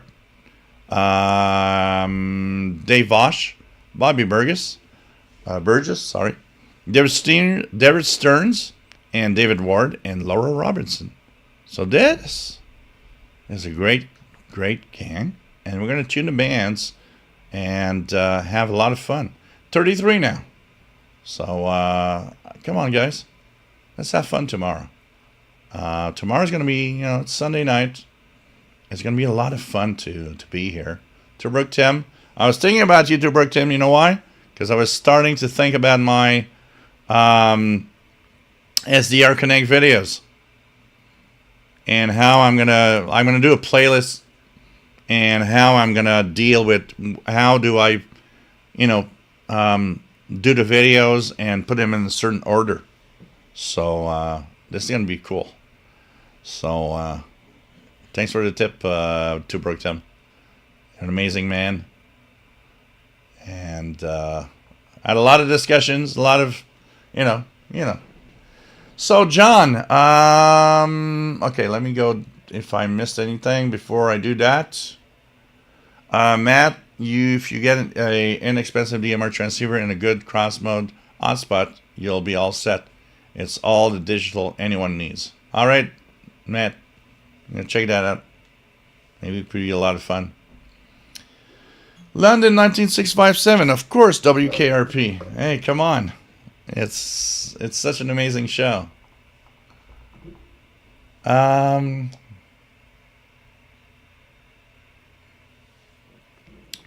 Jeff K says, I'll put up a discount and my neighbors are going to be complaining. Yeah. I've been very lucky here. And I'm going to get new landlords. And you know what? Rather than saying, well, what are you doing? They came in here looking at my radio stuff and were like, just wow.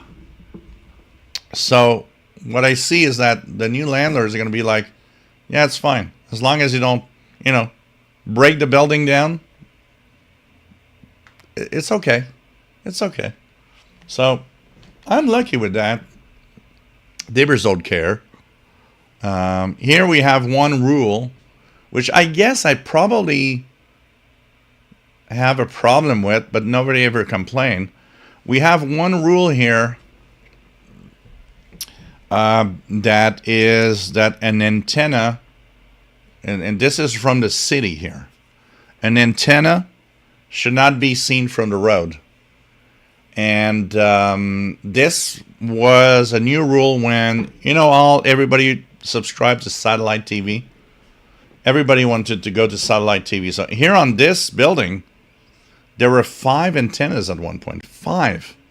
I was the only one, because there's 6 apartments. I was the only one not on satellite.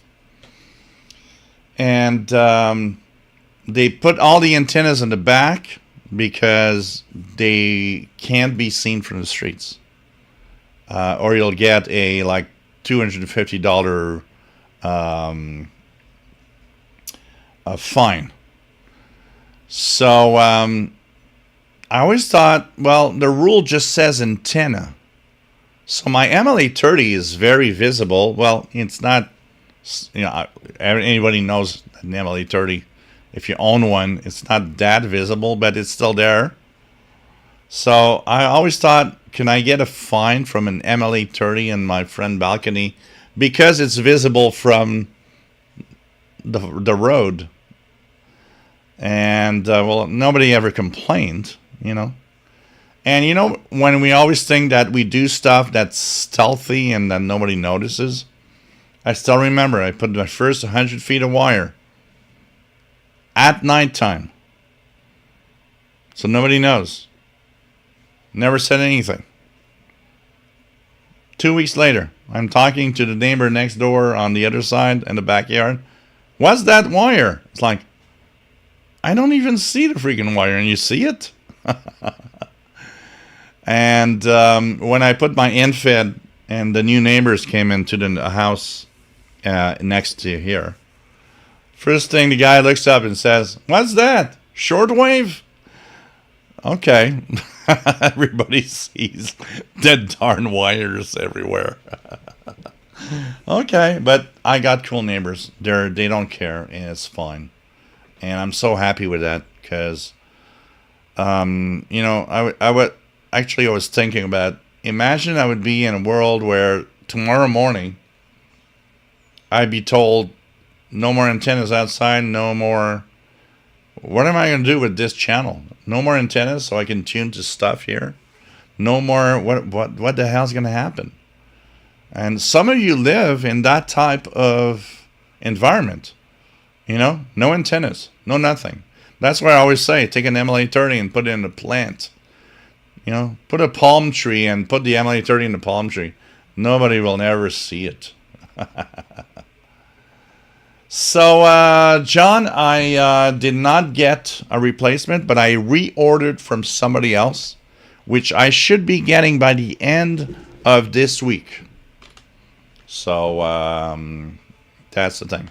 Oh, Matt, so you're number 33. I was 32, and I looked at the list, and I saw that there was 33 after I looked at the list. So, welcome aboard. So, tomorrow, tuning your bands, having fun. Paul Stringer, I'll be there with bells on. I like that. Tubrook Tim, thank you so much for donations, and I will make those videos on SDR Connect. Don't worry about it. I will really make those videos. And if you, because you can help me. Anybody that has SDR Connect, by the way, can help me. And Tubrook Tim can. Questions on, I don't understand how to do this, that. That's going to kind of send me into a direction of what videos I can do. Because I don't want to do like just videos to do videos. I want to do videos that are helpful for people. So please do.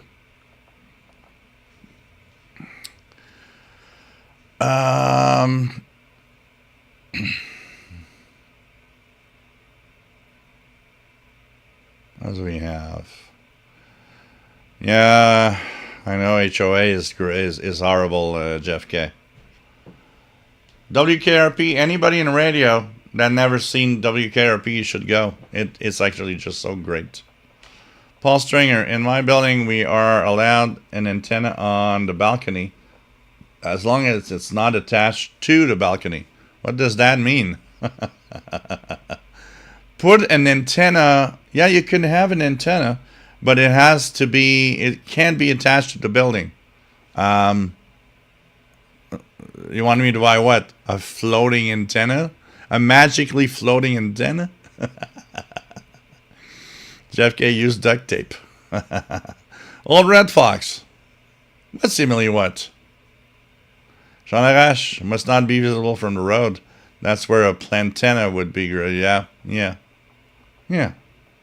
Brian Lee's there no HOA here, but all I have is this crazy looking ring thing. He's sitting atop PVC2 mountain near my steps. Oh, God.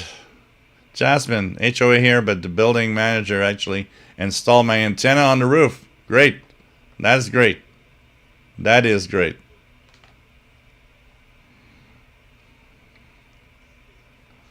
That is great.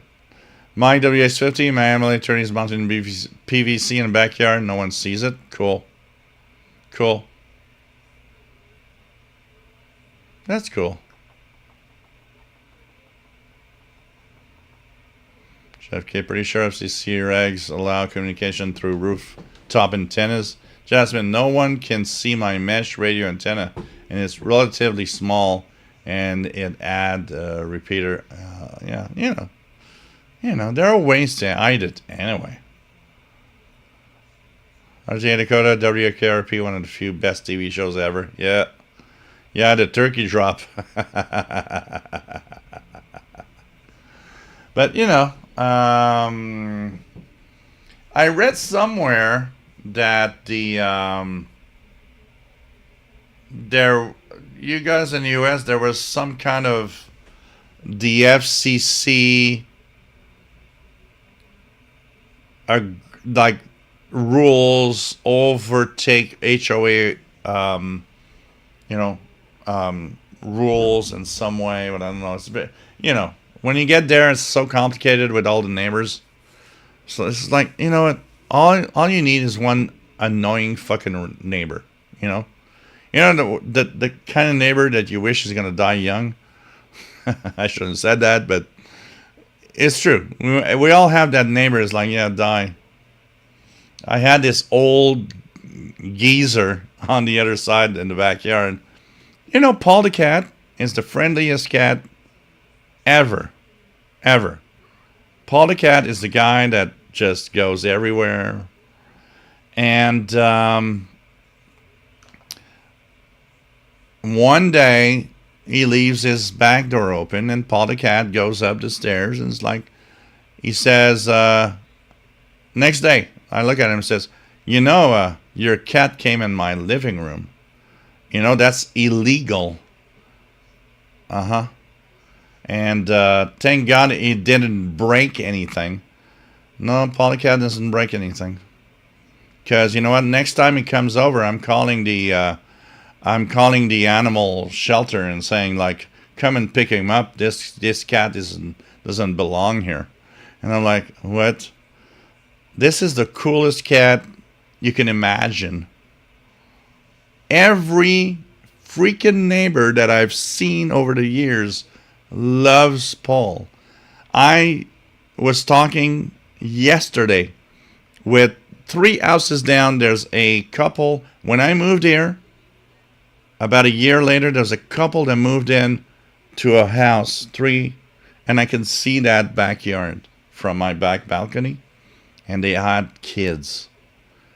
And I still remember Paul the cat going in their yard in I think it was the first year that I had him in 2015, 16.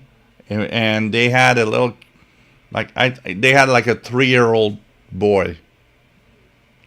And they were following Paul, and the dad wanted the kid to pet Paul the cat, which was happy to get petted because it's just so wonderful as a cat. And I will remember looking at that and it's like, oh, this is so cute. Paul the cat is making everybody happy. Everybody.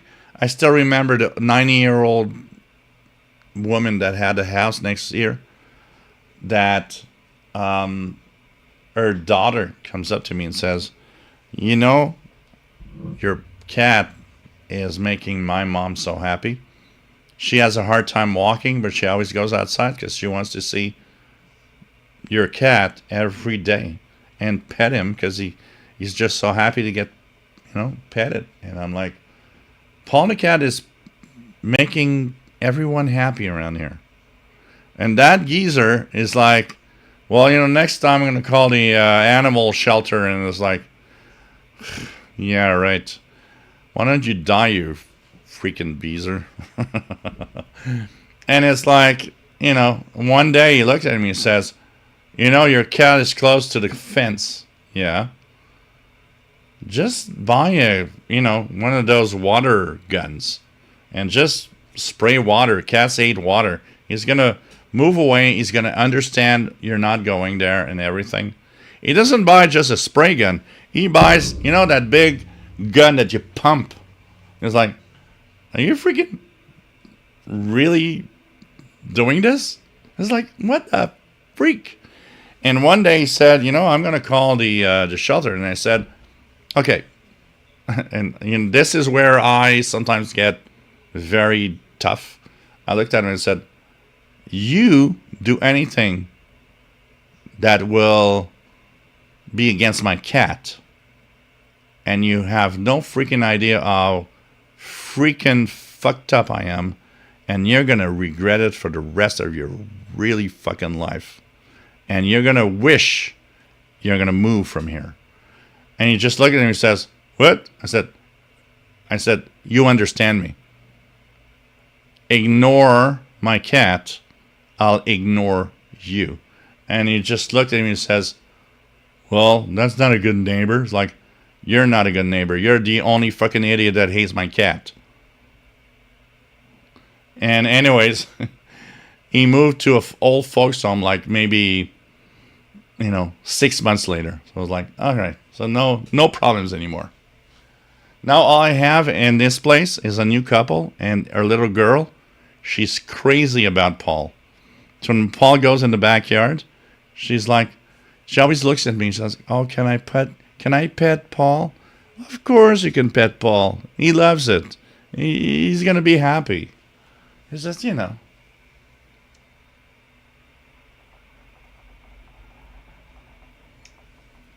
That is the unfortunate living in a society with amazingly stupid and annoying people. Ricky, I suppose you could mount an antenna on a tripod that's weighted down. Yeah, I guess. Matt, I live HOA free. I did it because I oppose giving control freak neighbors. Yeah, that's the big problem. Control freak neighbors. Exactly.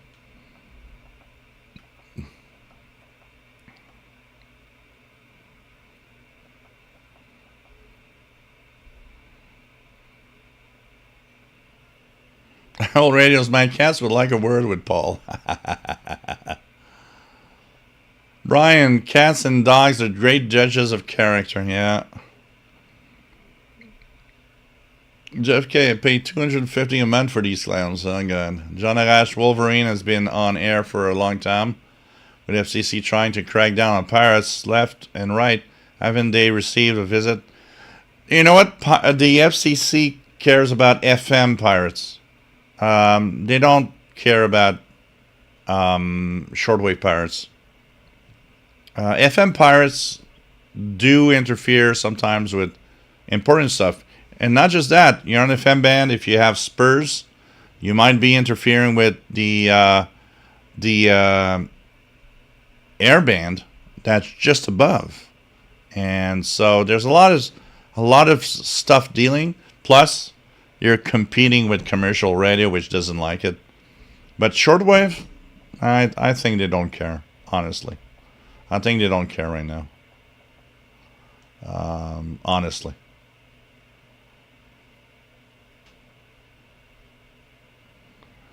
Great show. I have it on DVD. Wife won't watch it with me. Oh, God. I don't think the wife of a lot of people here are going to want to watch me rambling about radio like this.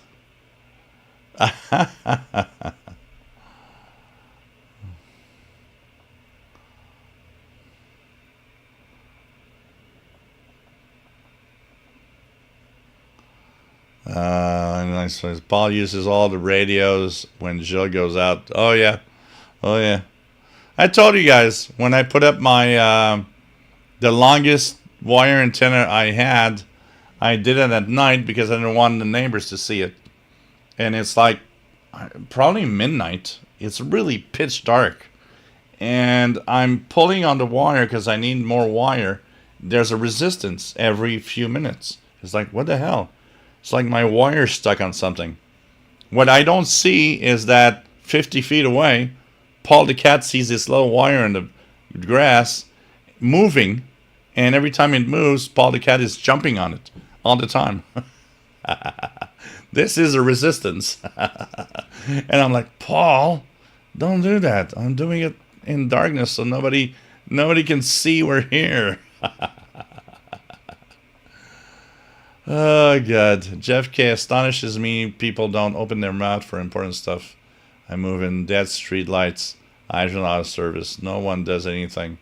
So I make calls to fix what's not working. Yeah.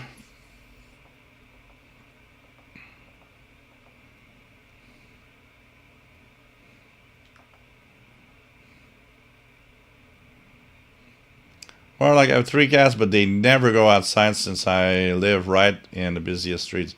Oh yeah, I would not like to have my cat go out if it was a busy street.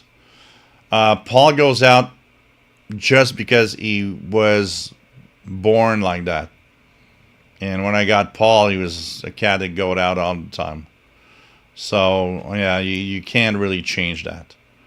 But if I had a cat from scratch, or a small little kitty, no, you're not going out. It's dangerous. But Paul the cat is kind of immune to all of that. He's so big now that everybody's scared of him anyways.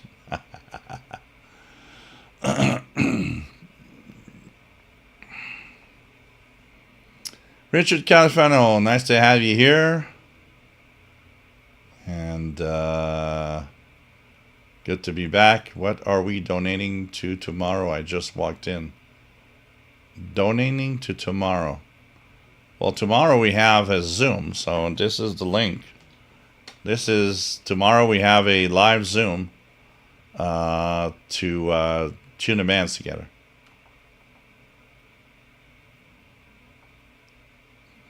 Matt says, that said, FCC is surely aware of what's going on 43 meters, but they have been cut to the bone. Yeah, they just don't care anymore. There's other priorities, and that's where to go.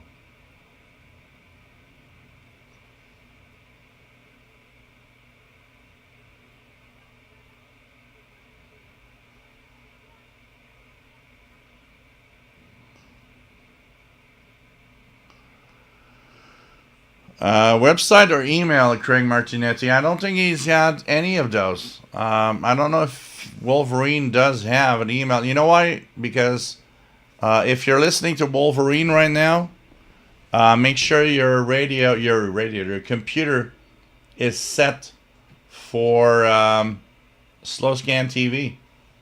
He sends a slow scan TV picture at the end of his broadcast, which is a QSL card, basically. Man, he is strong. I just can't believe how strong it is.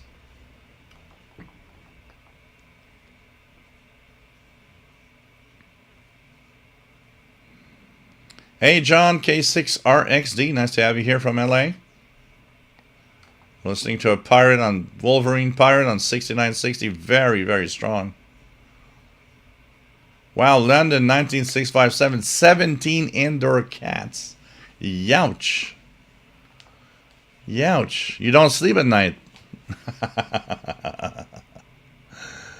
Oh, God. This is so amazing. Wow.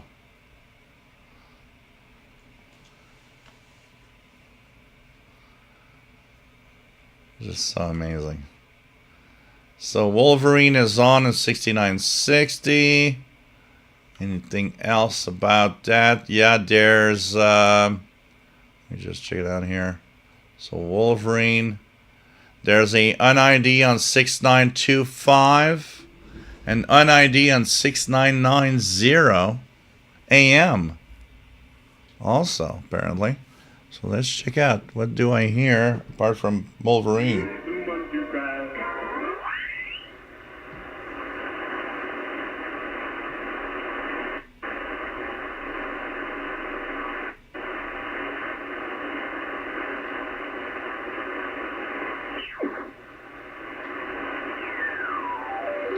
Yeah, definitely is, yep.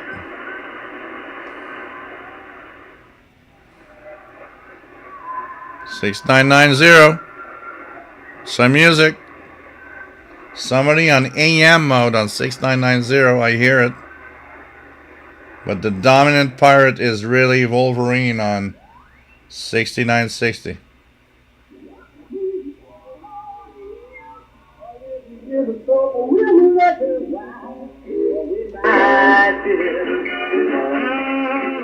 Really good signal on Wolverine. But I do hear 6990 AM also. So it's pretty interesting.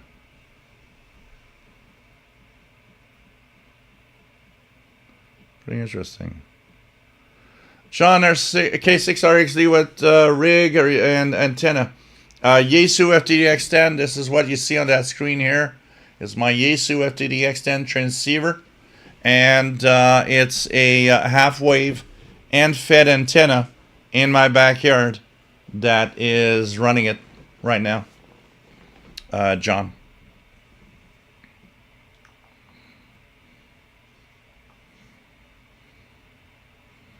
So, kind of cool to hear those pirates here. Nice to have all of that. And let's check it out here. Anything else? How about just checking out here? So the we've passed the 0 hour time. So pre-on in 25 minutes at 01, there are tons of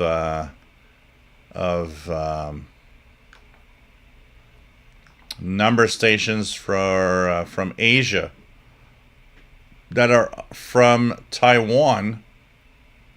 If you guys want to try that. From Taiwan. These are the frequencies. This is at 01 UT. Thank you, London 19657 for the tip. Just for fun. Can I ask the room just how many radios they actually own? I honestly don't know. Maybe 15. So everybody he wants to know how many radios everybody owns. Is that the question, London? Last time I counted, I owned more than 100. Counting all the portables, more than 100. So, what's the average? How many radios everybody owns? Jasmine, never trust anything when big money is involved, of course. My WS50, maybe 10. Okay. But I'm at 100. More than 100.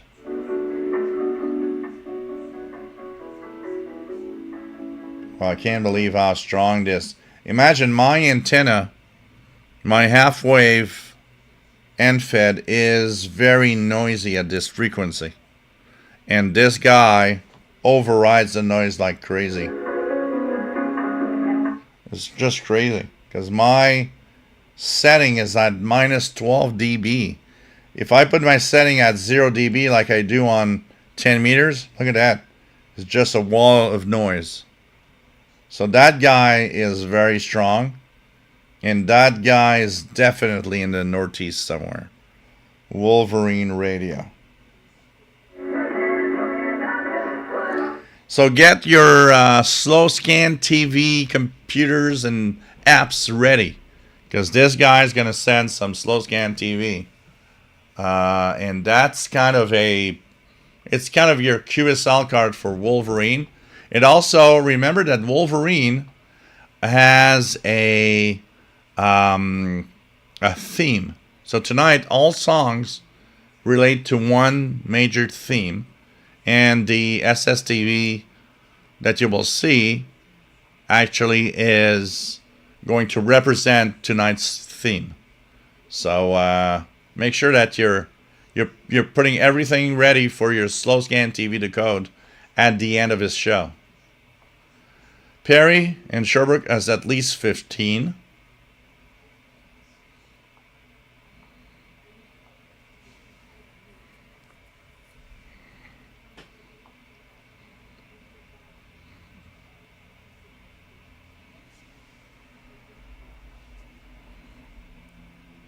Ricky, including MFM only, probably 8 if I'm remembering them all. Yeah, okay, that's a fair question. John 3, My High DSP2 Clone, Alecraft KX2, and Baofeng HT I never use. So he's got 3.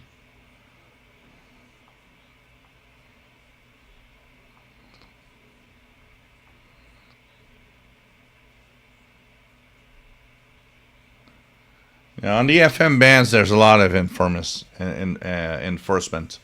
On the International Reader Report, we talk about a lot of FM stations being shut down in New York and all around, like in Florida and everywhere. But on shortwave, not really, you know.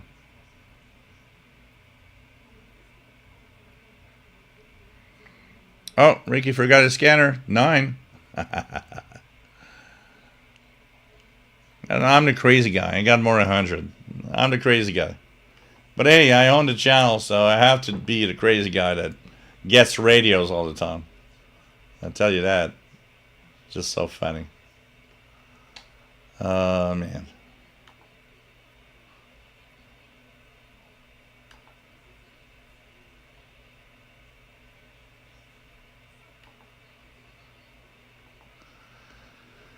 Okay. Anything else? So we've been on for 4 hours and 40 minutes. I mean, this is good.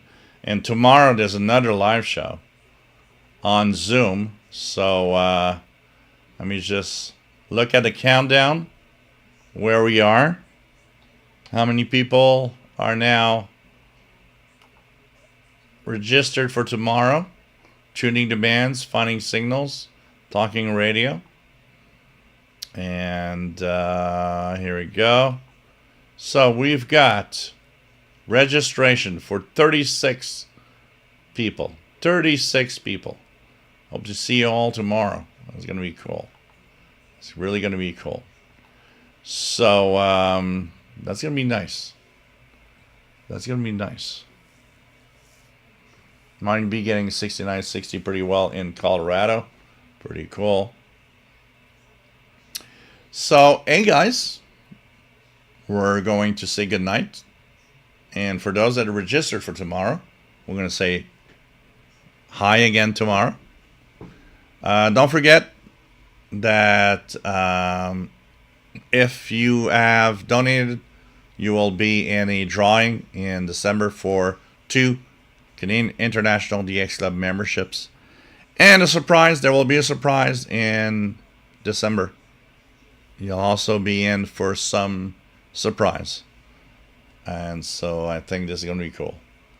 So thanks everybody for being here. So London wants Moscow Nights.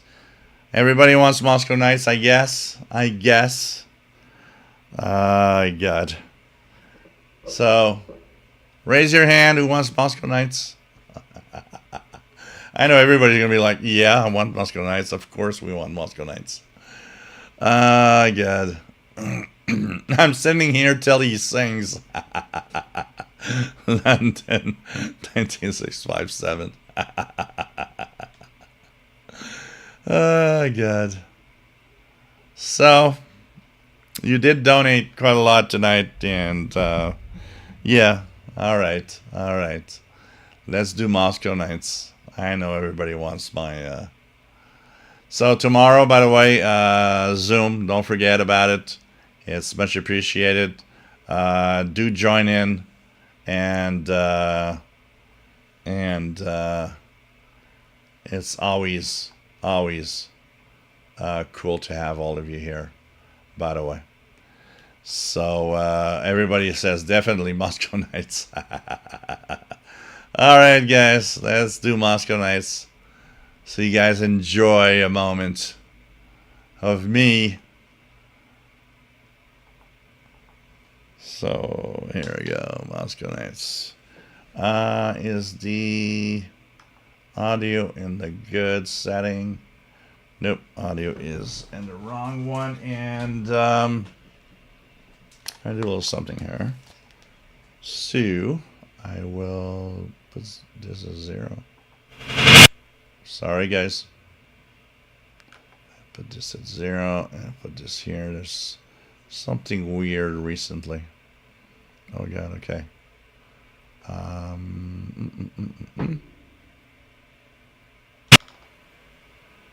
There it is. Whatever.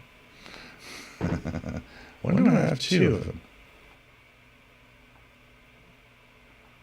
Okay. I don't know. So anyways, something weird is happening here. Let's go here. Moscow Nights. Of course, everybody wants Moscow Nights. Radio Moscow. There we go. Just want to see. It's playing, but it's not there. What's happening here? Oh, it is playing there. Why am I not hearing it? Here we go.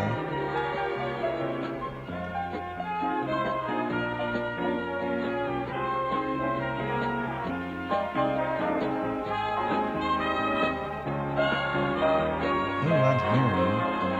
I put, yeah. I'm not hearing. Are you guys hearing Moscow Nights? Did you guys hear it? I'm hearing nothing. I'm just wondering why. I'm just curious. Did you guys hear it?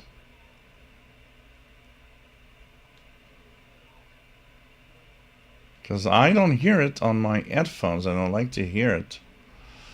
Because I can't dance without hearing the song. Oh, you guys heard it. Oh, really? So, okay, with low volume. Okay. Why am I not hearing it? Now, this is weird. Output. Okay. If I do this and this. Apps. Let me try it again. And okay, let me.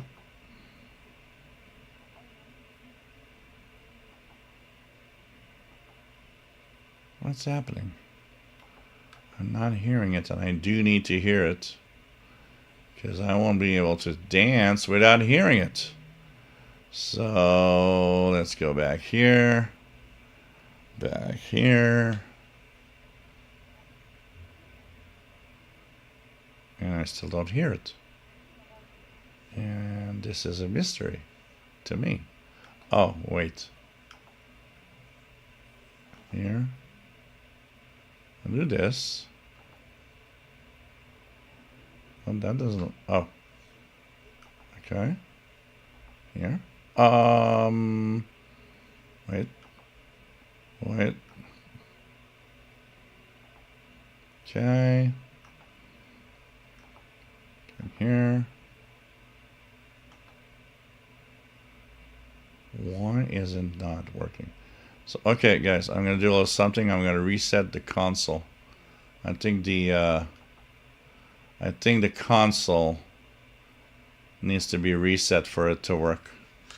So give me 2 seconds here. Whoa. Oh, God. What I would do for you guys.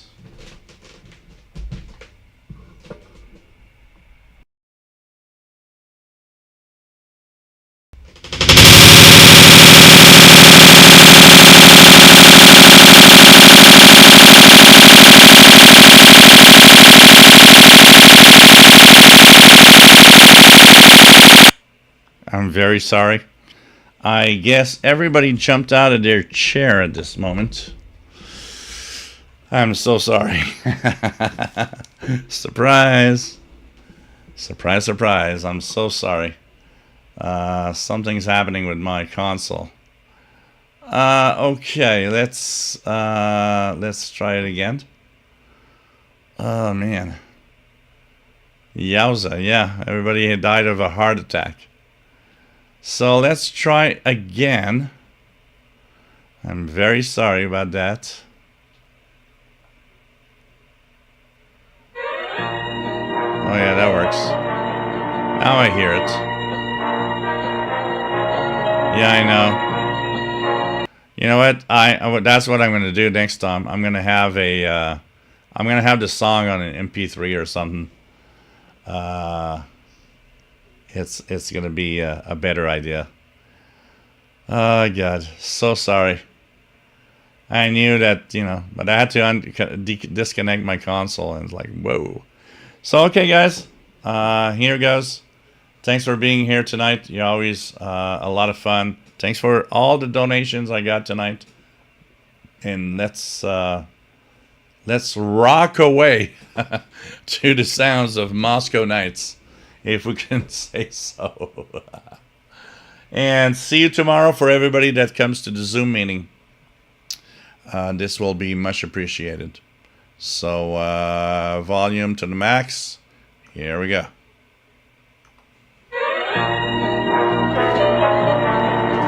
You guys hear the song?